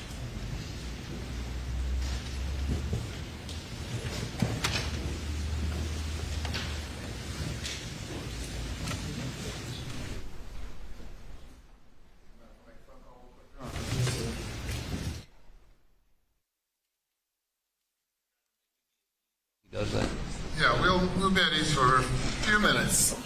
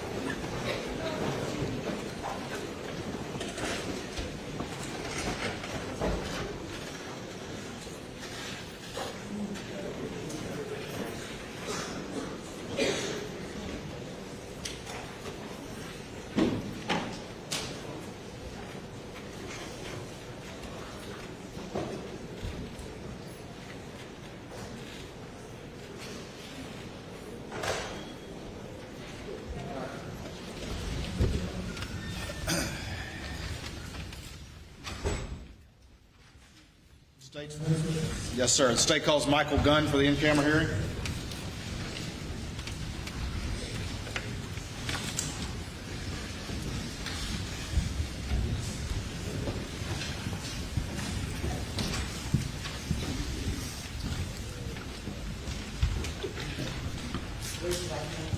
Left hand on the Bible. Do you affirm the testimony about to give the court in this trial shall be the truth, so help you God? Yes, ma'am. Thank you. Speak loudly. Take a seat in the witness stand. State your whole name. Spell your last name for the record. Yes, ma'am. Michael Gunn. Last name is G-U-N-N. All right, Mr. Gunn, this is obviously an in-camera hearing to determine the admissibility of some of the testimony. Do you understand that? Yes, sir. All right, and so I'm not going to go into all the background and everything for purposes of this hearing, but just very quickly, where do you work? I'm a principal at Ford's Consulting and also do some lobbying work for the South Carolina Association for Justice. Okay, and just very quickly, tell us what Ford's Consulting is and what services it provides. Ford's Consulting, we are a general insurance agency, but also offer financial services such as structured settlements, regular annuities, deferral of attorney's fees, trust. We do lien resolution, back office trust account reconciliation, all sorts of things for plaintiffs primarily and their families. All right, and then if you could, just very quickly, just for the record, explain what a structure is and how that interfaces with plaintiffs' lawyers. Sure. So a traditional structured settlement is between the parties, and that only means between the plaintiff and the defendant or their insurer. And so usually it was set up in the 80s. It was designed to help plaintiffs protect their money and to keep their money. And it can be earned tax-free. Interest grows on that tax-free. And it's a very good tool, especially for minor children, for those who are incapacitated, disabled. Because of that growth, it can provide a steady stream of income, hopefully for the rest of their lives. Yes, ma'am. You're talking faster than I do, and that's something. I've been accused of that before. All right, I know you just ran over here, so let's take it down just a notch. No worries. All right, good deal. Okay, so take it up from there if you want. So essentially, the structured settlement, though, would come primarily, usually, except in very small circumstances, would come from the defendant and or its insurer to fund the annuity for the client. Okay. And so the idea is instead of getting a settlement in a lump sum, it's in an annuity, so they get regular payments over the course of the term of that annuity. That's correct, yes, sir. So explain to me just very quickly again for the record the concept of constructive receipt and how that affects structures that you may do for a plaintiff's attorney and their clients. Sure. So constructive receipt by the IRS is deemed when the money arrives in the plaintiff's trust account. That would be considered they have received the funds, and therefore the ability to do a structure has been taken off the table. The only way that you could do a structure after that would be to return the funds to the defendant and or its insurer, and then therefore let the they would have to agree to play ball and redo all the documents because there's so much language that's included in the documents that specifies this. All right, so the settlement can't go to the law firm and then to the annuity company. That will ruin the constructive receipt and ruin the tax advantages of that. It is in very rare cases that we're able to do that. But generally speaking, correct. All right, so generally your services that you provide are consulting to sort of match up the client with an annuity company, and then that money is going to, in the settlement or whatever it is, verdict is going to go from the defendant or the insurer that's paying whatever that is, that verdict or settlement, directly to that annuity company for the benefit of that client. That is correct. Can't go to the law firm, generally. Generally speaking. Okay. All right. How long have you been with Ford's Consulting doing this work? It'll be 18 years this summer. All right. And what's the actual full legal name of the entity that you are part of? Ford's Consulting, LLC. Okay. Over the course of your involvement with this business, have you gotten to know the defendant, Alex Murdaugh? I have. All right. And just very quickly, tell me the capacity in which you got to know him. It bore from a professional relationship, doing work with trial lawyers, conventions, CLEs, things of that nature, which ultimately turned into a friendship born out of business. Okay. And when you say friendship, was it a close friendship or more like a business relationship type of friendship? I would say a business relationship type of friendship, but one that you would text with and call on occasion and things. Okay.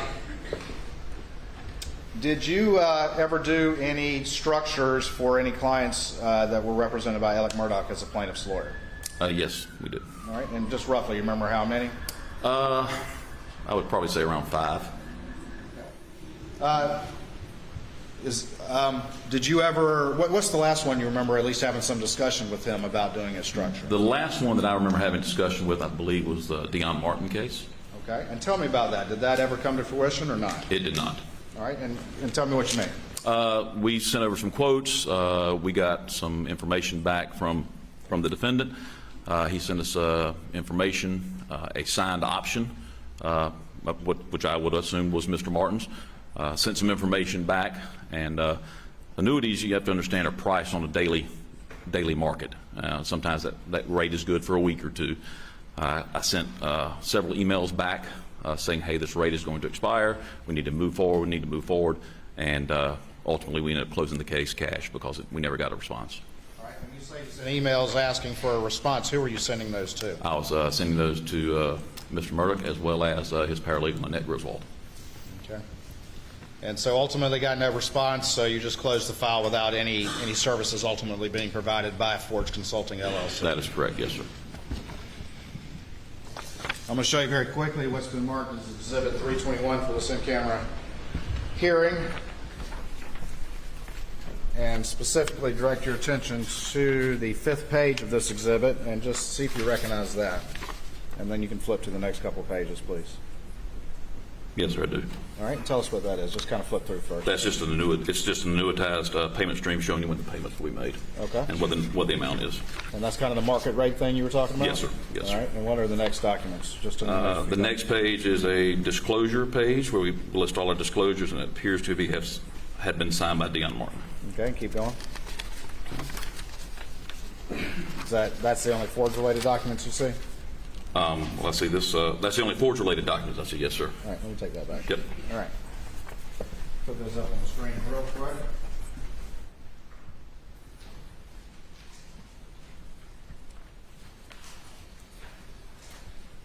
All right, so that's sort of the annuity schedule, is that correct? Yes, sir. And then this is the disclosure page you were talking about? Yes, sir. And that is Forge-generated paperwork typically? That is correct, yes. But this particular structure was never done because you never got a response from Elkin? No, sir. Or his office, is that correct? That is correct.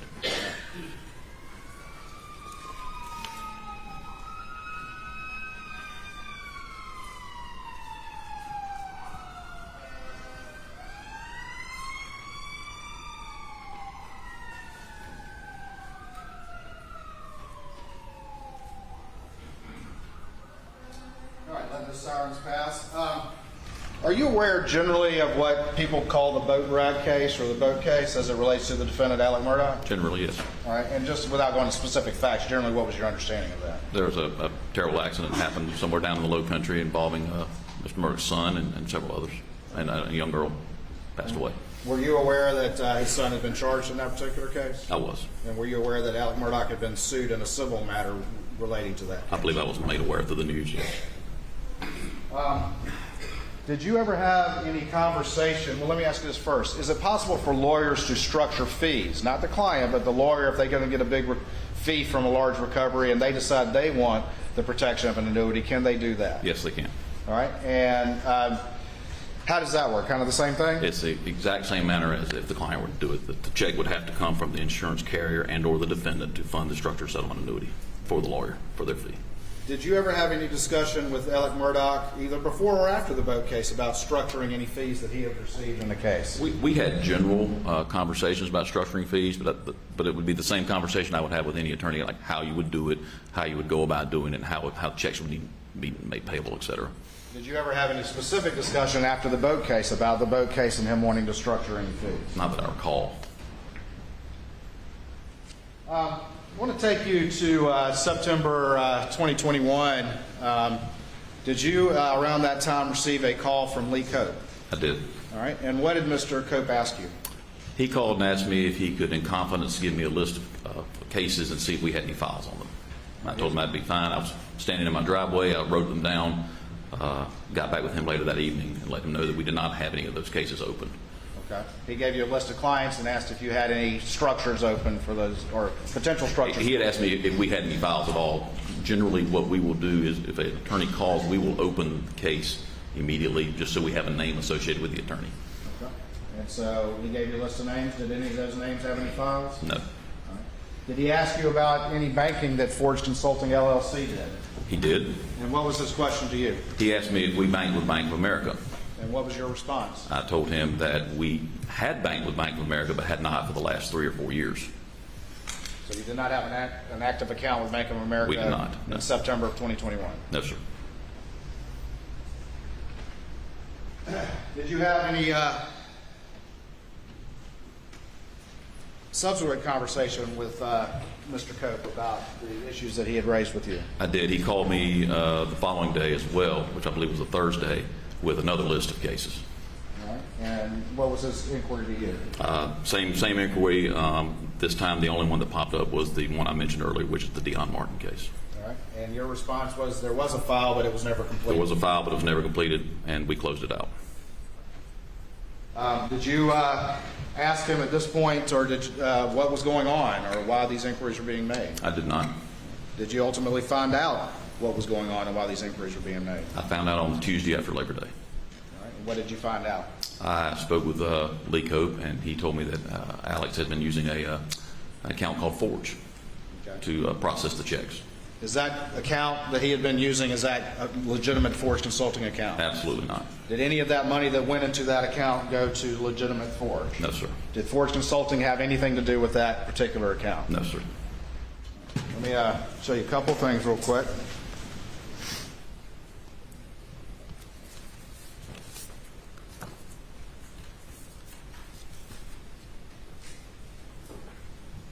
Show you what's been marked as Exhibit 335 to your testimony in this in-camera hearing, and just have you look at that.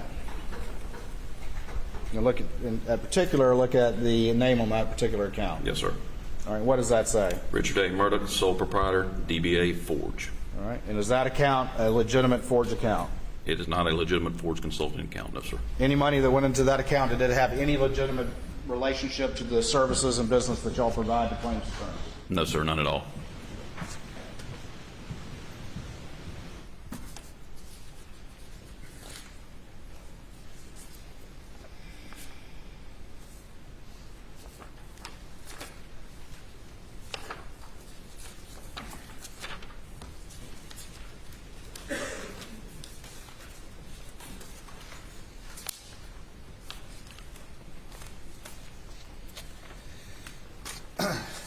Exhibit 328. You see that check right there? I do. Made out to Forge? Yes, sir. Did that come to any legitimate Forge account? It did not. Stand by for me 1 second.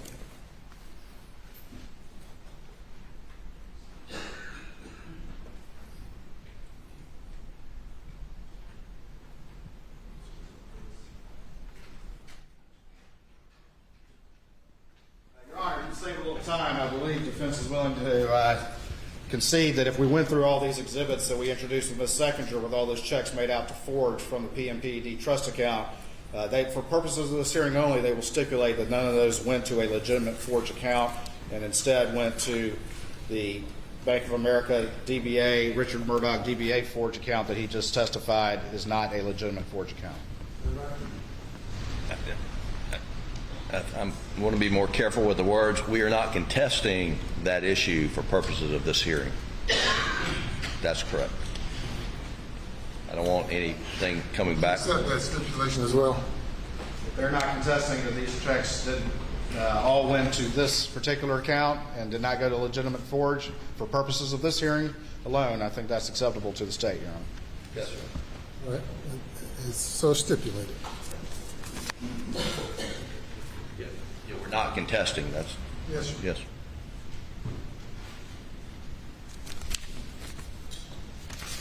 Not contesting.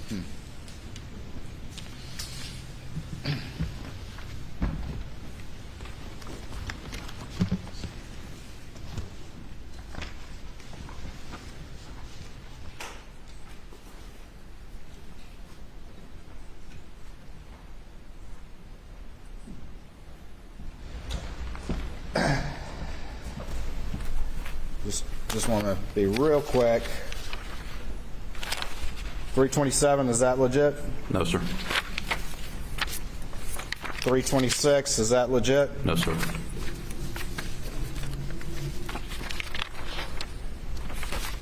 $325, is that legit? No, sir. $324, is that legit? No, sir. $323, is that legit? No, sir. $322, is that legit? No, sir. $321, is that legit? No, sir. $320, is that legit? No, sir. $319, is that legit? No, sir. $318, is that legit? No, sir. $317, is that legit? No, sir.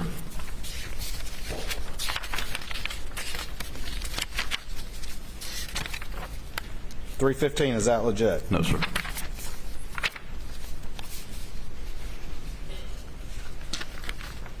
And finally, $311, is that legit? No, sir. And by asking you not legit, did you just look at the checks on those various exhibits? I did. And all the ones that had forged on them from a client trust account, those are not checks that went to any legitimate forged account. Is that correct? No, sir. Is that correct? That is correct, yes. All right, thank you.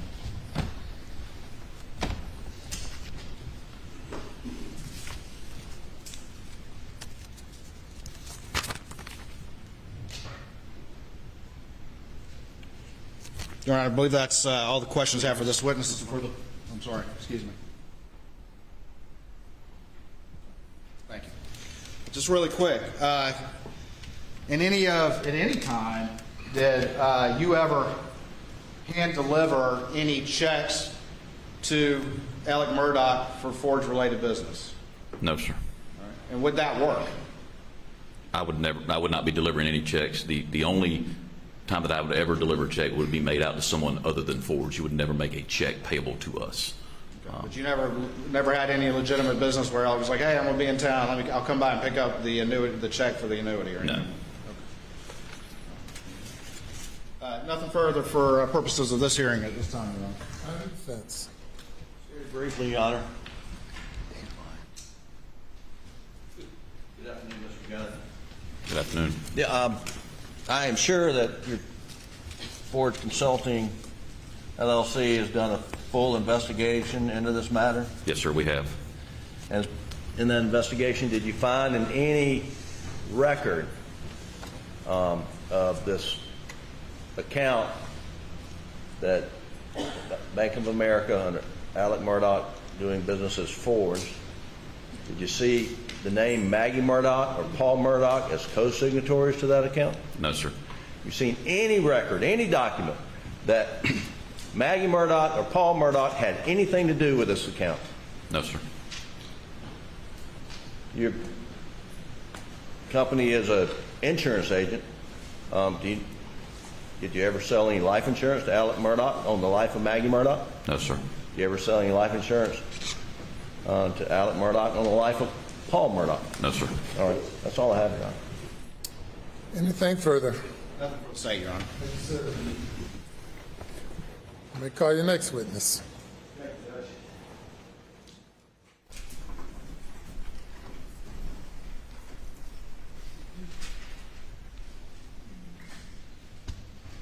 Your Honor, state calls Chris Wilson.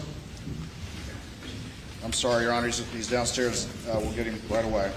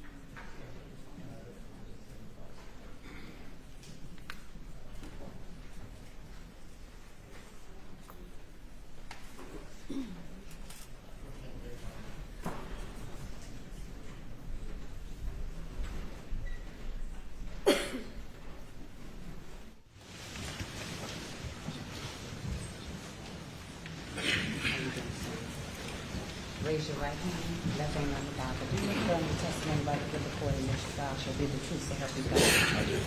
Please see in the witness stand. State your name again for the record. Spell your last name, please.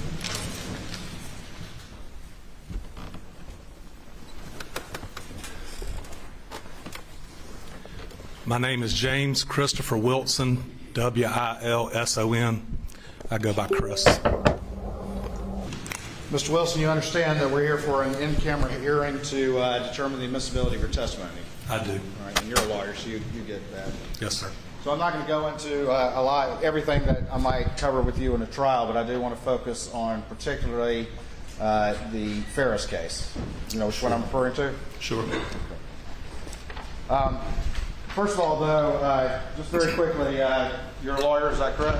I am, since 1998. 1998? And describe very quickly your practice for the record. Actually, since 1995. I've had my own practice since 1998. In the last 15 years, I've done primarily personal injury work, automobile accidents, people that are injured at work. I practice type cases, those things. And where do you normally practice? Where's your home base? My only office is in Bamberg. Do a lot of plaintiff work? That's all I do anymore. For the last 15 years, that's really all I do. And do you know the defendant? Two people here? What's going on? And when did you get to know the defendant? I've known Alex since we were in high school. Bamberg and Hampton. I grew up in Bamberg, and they're only about 30 miles apart. And so I knew of Alex and had been around him some growing up. We had some mutual friends. I was a lot closer to some other guys in Hampton that I grew up playing golf and things like that with, but I would cross paths with Alex. Played on the same baseball team one summer, I think like our seniors in high school or somewhere around high school age. Didn't really keep in touch with him or cross paths with him until we ended up going to law school, and we started law school together at Carolina. 3 years there together at law school and lived together part of the time. Did y'all become friends? We did. Become close friends? Very close. Best friends? He was one of my best friends, yes. And I thought, you know, he was, and I thought he felt the same way about me. You feel that way now?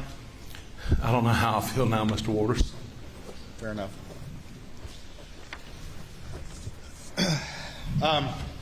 Over the years, as you developed that close friendship with Alex, did y'all also have a professional relationship as well? We did. When I finished law school, I went to work in Greenville for a judge for a year. Alex went to Beaufort to work with a law firm there. So we'd see each other, but it was more socially then.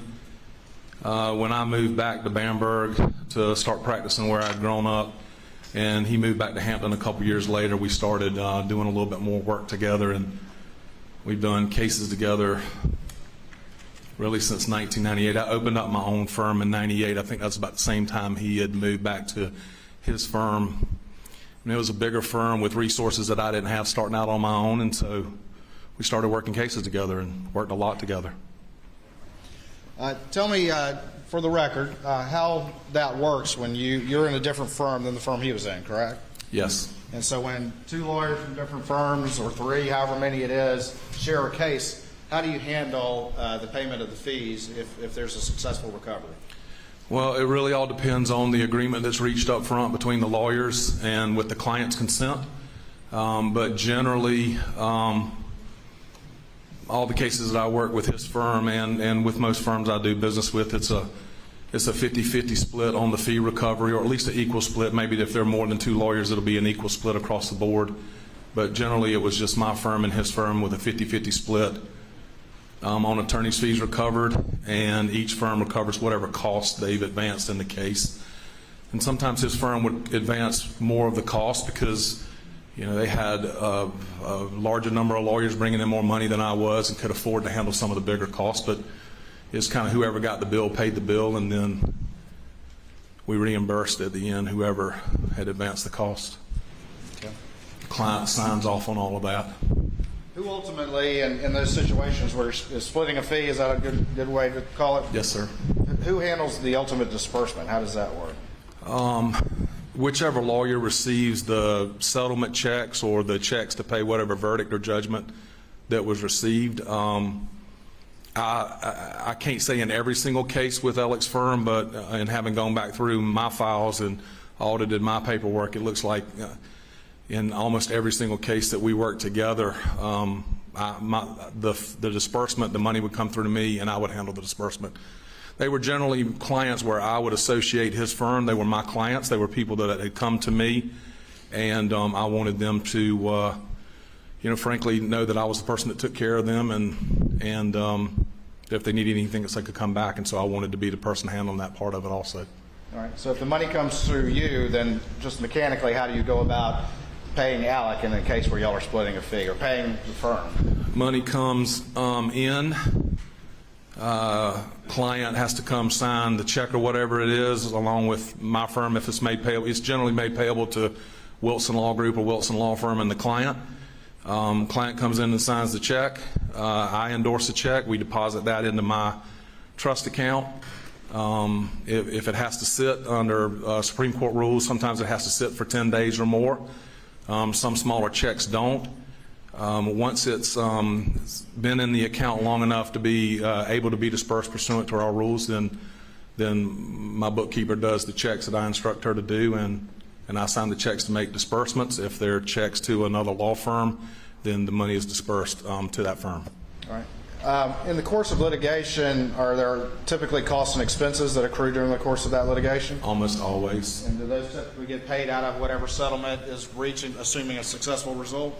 They do. All of my fee agreements and every lawyer I've ever worked with have a provision in there that the client understands that the fees are advanced by the lawyer, but upon recovery they're reimbursed or recovered by the lawyer.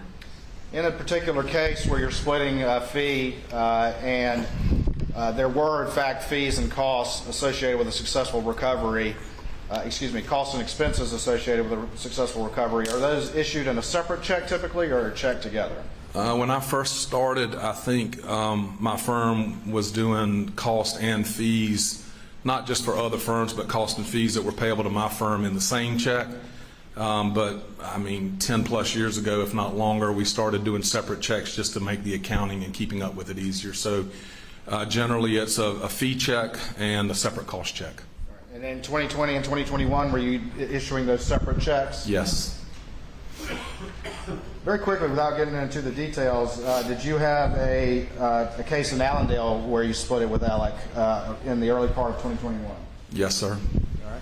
And ultimately, was there a recovery in that case? There was. And it was actually 3 cases, but they were similar factually, and so we treated them as one case, but it was three separate plaintiffs, 3 separate cases. And ultimately, did your office disperse the fees and the expense check to PMPED? On all 3 cases, yes, sir. And those checks were made out to what when you dispersed those? All 3 of the fee checks were made payable to, I don't know if we used the acronym PMPED or if we actually spelled out Peters, Murdaugh, Parker, Dietrich, and Ellsworth, but PMPED. And generally, except for the Ferris case, which we'll talk about in a minute, sure. When you had those fee splits with Alec, were the checks made out to PMPED? Yes, they sir. were signed by you? Yes, sir. And I'm the only person who can sign checks in my office. So, well, and now I had a partner at one time, but now I'm the only person that can sign checks.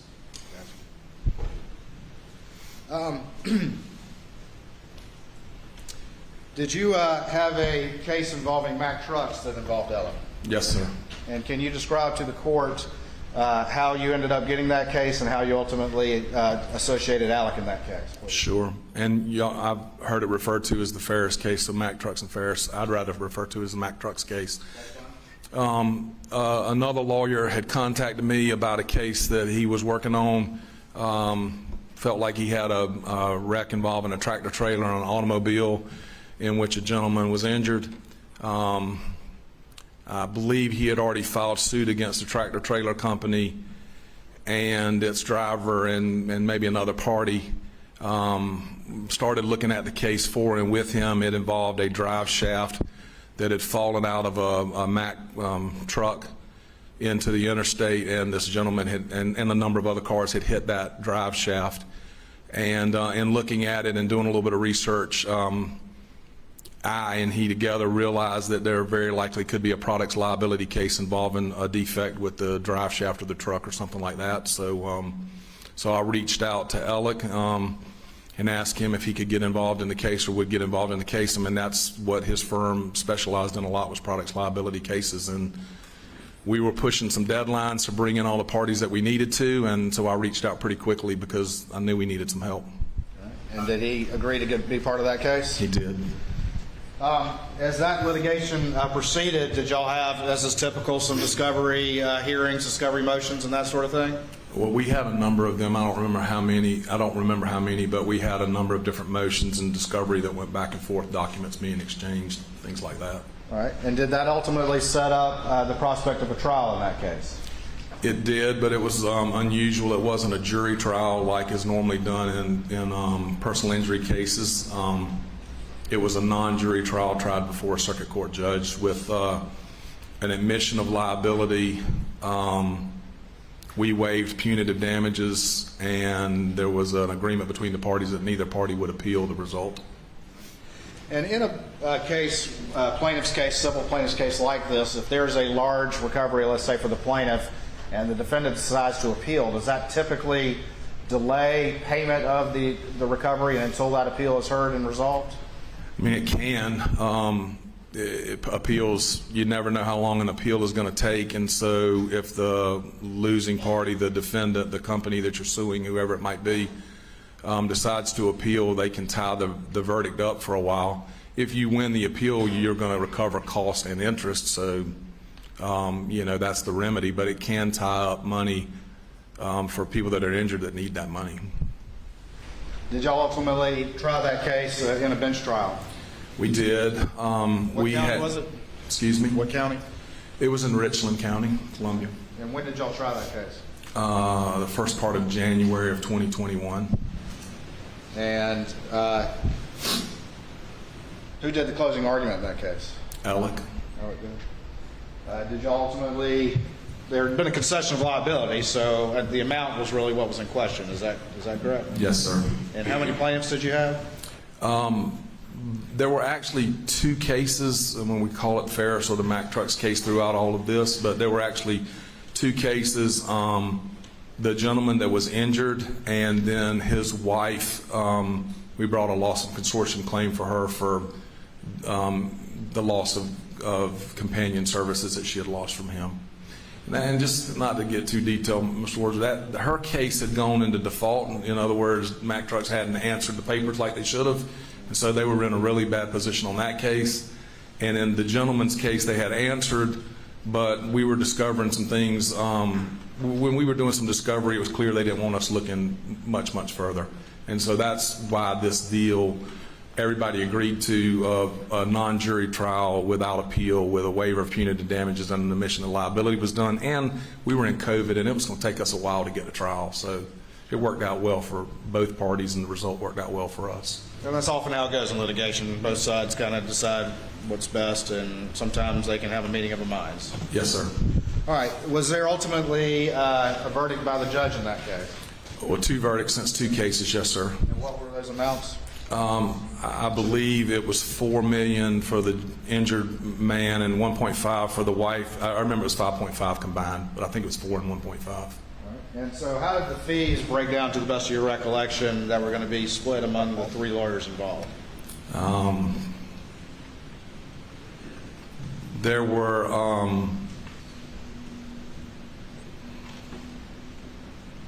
let me ask you this. Do you remember how much Alex share of the fee? $792,000. Okay. And yours? There was a larger split to the attorney that initiated the case, but I believe Alec was $792. The math didn't work out perfectly. I was $791, and the other attorney was higher than that, but I don't remember the exact numbers. In recognition of his origination?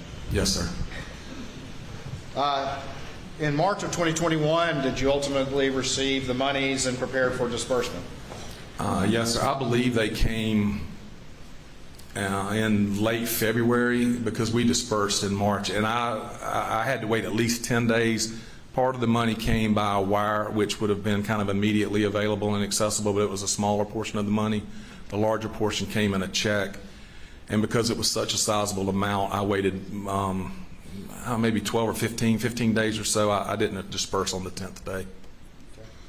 And did you have a conversation with the defendant about dispersing those fees? I had a conversation with Alec and with the other attorney I worked on the case with when the fees were ready to be dispersed. What about your specific conversation with Alec? Did he make any requests of you or have any discussion with you about how to handle his $792,000 share of the fees? He did. And tell me about that conversation, please. When I contacted him and told him we were getting ready to disperse and we would have checks ready, he indicated to me that he was looking to place his fees in an annuity. He called it like a structure. I've never done one of those before, so I didn't really know how it worked. I've never done structure for my fees myself. I've structured client money, but not my fees. He indicated he was looking to do a structure by putting the monies into annuities, and that the checks needed to be made payable directly to him, that he had already cleared it with his firm, that the monies were going to be put on the books and accounted for, and he would be credited as having received those monies. Based on his representations to you that he had cleared it with his firm, did you agree to do something different and make the checks directly out to him? I did.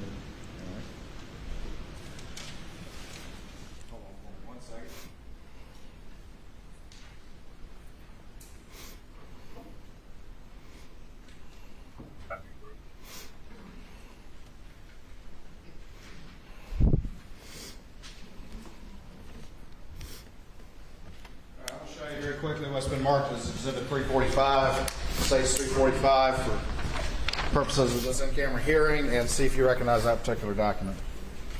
I do. All right, and what is that? So this is the initial check that was written per Alex instructions directly to him on the gentleman's case for fees made payable to Richard Alexander Murdaugh, Esquire, for $600,000. It's voided. And why was it voided?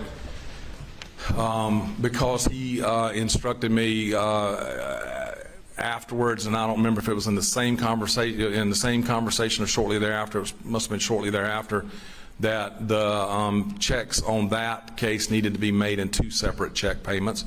He was doing 2 separate annuities.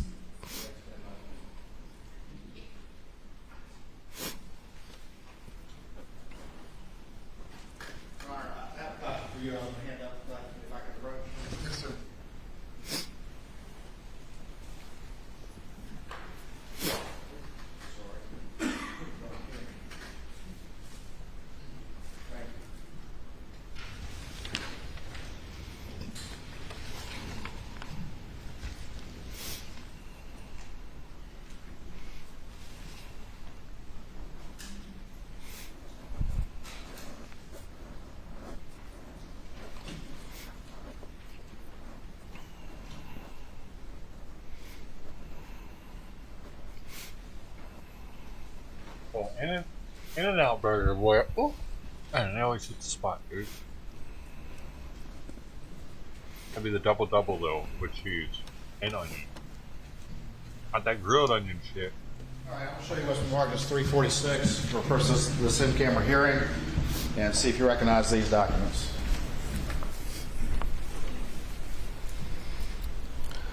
Yes, sir. The first page is the check payable directly to Richard Alexander Murdaugh, Esquire, for $192,000, and that is on the loss of consortium case for the wife. And on the bottom, just like that $600,000 check that was voided, it indicates it was for fees.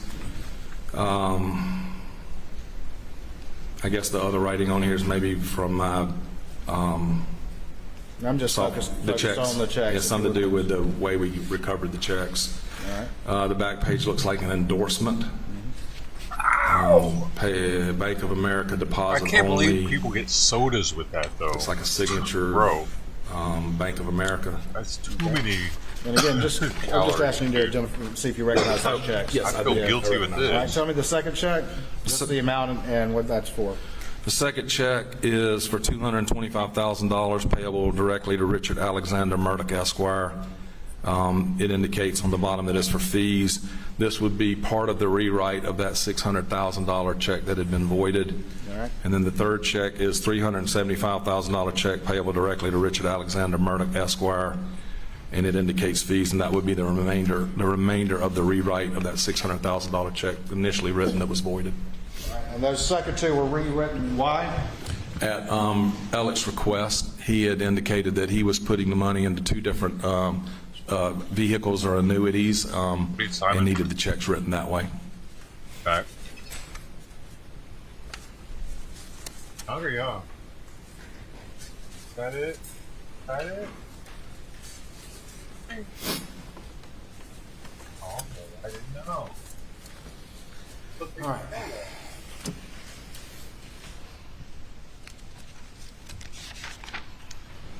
What did you do with those checks after you, the 3 checks after you had finally cut them? Obviously, I signed them, and at some point in time, I think Alex sent somebody up to my office to pick them up. I don't think I delivered them. Oftentimes, I put checks in the mail. Sometimes when they're larger, I either offer to have them picked up or delivered, and I think he had somebody come pick those up from my office. Like a law firm runner or somebody like that? Something like that, yes, sir. I don't even think I was in the office when they picked it up. You've known Alex for a long time, right? Since the since the mid '80s, mid '80s, yes, sir. Worked with him for a long time? Many times. Did his explanation to you about what he was going to do, did that raise any suspicions with you, to your friend that you've known for such a long time? No, sir. It was different, but it didn't raise any red flags or suspicions to me that anything wrong was going on. Because you trusted your friend, right? Very much.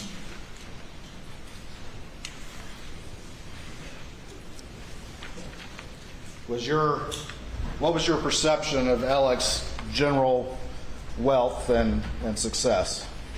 Thought he made a lot more money than I did. Always seemed to do well in his practice. All I ever heard is that he was one of the biggest producers in the firm. It's his family's name on the firm, but they acted like it was his name on the firm too. He and I handled big cases together. When I talked to the partners and other members of that firm, they were talking about big cases that they were handling with him. Felt like he did really well. We never got into direct discussions about the amount of money he made or the amount of money I made. We talked about, sometimes business and sometimes money and sometimes things, but I always thought he made a lot of money. Is that part of the reason why your suspicions didn't arise when you were asked to do this request by Alec? I guess so. Not so much as just I'd never had any dealings with him that I'd had any reason to distrust what he was telling me.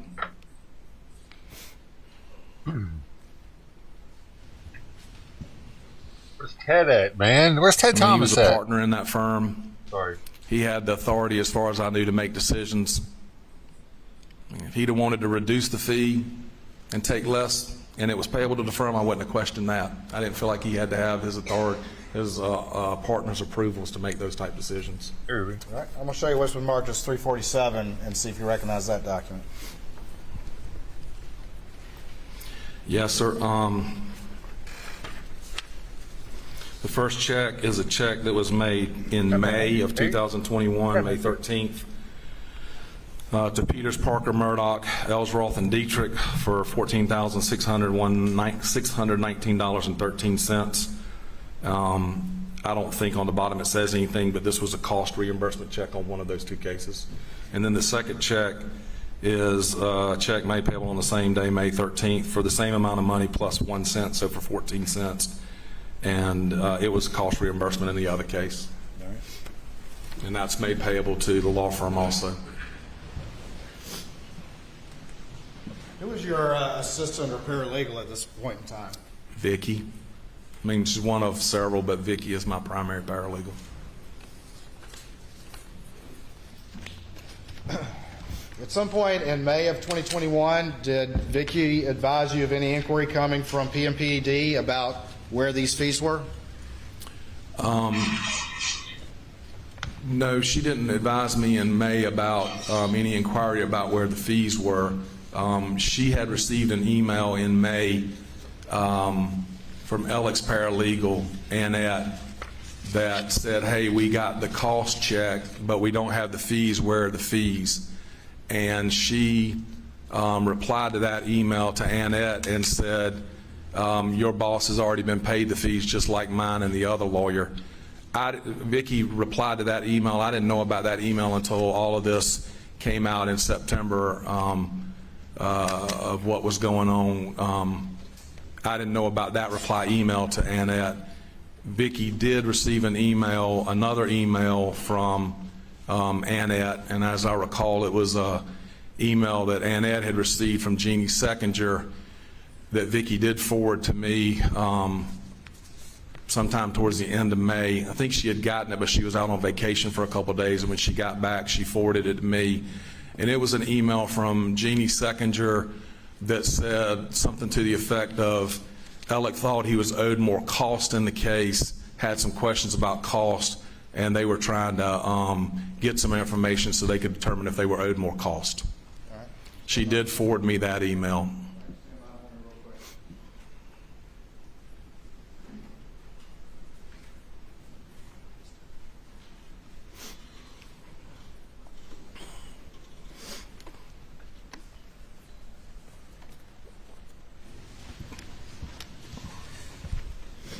I'm going to show you what's been marked as 348 for the purposes of this hearing. States 348, and see if you recognize that document.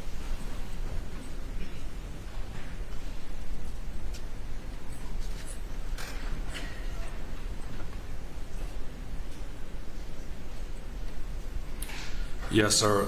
This looks like the email string where Jeannie Seckinger, the Chief Financial Officer at PMPED, emailed Annette Griswold, which was Alec's primary paralegal,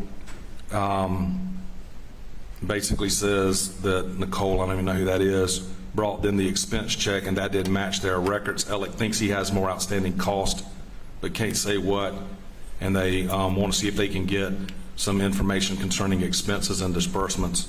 Looks like Annette forwarded that to my paralegal, Vicky, on May the 27th. Vicky was out. Looks like Annette asked her again on June the 2nd if she could get her some information, and Vicky replied to Annette that she didn't deal with some of the documentation they were requesting, and so she would forward it to me. And what? That's June the 2nd. When? 2021, June 2nd. June 2nd, 2021. Yes, sir. At this point in time, are Alec's fees still in your trust account? No, sir. They were dispersed. The check was March. I don't know the exact date, but they were dispersed in 3 separate checks in March. Okay.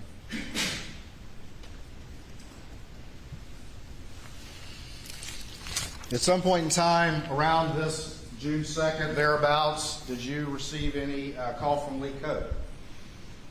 I believe I had a conversation with Lee Cope. I was trying a case in Hampton the week before that, and I was in and out of their office, and I believe I had a conversation with Lee. That would have been like the week of May the 24th or some of those days in there, and I believe I had a conversation with Lee. He asked me if all the money had been dispersed in the Ferris case, and I told him that it had not been, that we had some liens outstanding, medical bills and liens outstanding, and we were holding money for some additional costs in case things came in, and he didn't ask me any further questions. He did not mention that there were any issues or concerns about fees. After you received that call from Lee Cope, well, what did you tell Lee Cope? I told him I'd have to check into it. After that, did you reach out to the defendant? I did. And what was your conversation with him? I reached out to Alec and I said, Alec, you know, hey, I mean, I don't know what all we talked about in that call, but at some point in time we talked about, I said, hey, I've got this email that's been forwarded to me by Vicky where your firm is saying that you believe you're owed more cost. I put the cost down on the disbursement sheet that you had given me. But if you've got more cost, just figure out what it is and get it to me. We're holding some money to deal with some medical bills and liens. And with the client's consent, we were holding some money in case additional costs come in. Sometimes costs are slow coming in, and that's normal. And if there's an issue, just let me know. He said, you know, I'll check on it, or there's not an issue, or I'll check on it. And I said, hey, this is the case that I dispersed the fees to you, you know, per your request. is everything all right? And he said, yeah, I just got to make sure they know it's on the books the right way and that this is the case that we've already worked out, put it on the books. Did he tell you he had structured those fees and annuities as he had told you before? Yeah, that he had put them in the annuities. Put them in the annuities. I'll tell you to where now. As far as I knew, the firm was aware that the monies had been paid to him, that he was putting them into annuities, that they would credit him as already having been paid, and they would account for that whenever or however they split up money. Just to be clear, those funds were not in your trust account. They were gone at that point. Yes, sir. They've been gone since March or whenever those checks were cashed after I wrote them in March. $792,000. Yes, sir. For purposes of this hearing, I'm not going to go into the night when Maggie and Paul were killed, but just very quickly, you did have some texts and calls with Alec that night. Is that correct? Yes, sir. And you were at the residence and responding as friends and family did in the aftermath of that event. Is that correct? Yes, sir.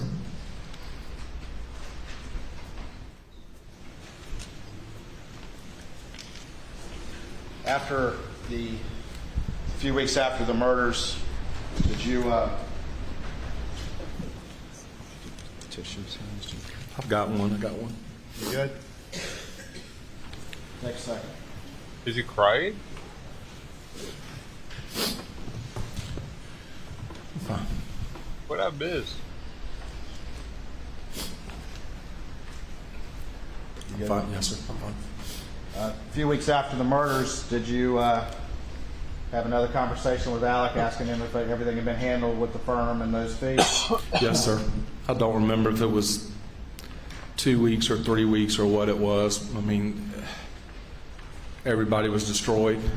I don't think anybody was focusing on that. I know I wasn't, but at some point in time after that, I just said, hey, is everything all right with the contact I got him with those fees? And he said it was.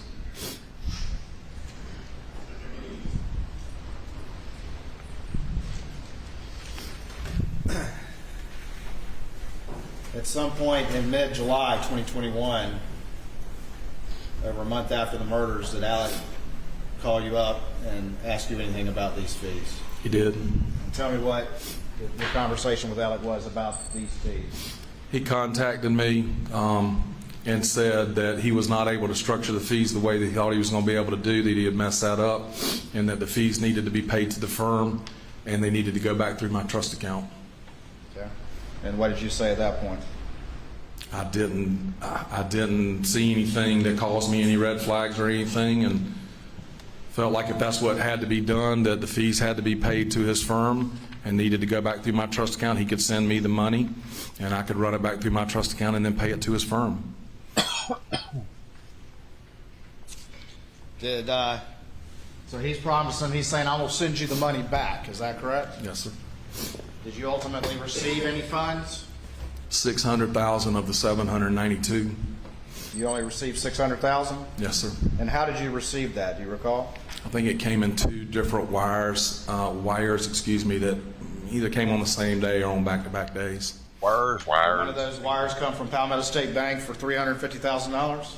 I believe so, yes, sir. And that was on or about July 15th? That sounds right, yes, sir. And the other was about $250,000 on July 16th, 2021? I believe from Bank of America, yes, sir. That was only $600,000? Yes, sir. So you're short from what you'd already given to Alec, correct? Yes, sir. How much are you short? $192,000. $192,000. Yes, sir. Did you have a conversation with Alec about being short? I did. And what was your conversation with Alec? He told me that he wasn't able to access the $192,000 immediately, that he had already put it into the annuity, but he couldn't do it the way he wanted to, but he couldn't access it because it would be penalized if it was withdrawn, and that he would get me the money. So what did you do in response to what your friend told you to do, or told you about the reason why he was short $192,000? I mean, at that point, I had an indication that I was supposed to have $792,000 in my trust account that was supposed to have been paid to his firm. I'm responsible for that trust account. I put $192,000 of my own money in that trust account to cover the shortfall. Crazy. Based on his representation that he'd get you back. Yes, sir. I need friends like that, homie. Oh, hey, What's 190K between friends, man? So I'll give it to you. I best the shit out of it. I promise it'll be good. We'll figure it out.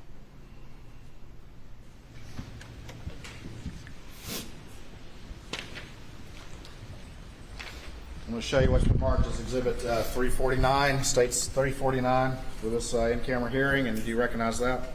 I do. Tell me what that is, please. This is an email that I sent to Alec at his request. He said he needed to be able to provide it to his firm so they'd know the money was being held, and it was dated July 19th of 2021.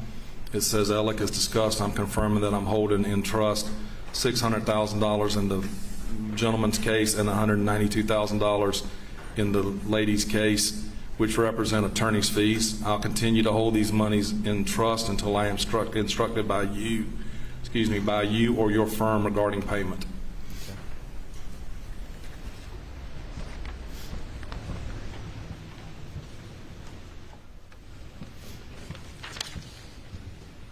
Crazy ass attorney fees, man. Holy. I feel like they make more than doctors. You sent that email at that point in time. Did you receive any further inquiry at that point in time, at least, from the law firm saying, all right, go ahead and send us the $792? Mr. Waters, I didn't hear anything else from the law firm at all until September the 3rd, 2021, about 3 o'clock in the afternoon, when Mr. Lee Cope called me. The first question he asked me was I still holding $792,000 in my firm? That seemed to be his first concern, and I said, yes, I am. And he said, well, we need to get that money paid to us. And then he told me that they had discovered a check that I think I remember him telling me that was from me to Alec in the firm, and that they had discovered that Alec was stealing money from the firm and from clients, and that he could not talk very long, and asked me not to say anything to anybody until the following Tuesday when they could issue a press release. All right. Let me slow you down just real quick before we get there. At some point in time in August, did you attend any event or any conference where you saw Alec? I did. And what was that? It's called South Carolina Association of Justice now. I still call it the Trial Lawyers Association. We have an annual convention in Hilton Head every August, the first weekend. And they all know each other. I usually attend and was there. Right. And Alec was there. Did you see Alec there? I did. And it's a lawyer's road. Did you have a conversation with him at that conference about the $192,000 that you covered for him, when he was going to pay that back? I believe I asked him about it, and he indicated he was working on it. Some discussion about his father's estate. His father had just passed, and there would be money coming from the estate, and then with Maggie's estate being tied up, also. Okay. Did he say he might sell some property or something like that? I think he did mention that he was working towards selling some property. At this point in time, still with a couple of months after the tragic murders of Maggie and Paul, were you still very sensitive to your friend's emotional health and well-being? Sure. I didn't push him. Didn't push him? No, sir.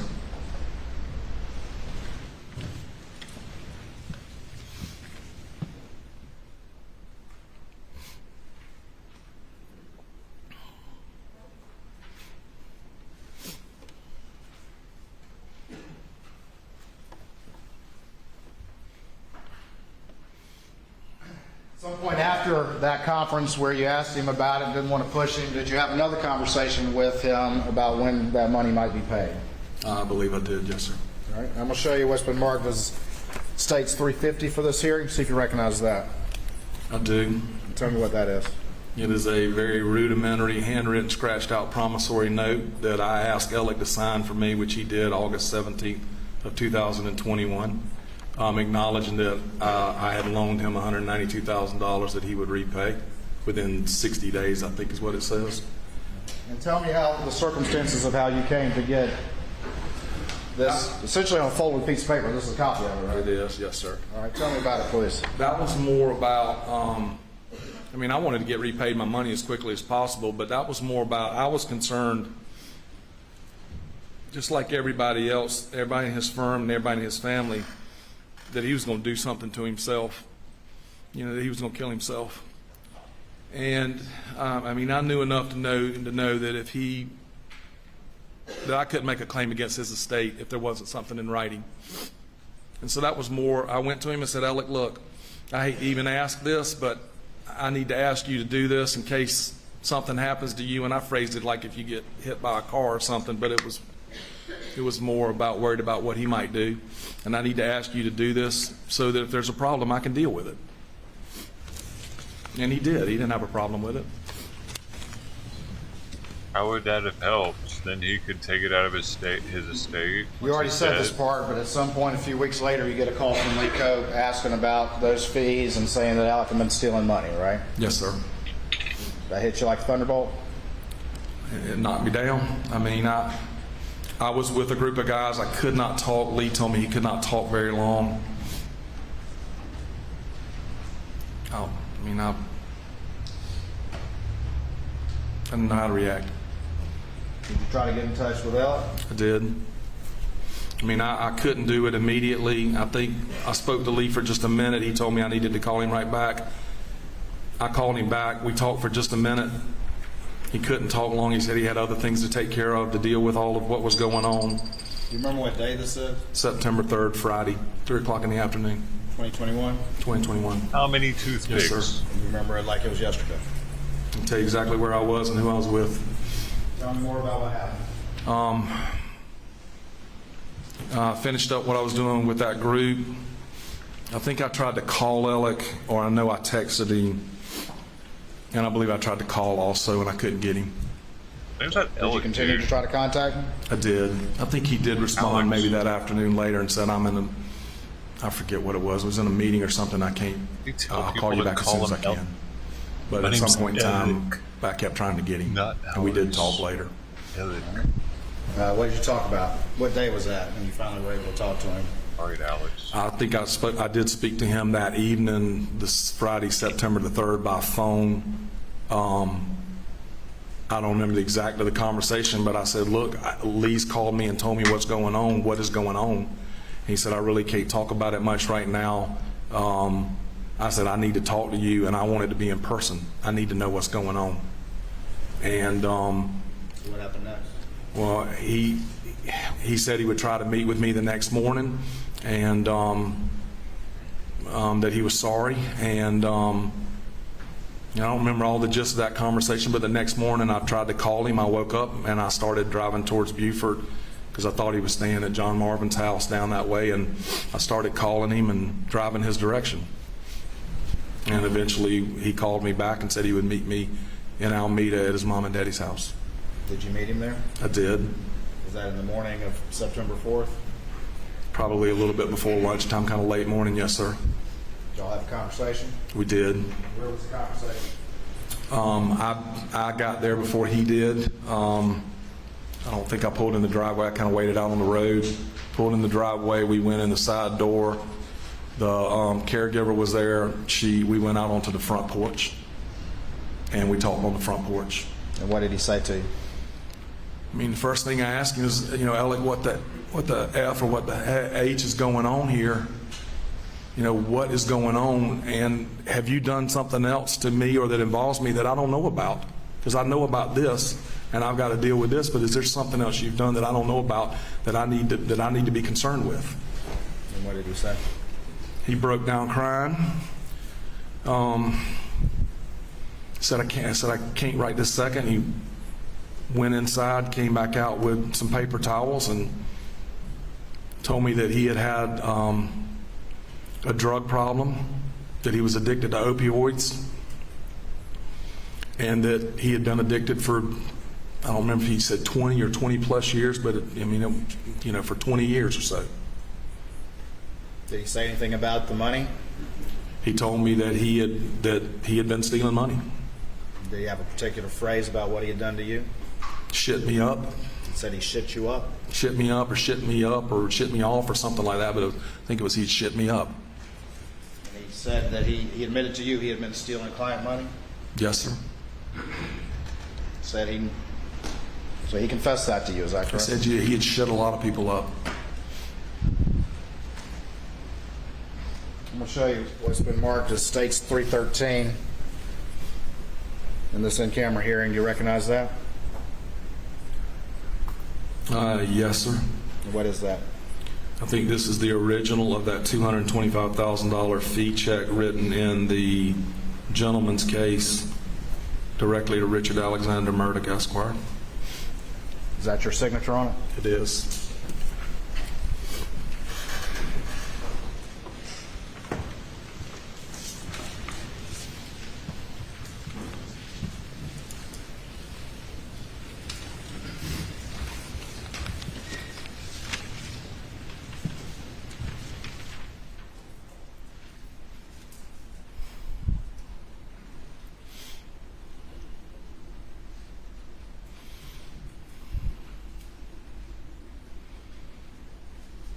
How did that conversation end?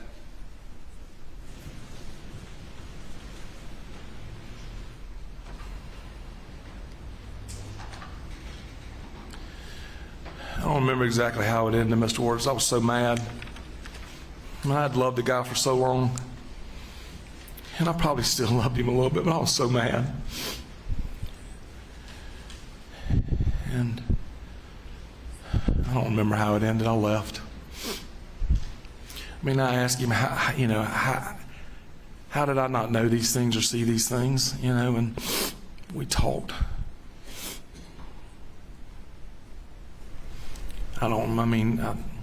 He was concerned about me getting my $192,000 back.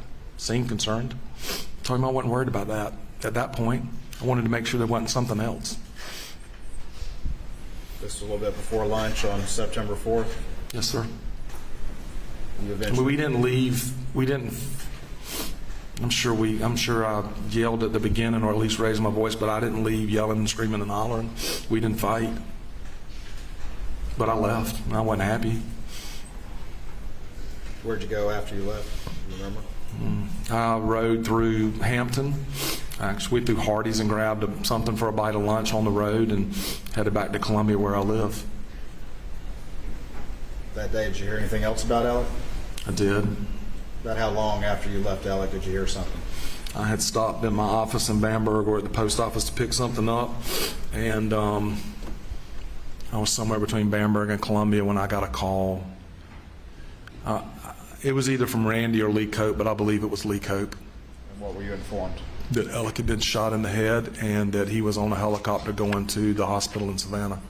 And I think it was Savannah Hospital, but they said the hospital, but I believe they said Savannah Hospital. What'd you do in response to that information? What the devil's going on? I thought he'd tried to kill himself. I didn't think he was suicidal when I left, but when I heard that, I thought he'd tried to kill himself. Did you go to the scene, or did you return back home? I went back home. Did you try to reach out to Alec after that? I did not. I talked to his brother Randy, I think some that same day and some on the next day. But by that time, frankly, all this had, for lack of a better term, blown up to where I didn't think I'd be able to talk to Alec. And I don't know that I wanted to. Have you had a conversation with him since? I have not spoken to him since that morning at Alameda. Have you had any other communication with him? He's texted me once or twice, to which I've responded something very generic, like I'm thinking about your family. And I think he may have written a letter, some short letter that, frankly, I turned over to my lawyers. I'm going to show you what's been marked as States 351. See if you recognize that. I do. And what is that? This is one of the texts that I received from Alec and my response. Is that a number you previously had recognized being Alex? I don't know if I'd ever seen that number before, but it's not the normal cell phone number that I would have used to contact him or he to contact me. I mean, there was sometimes he'd tell me he was calling me from the phone in his car. Sometimes it would be a number I didn't recognize.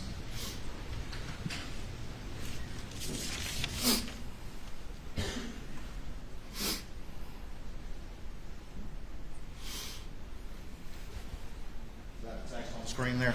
Yes, sir. Does it say, "So sorry for all the havoc I created for you. I'd do anything to make it right"? Yes, sir.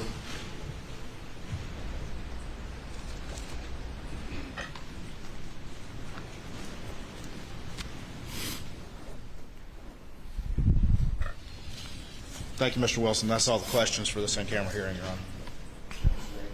By the defense. We have no questions, Your Honor. All right, Mr. Wilson. Take care. Thank you.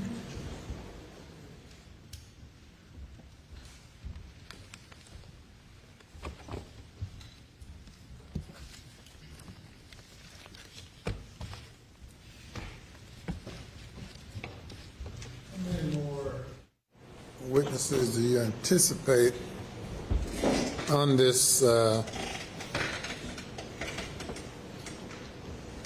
matter? There's a lot of moving parts, Your Honor. I do have a law firm witness that I would like to call on this particular matter, one of the partners. We have the Satterfield matter. There is a confession of judgment, but we can present testimony on that as well.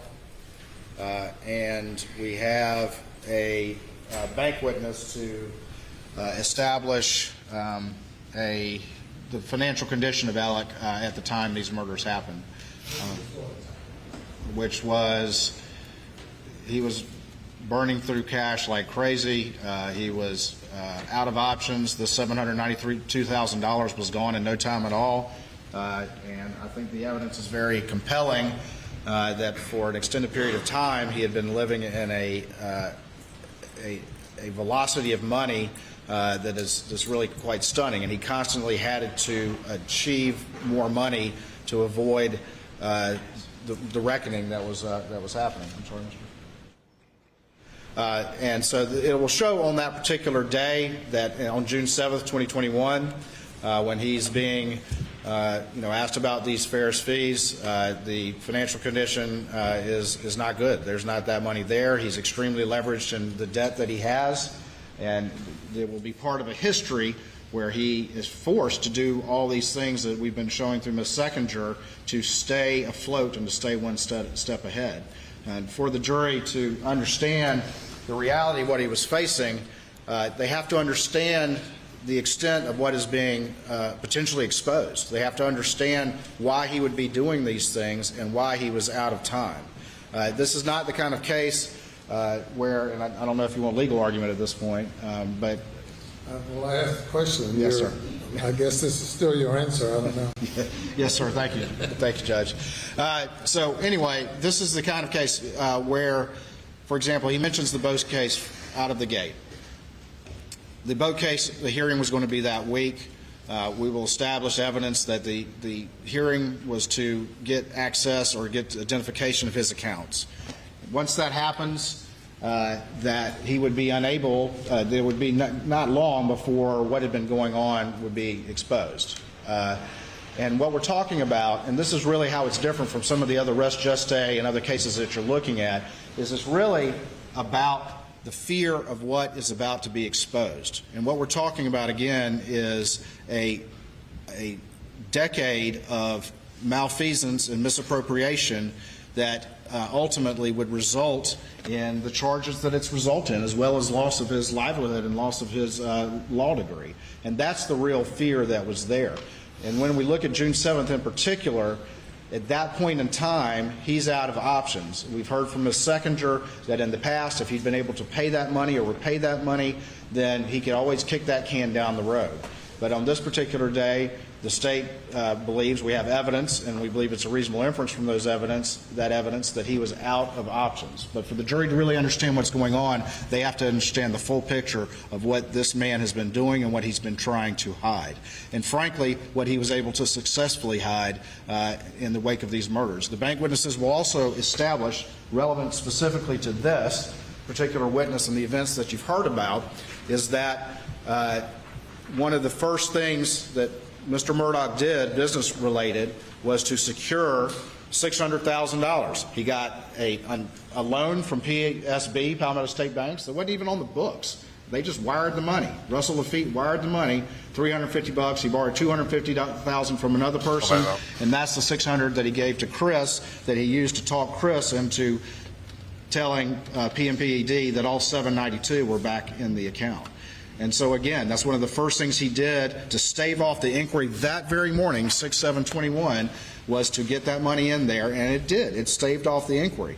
The fact that Ms. Seckinger, there had been a number of things that had been occurring over a while, ultimately turned her attention back to Alec. It doesn't change the fact that it did effectively delay that time period and delay the ultimate detection of that. And he was able to put that money in, much as he was able to do when he stole $125,000 from his brother, or he used the firm credit card, or what we see throughout this, throughout the extent of his financial matters. So the bank witness ultimately will establish two things. Number one, his financial condition at the time, and number two, his efforts in the wake of the murders to secure that additional money so that he could get enough back to Chris Wilson to talk him into telling the law firm that there was nothing to see here, that everything was okay. And frankly, it worked until two things happened.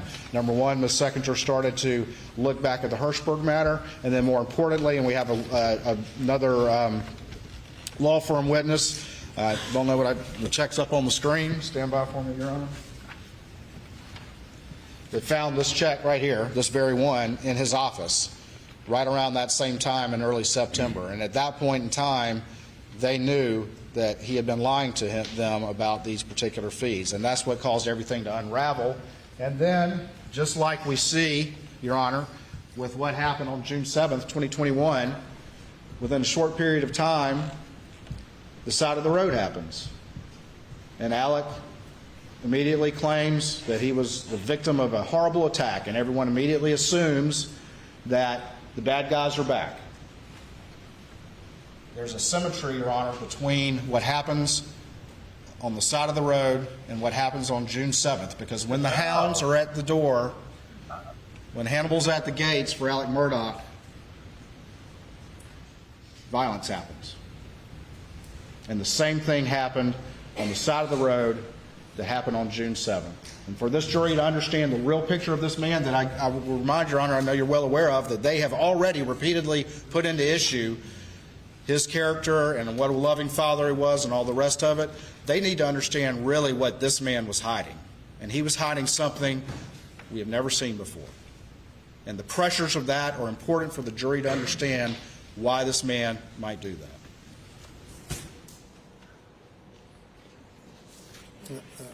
Mr. Griffin, any comments you'd like to make?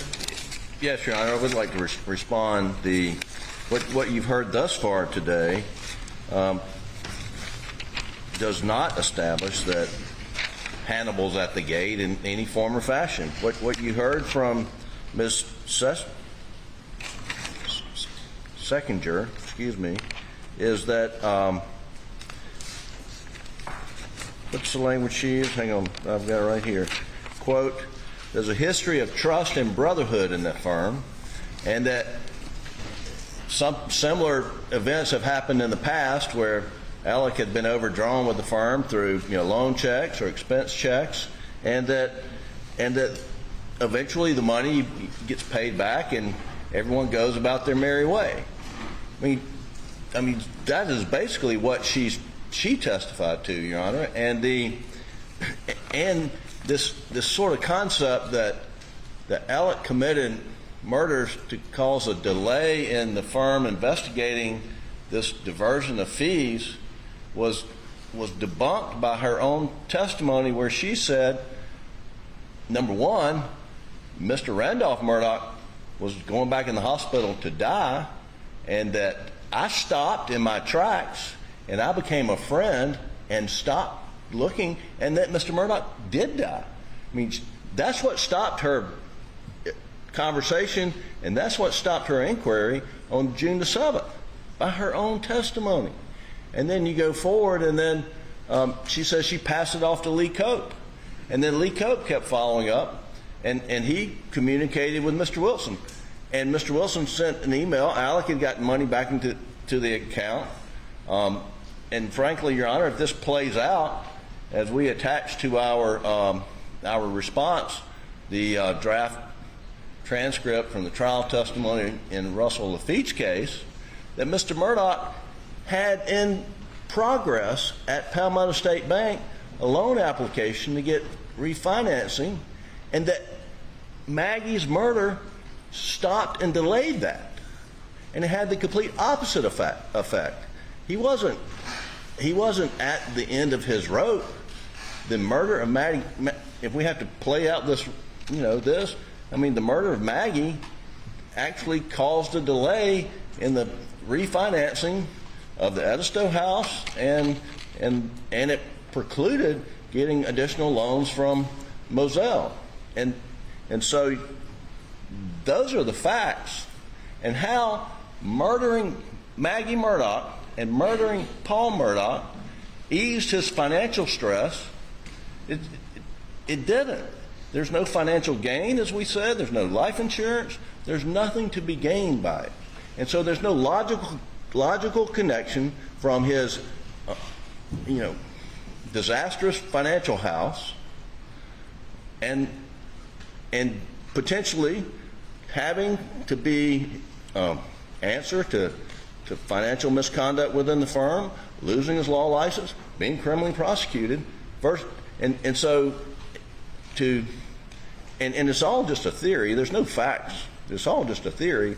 But the theory is the best way out is for him to murder his wife and son and put himself bullseye in that circle that you heard about in the testimony of this case, and that he is the prime suspect number one because he's the father, he's the husband, he finds the bodies, they show up and he's holding a shotgun, and he does that to get out from under scrutiny of a $700,000 diversion of fees with a history of trust and brotherhood in that law firm.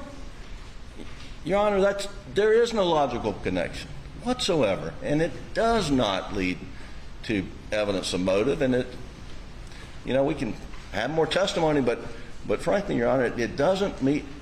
And then if we go into 403 and unfair prejudice, you heard a lot of unfair prejudice here, but the undue delay, confusion of the issues to the jury, they've got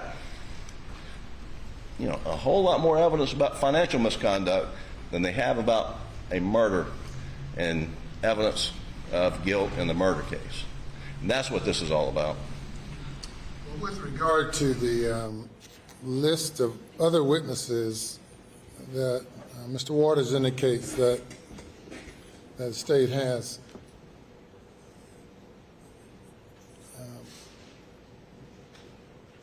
for purposes of the court being able to do an analysis as to whether there's clear and convincing evidence, you have indicated with regard to some of the witnesses, some of the files, you do not or did not contest them. But if you have a few employees from the law firm, including Lee Cope, Mr. Murdaugh's secretary or administrative assistant, excluding someone from the bank. Who's the other person you mentioned? Well, we have also the Satterfield, which of course we have a confession of judgment. For purposes of this hearing, that might be sufficient for the court's analysis, although the circumstances I think are very relevant. And then with the boat case, the one thing I want to add, and that would be Mark Tinsley in the boat case, is to understand the context of the boat case and understand how this all relates to everything. Is not only was the discovery there, being sought by Mr. Tinsley, but there will be testimony. And again, this is all in transcripts, which they have. And I don't know. I've talked with the defense about, obviously they don't have to concede and they'll be able to cross and all the rest of it. But it is in transcripts. They've had a chance to review it, whether or not that's sufficient, at least for an in-camera determination. But one of the things that Mark Tinsley will say was the very aggressive posture which they were taking in the boat case, which meant that Alex Murdaugh was not a defendant of convenience, that the goal of the litigation, at least as it related to him, was a personal recovery. And that is why he was proceeding so aggressively in that particular case. Mark Tinsley will also say that and we'll talk about how that litigation was going, but we'll also say that after the crimes of June 7th, 2021, that landscape completely changed. This was an extremely significant liability, and the testimony will be that that aggressive posture, seeking a personal recovery from Alex Murdaugh, actually of $10 million, that they weren't coming off that, and that was the manner in which that litigation was going. Once the murders happened, that was done, and Mr. Tinsley will testify to that, at least the posture that they were taking.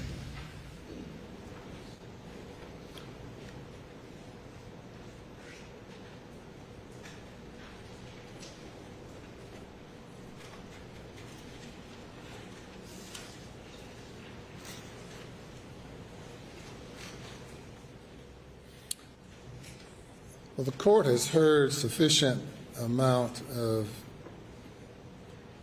received sufficient amount of evidence to make a determination regarding clear and convincing evidence involving the law firm, and I do not need to hear from Mr. Cope or the other witness, what's her name?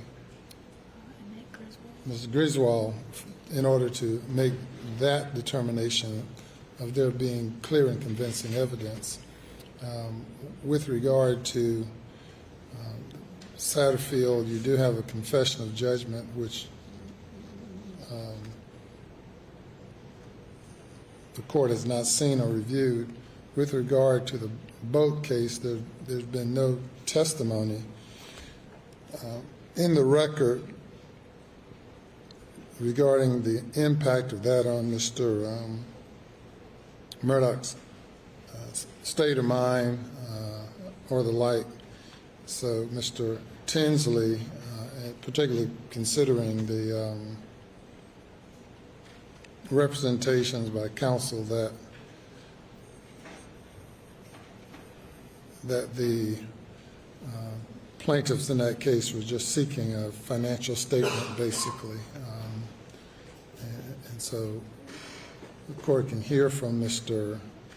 Tinsley, review the confession of judgment, then hear arguments from the parties once again regarding the admissibility of all of this as relates to these other bad acts, and also the limitation on this, if any. Yes, sir. Two matters right now. I do have the confession of judgment, which I can mark, as well as the disbarment. I don't believe the rules require a full-blown trial on these matters for the court to make a determination of clear and convincing evidence. I do have two issues. It would be, of course, we have the bank witnesses to establish that financial condition, and there's that. The bank witnesses also included. I overlooked mentioning the bank witness. I do have a pride, and that we can definitely do that in the morning. I do have a problem, unfortunately, that Mr. Tinsley is not available in the morning, but can be here first thing Monday morning, Your Honor. But we can handle the bank witnesses in the morning. All right. And again, we do have a transcript. Is the transcript? It's your case. Yes, sir. Your Honor, we have filed a separate motion with the court on the admissibility of essentially Mr. Tinsley's testimony for any consideration by the court, because he's giving, a legal opinion.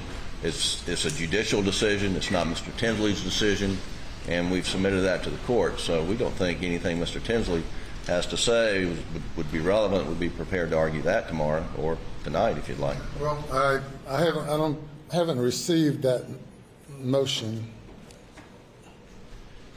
Here's a clocked-in copy. When was it clocked in? January 24th, 2023. January 24th. Last Tuesday? When was that? Last Tuesday? Seems like yesterday. That was last week. Okay.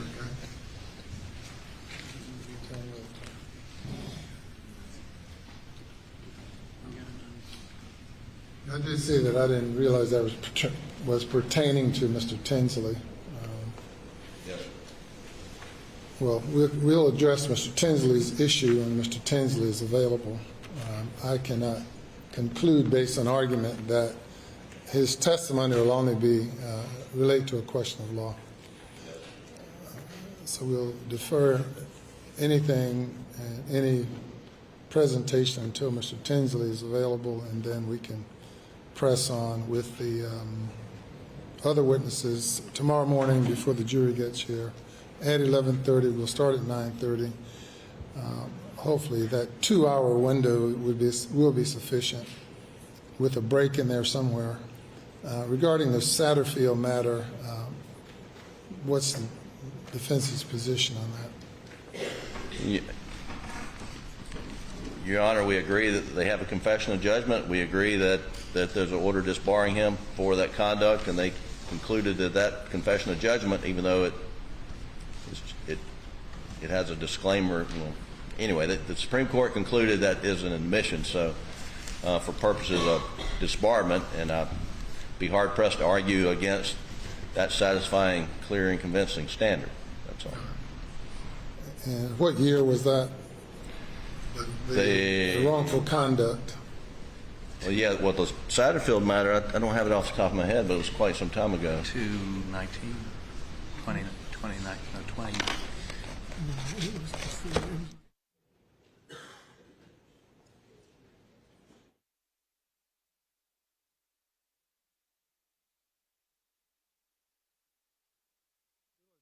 Satterfield issue separately. Aside from the court determining just the issues in general regarding whether or not this testimony should be admitted on motive, identity, common scheme, race geste, there's a separate issue regarding remoteness. And of course, I know the state believes that this is a thread that's woven through all of one thing to the other that culminates in the conduct on June 7th. We'll hear arguments on that later. Your Honor, not to belabor the point, the additional ground would be consciousness of guilt, which is a basis for admissibility. And again, that's kind of what we're talking about. I mean, that goes under 404, but the case law is long. The consciousness of guilt is fear of detection is a basis for it. You submitted something on that? I'll get you some additional cases on that, Your Honor. We'll have that for you by tomorrow. All right. Not sure what act he is going under the consciousness of guilt prong to the extent it exists. I don't know what he's talking about. I don't know either. We'll see. Well, again, he's trying to avoid facing life without parole and the loss of his livelihood. And for the jury to understand that, it's more than just $792,000. It's this entire time period. And that is really the issue, is avoiding that detection. Okay, well, we've done enough on this day. We'll resume at 9:30.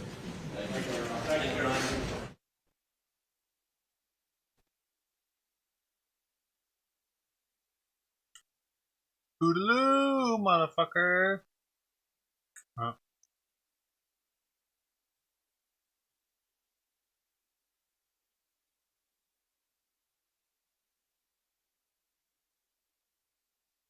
Oh, I mean MRE apples.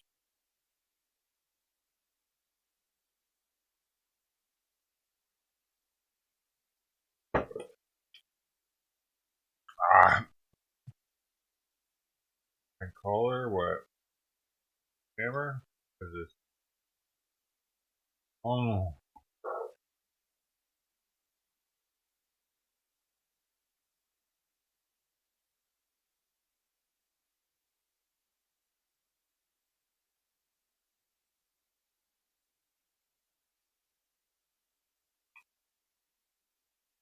That was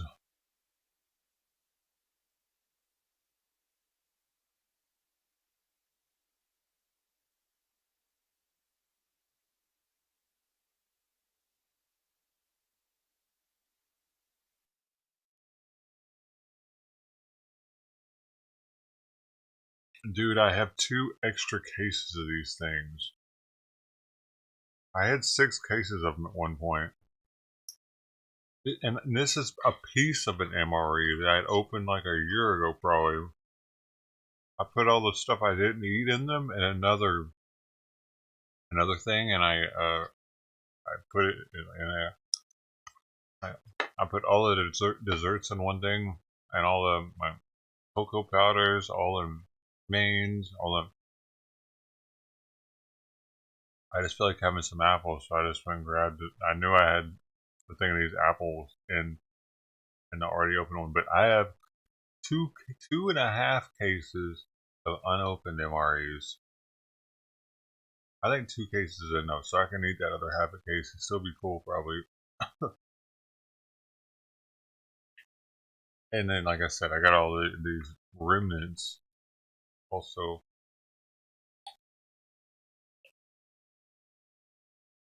Sometimes I'll grab for a snack.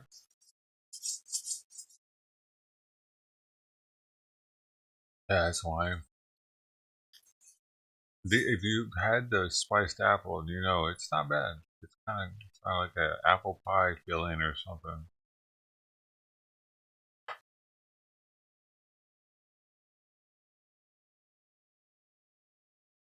Hey, hey. Hey. I used to kick it with them for a while, and he's like, yeah, I'm a lawyer. He's not a lawyer anymore, is he? They just borrow him?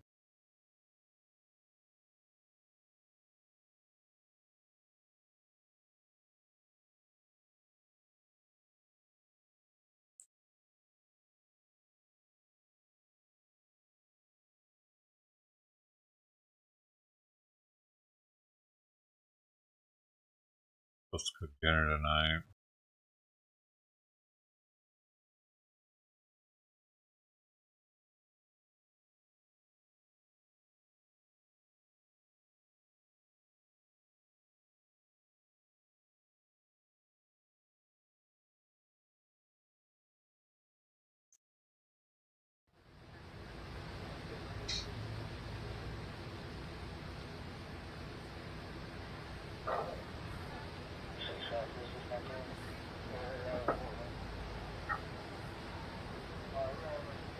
Must have been a scammer.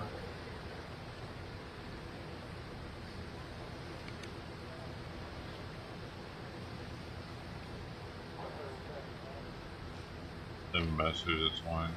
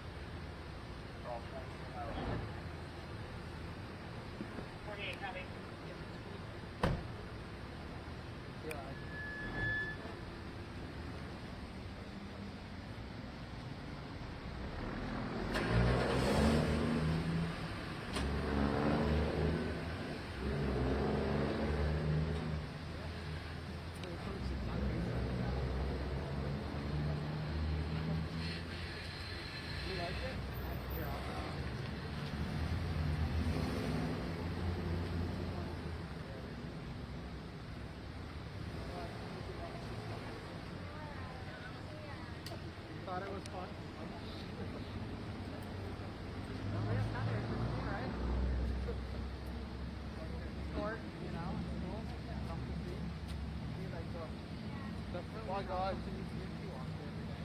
No. I mean, except maybe when Daryl Brooks is in town. But other than that.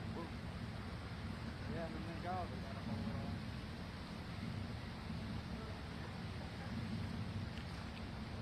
They're crazy. Is that pretty set up? I guess I'll check.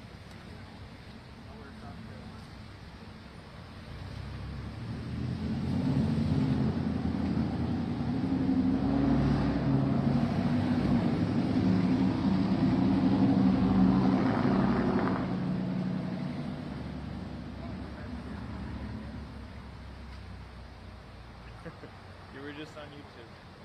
Oh, we were chatting. No, you just walked in front of the camera.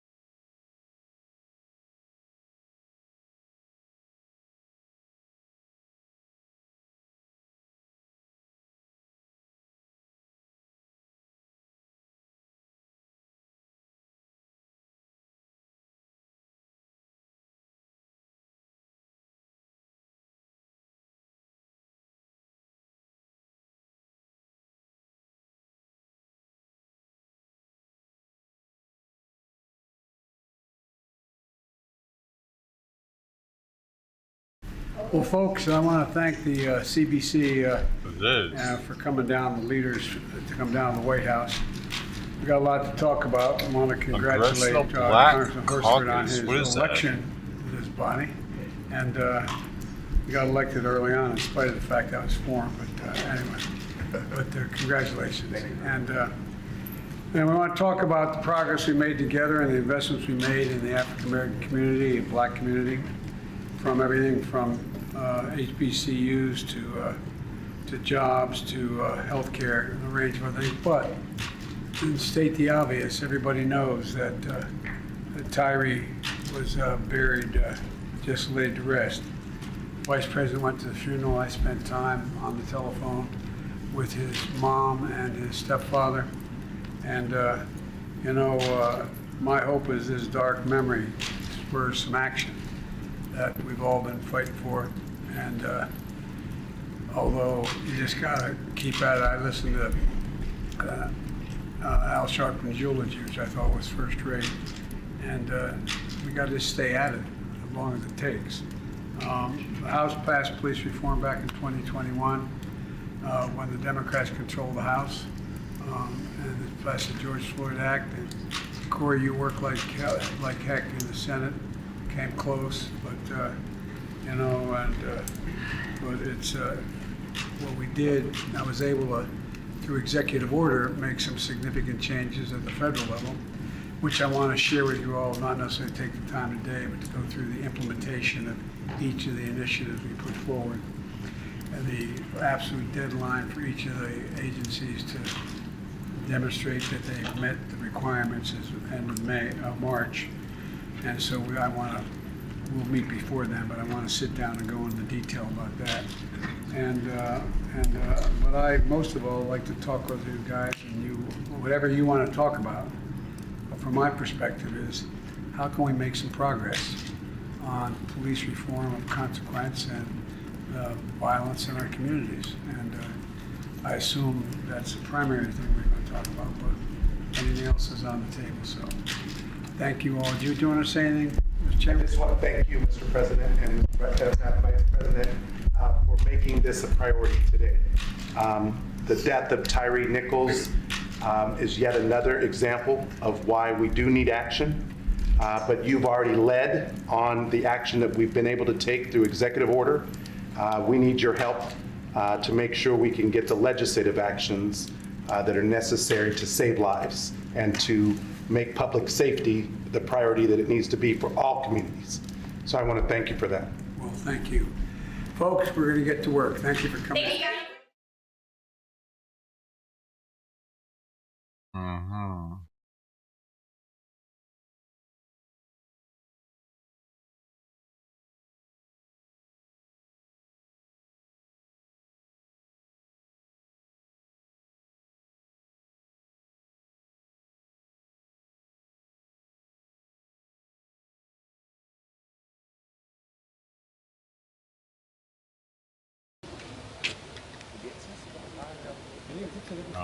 Several people struck by a train in Germany.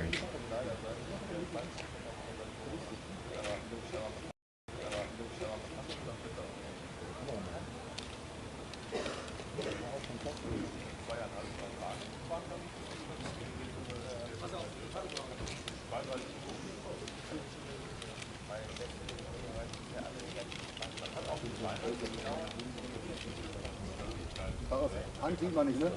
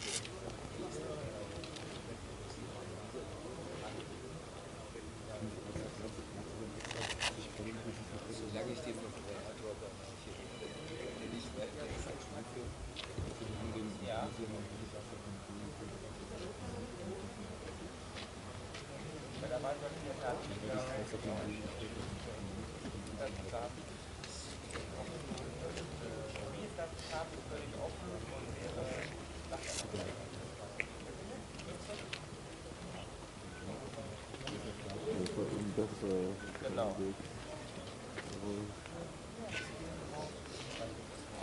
Ja, genau. Ich habe ein Bild, da war so oben auf der Polizei, der andere hat den quasi so angerauscht.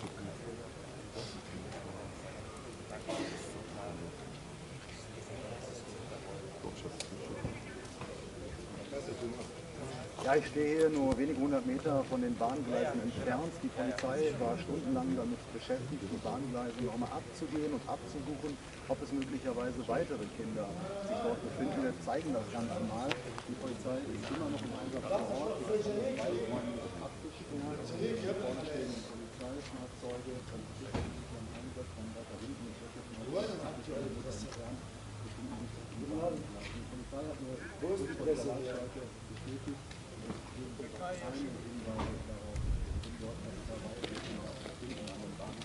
Das ist wohl nicht der Fall. Das NRW-Innenministerium bestätigt hat, haben wir gerade auch gehört, ein Kind ist gestorben, eines ist schwer verletzt.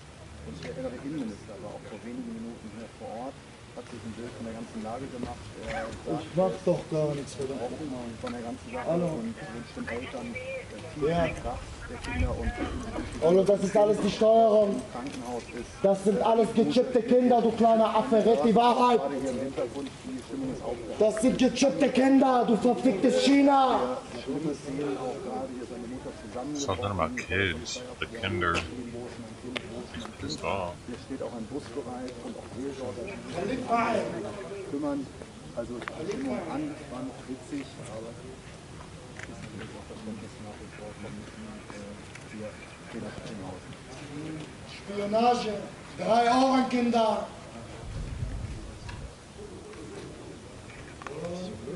Ganz schwer Nichts der Fall ist. Gerne. Okay, danke. Mama. 4. Genau, ich bin da vor Ort, ja.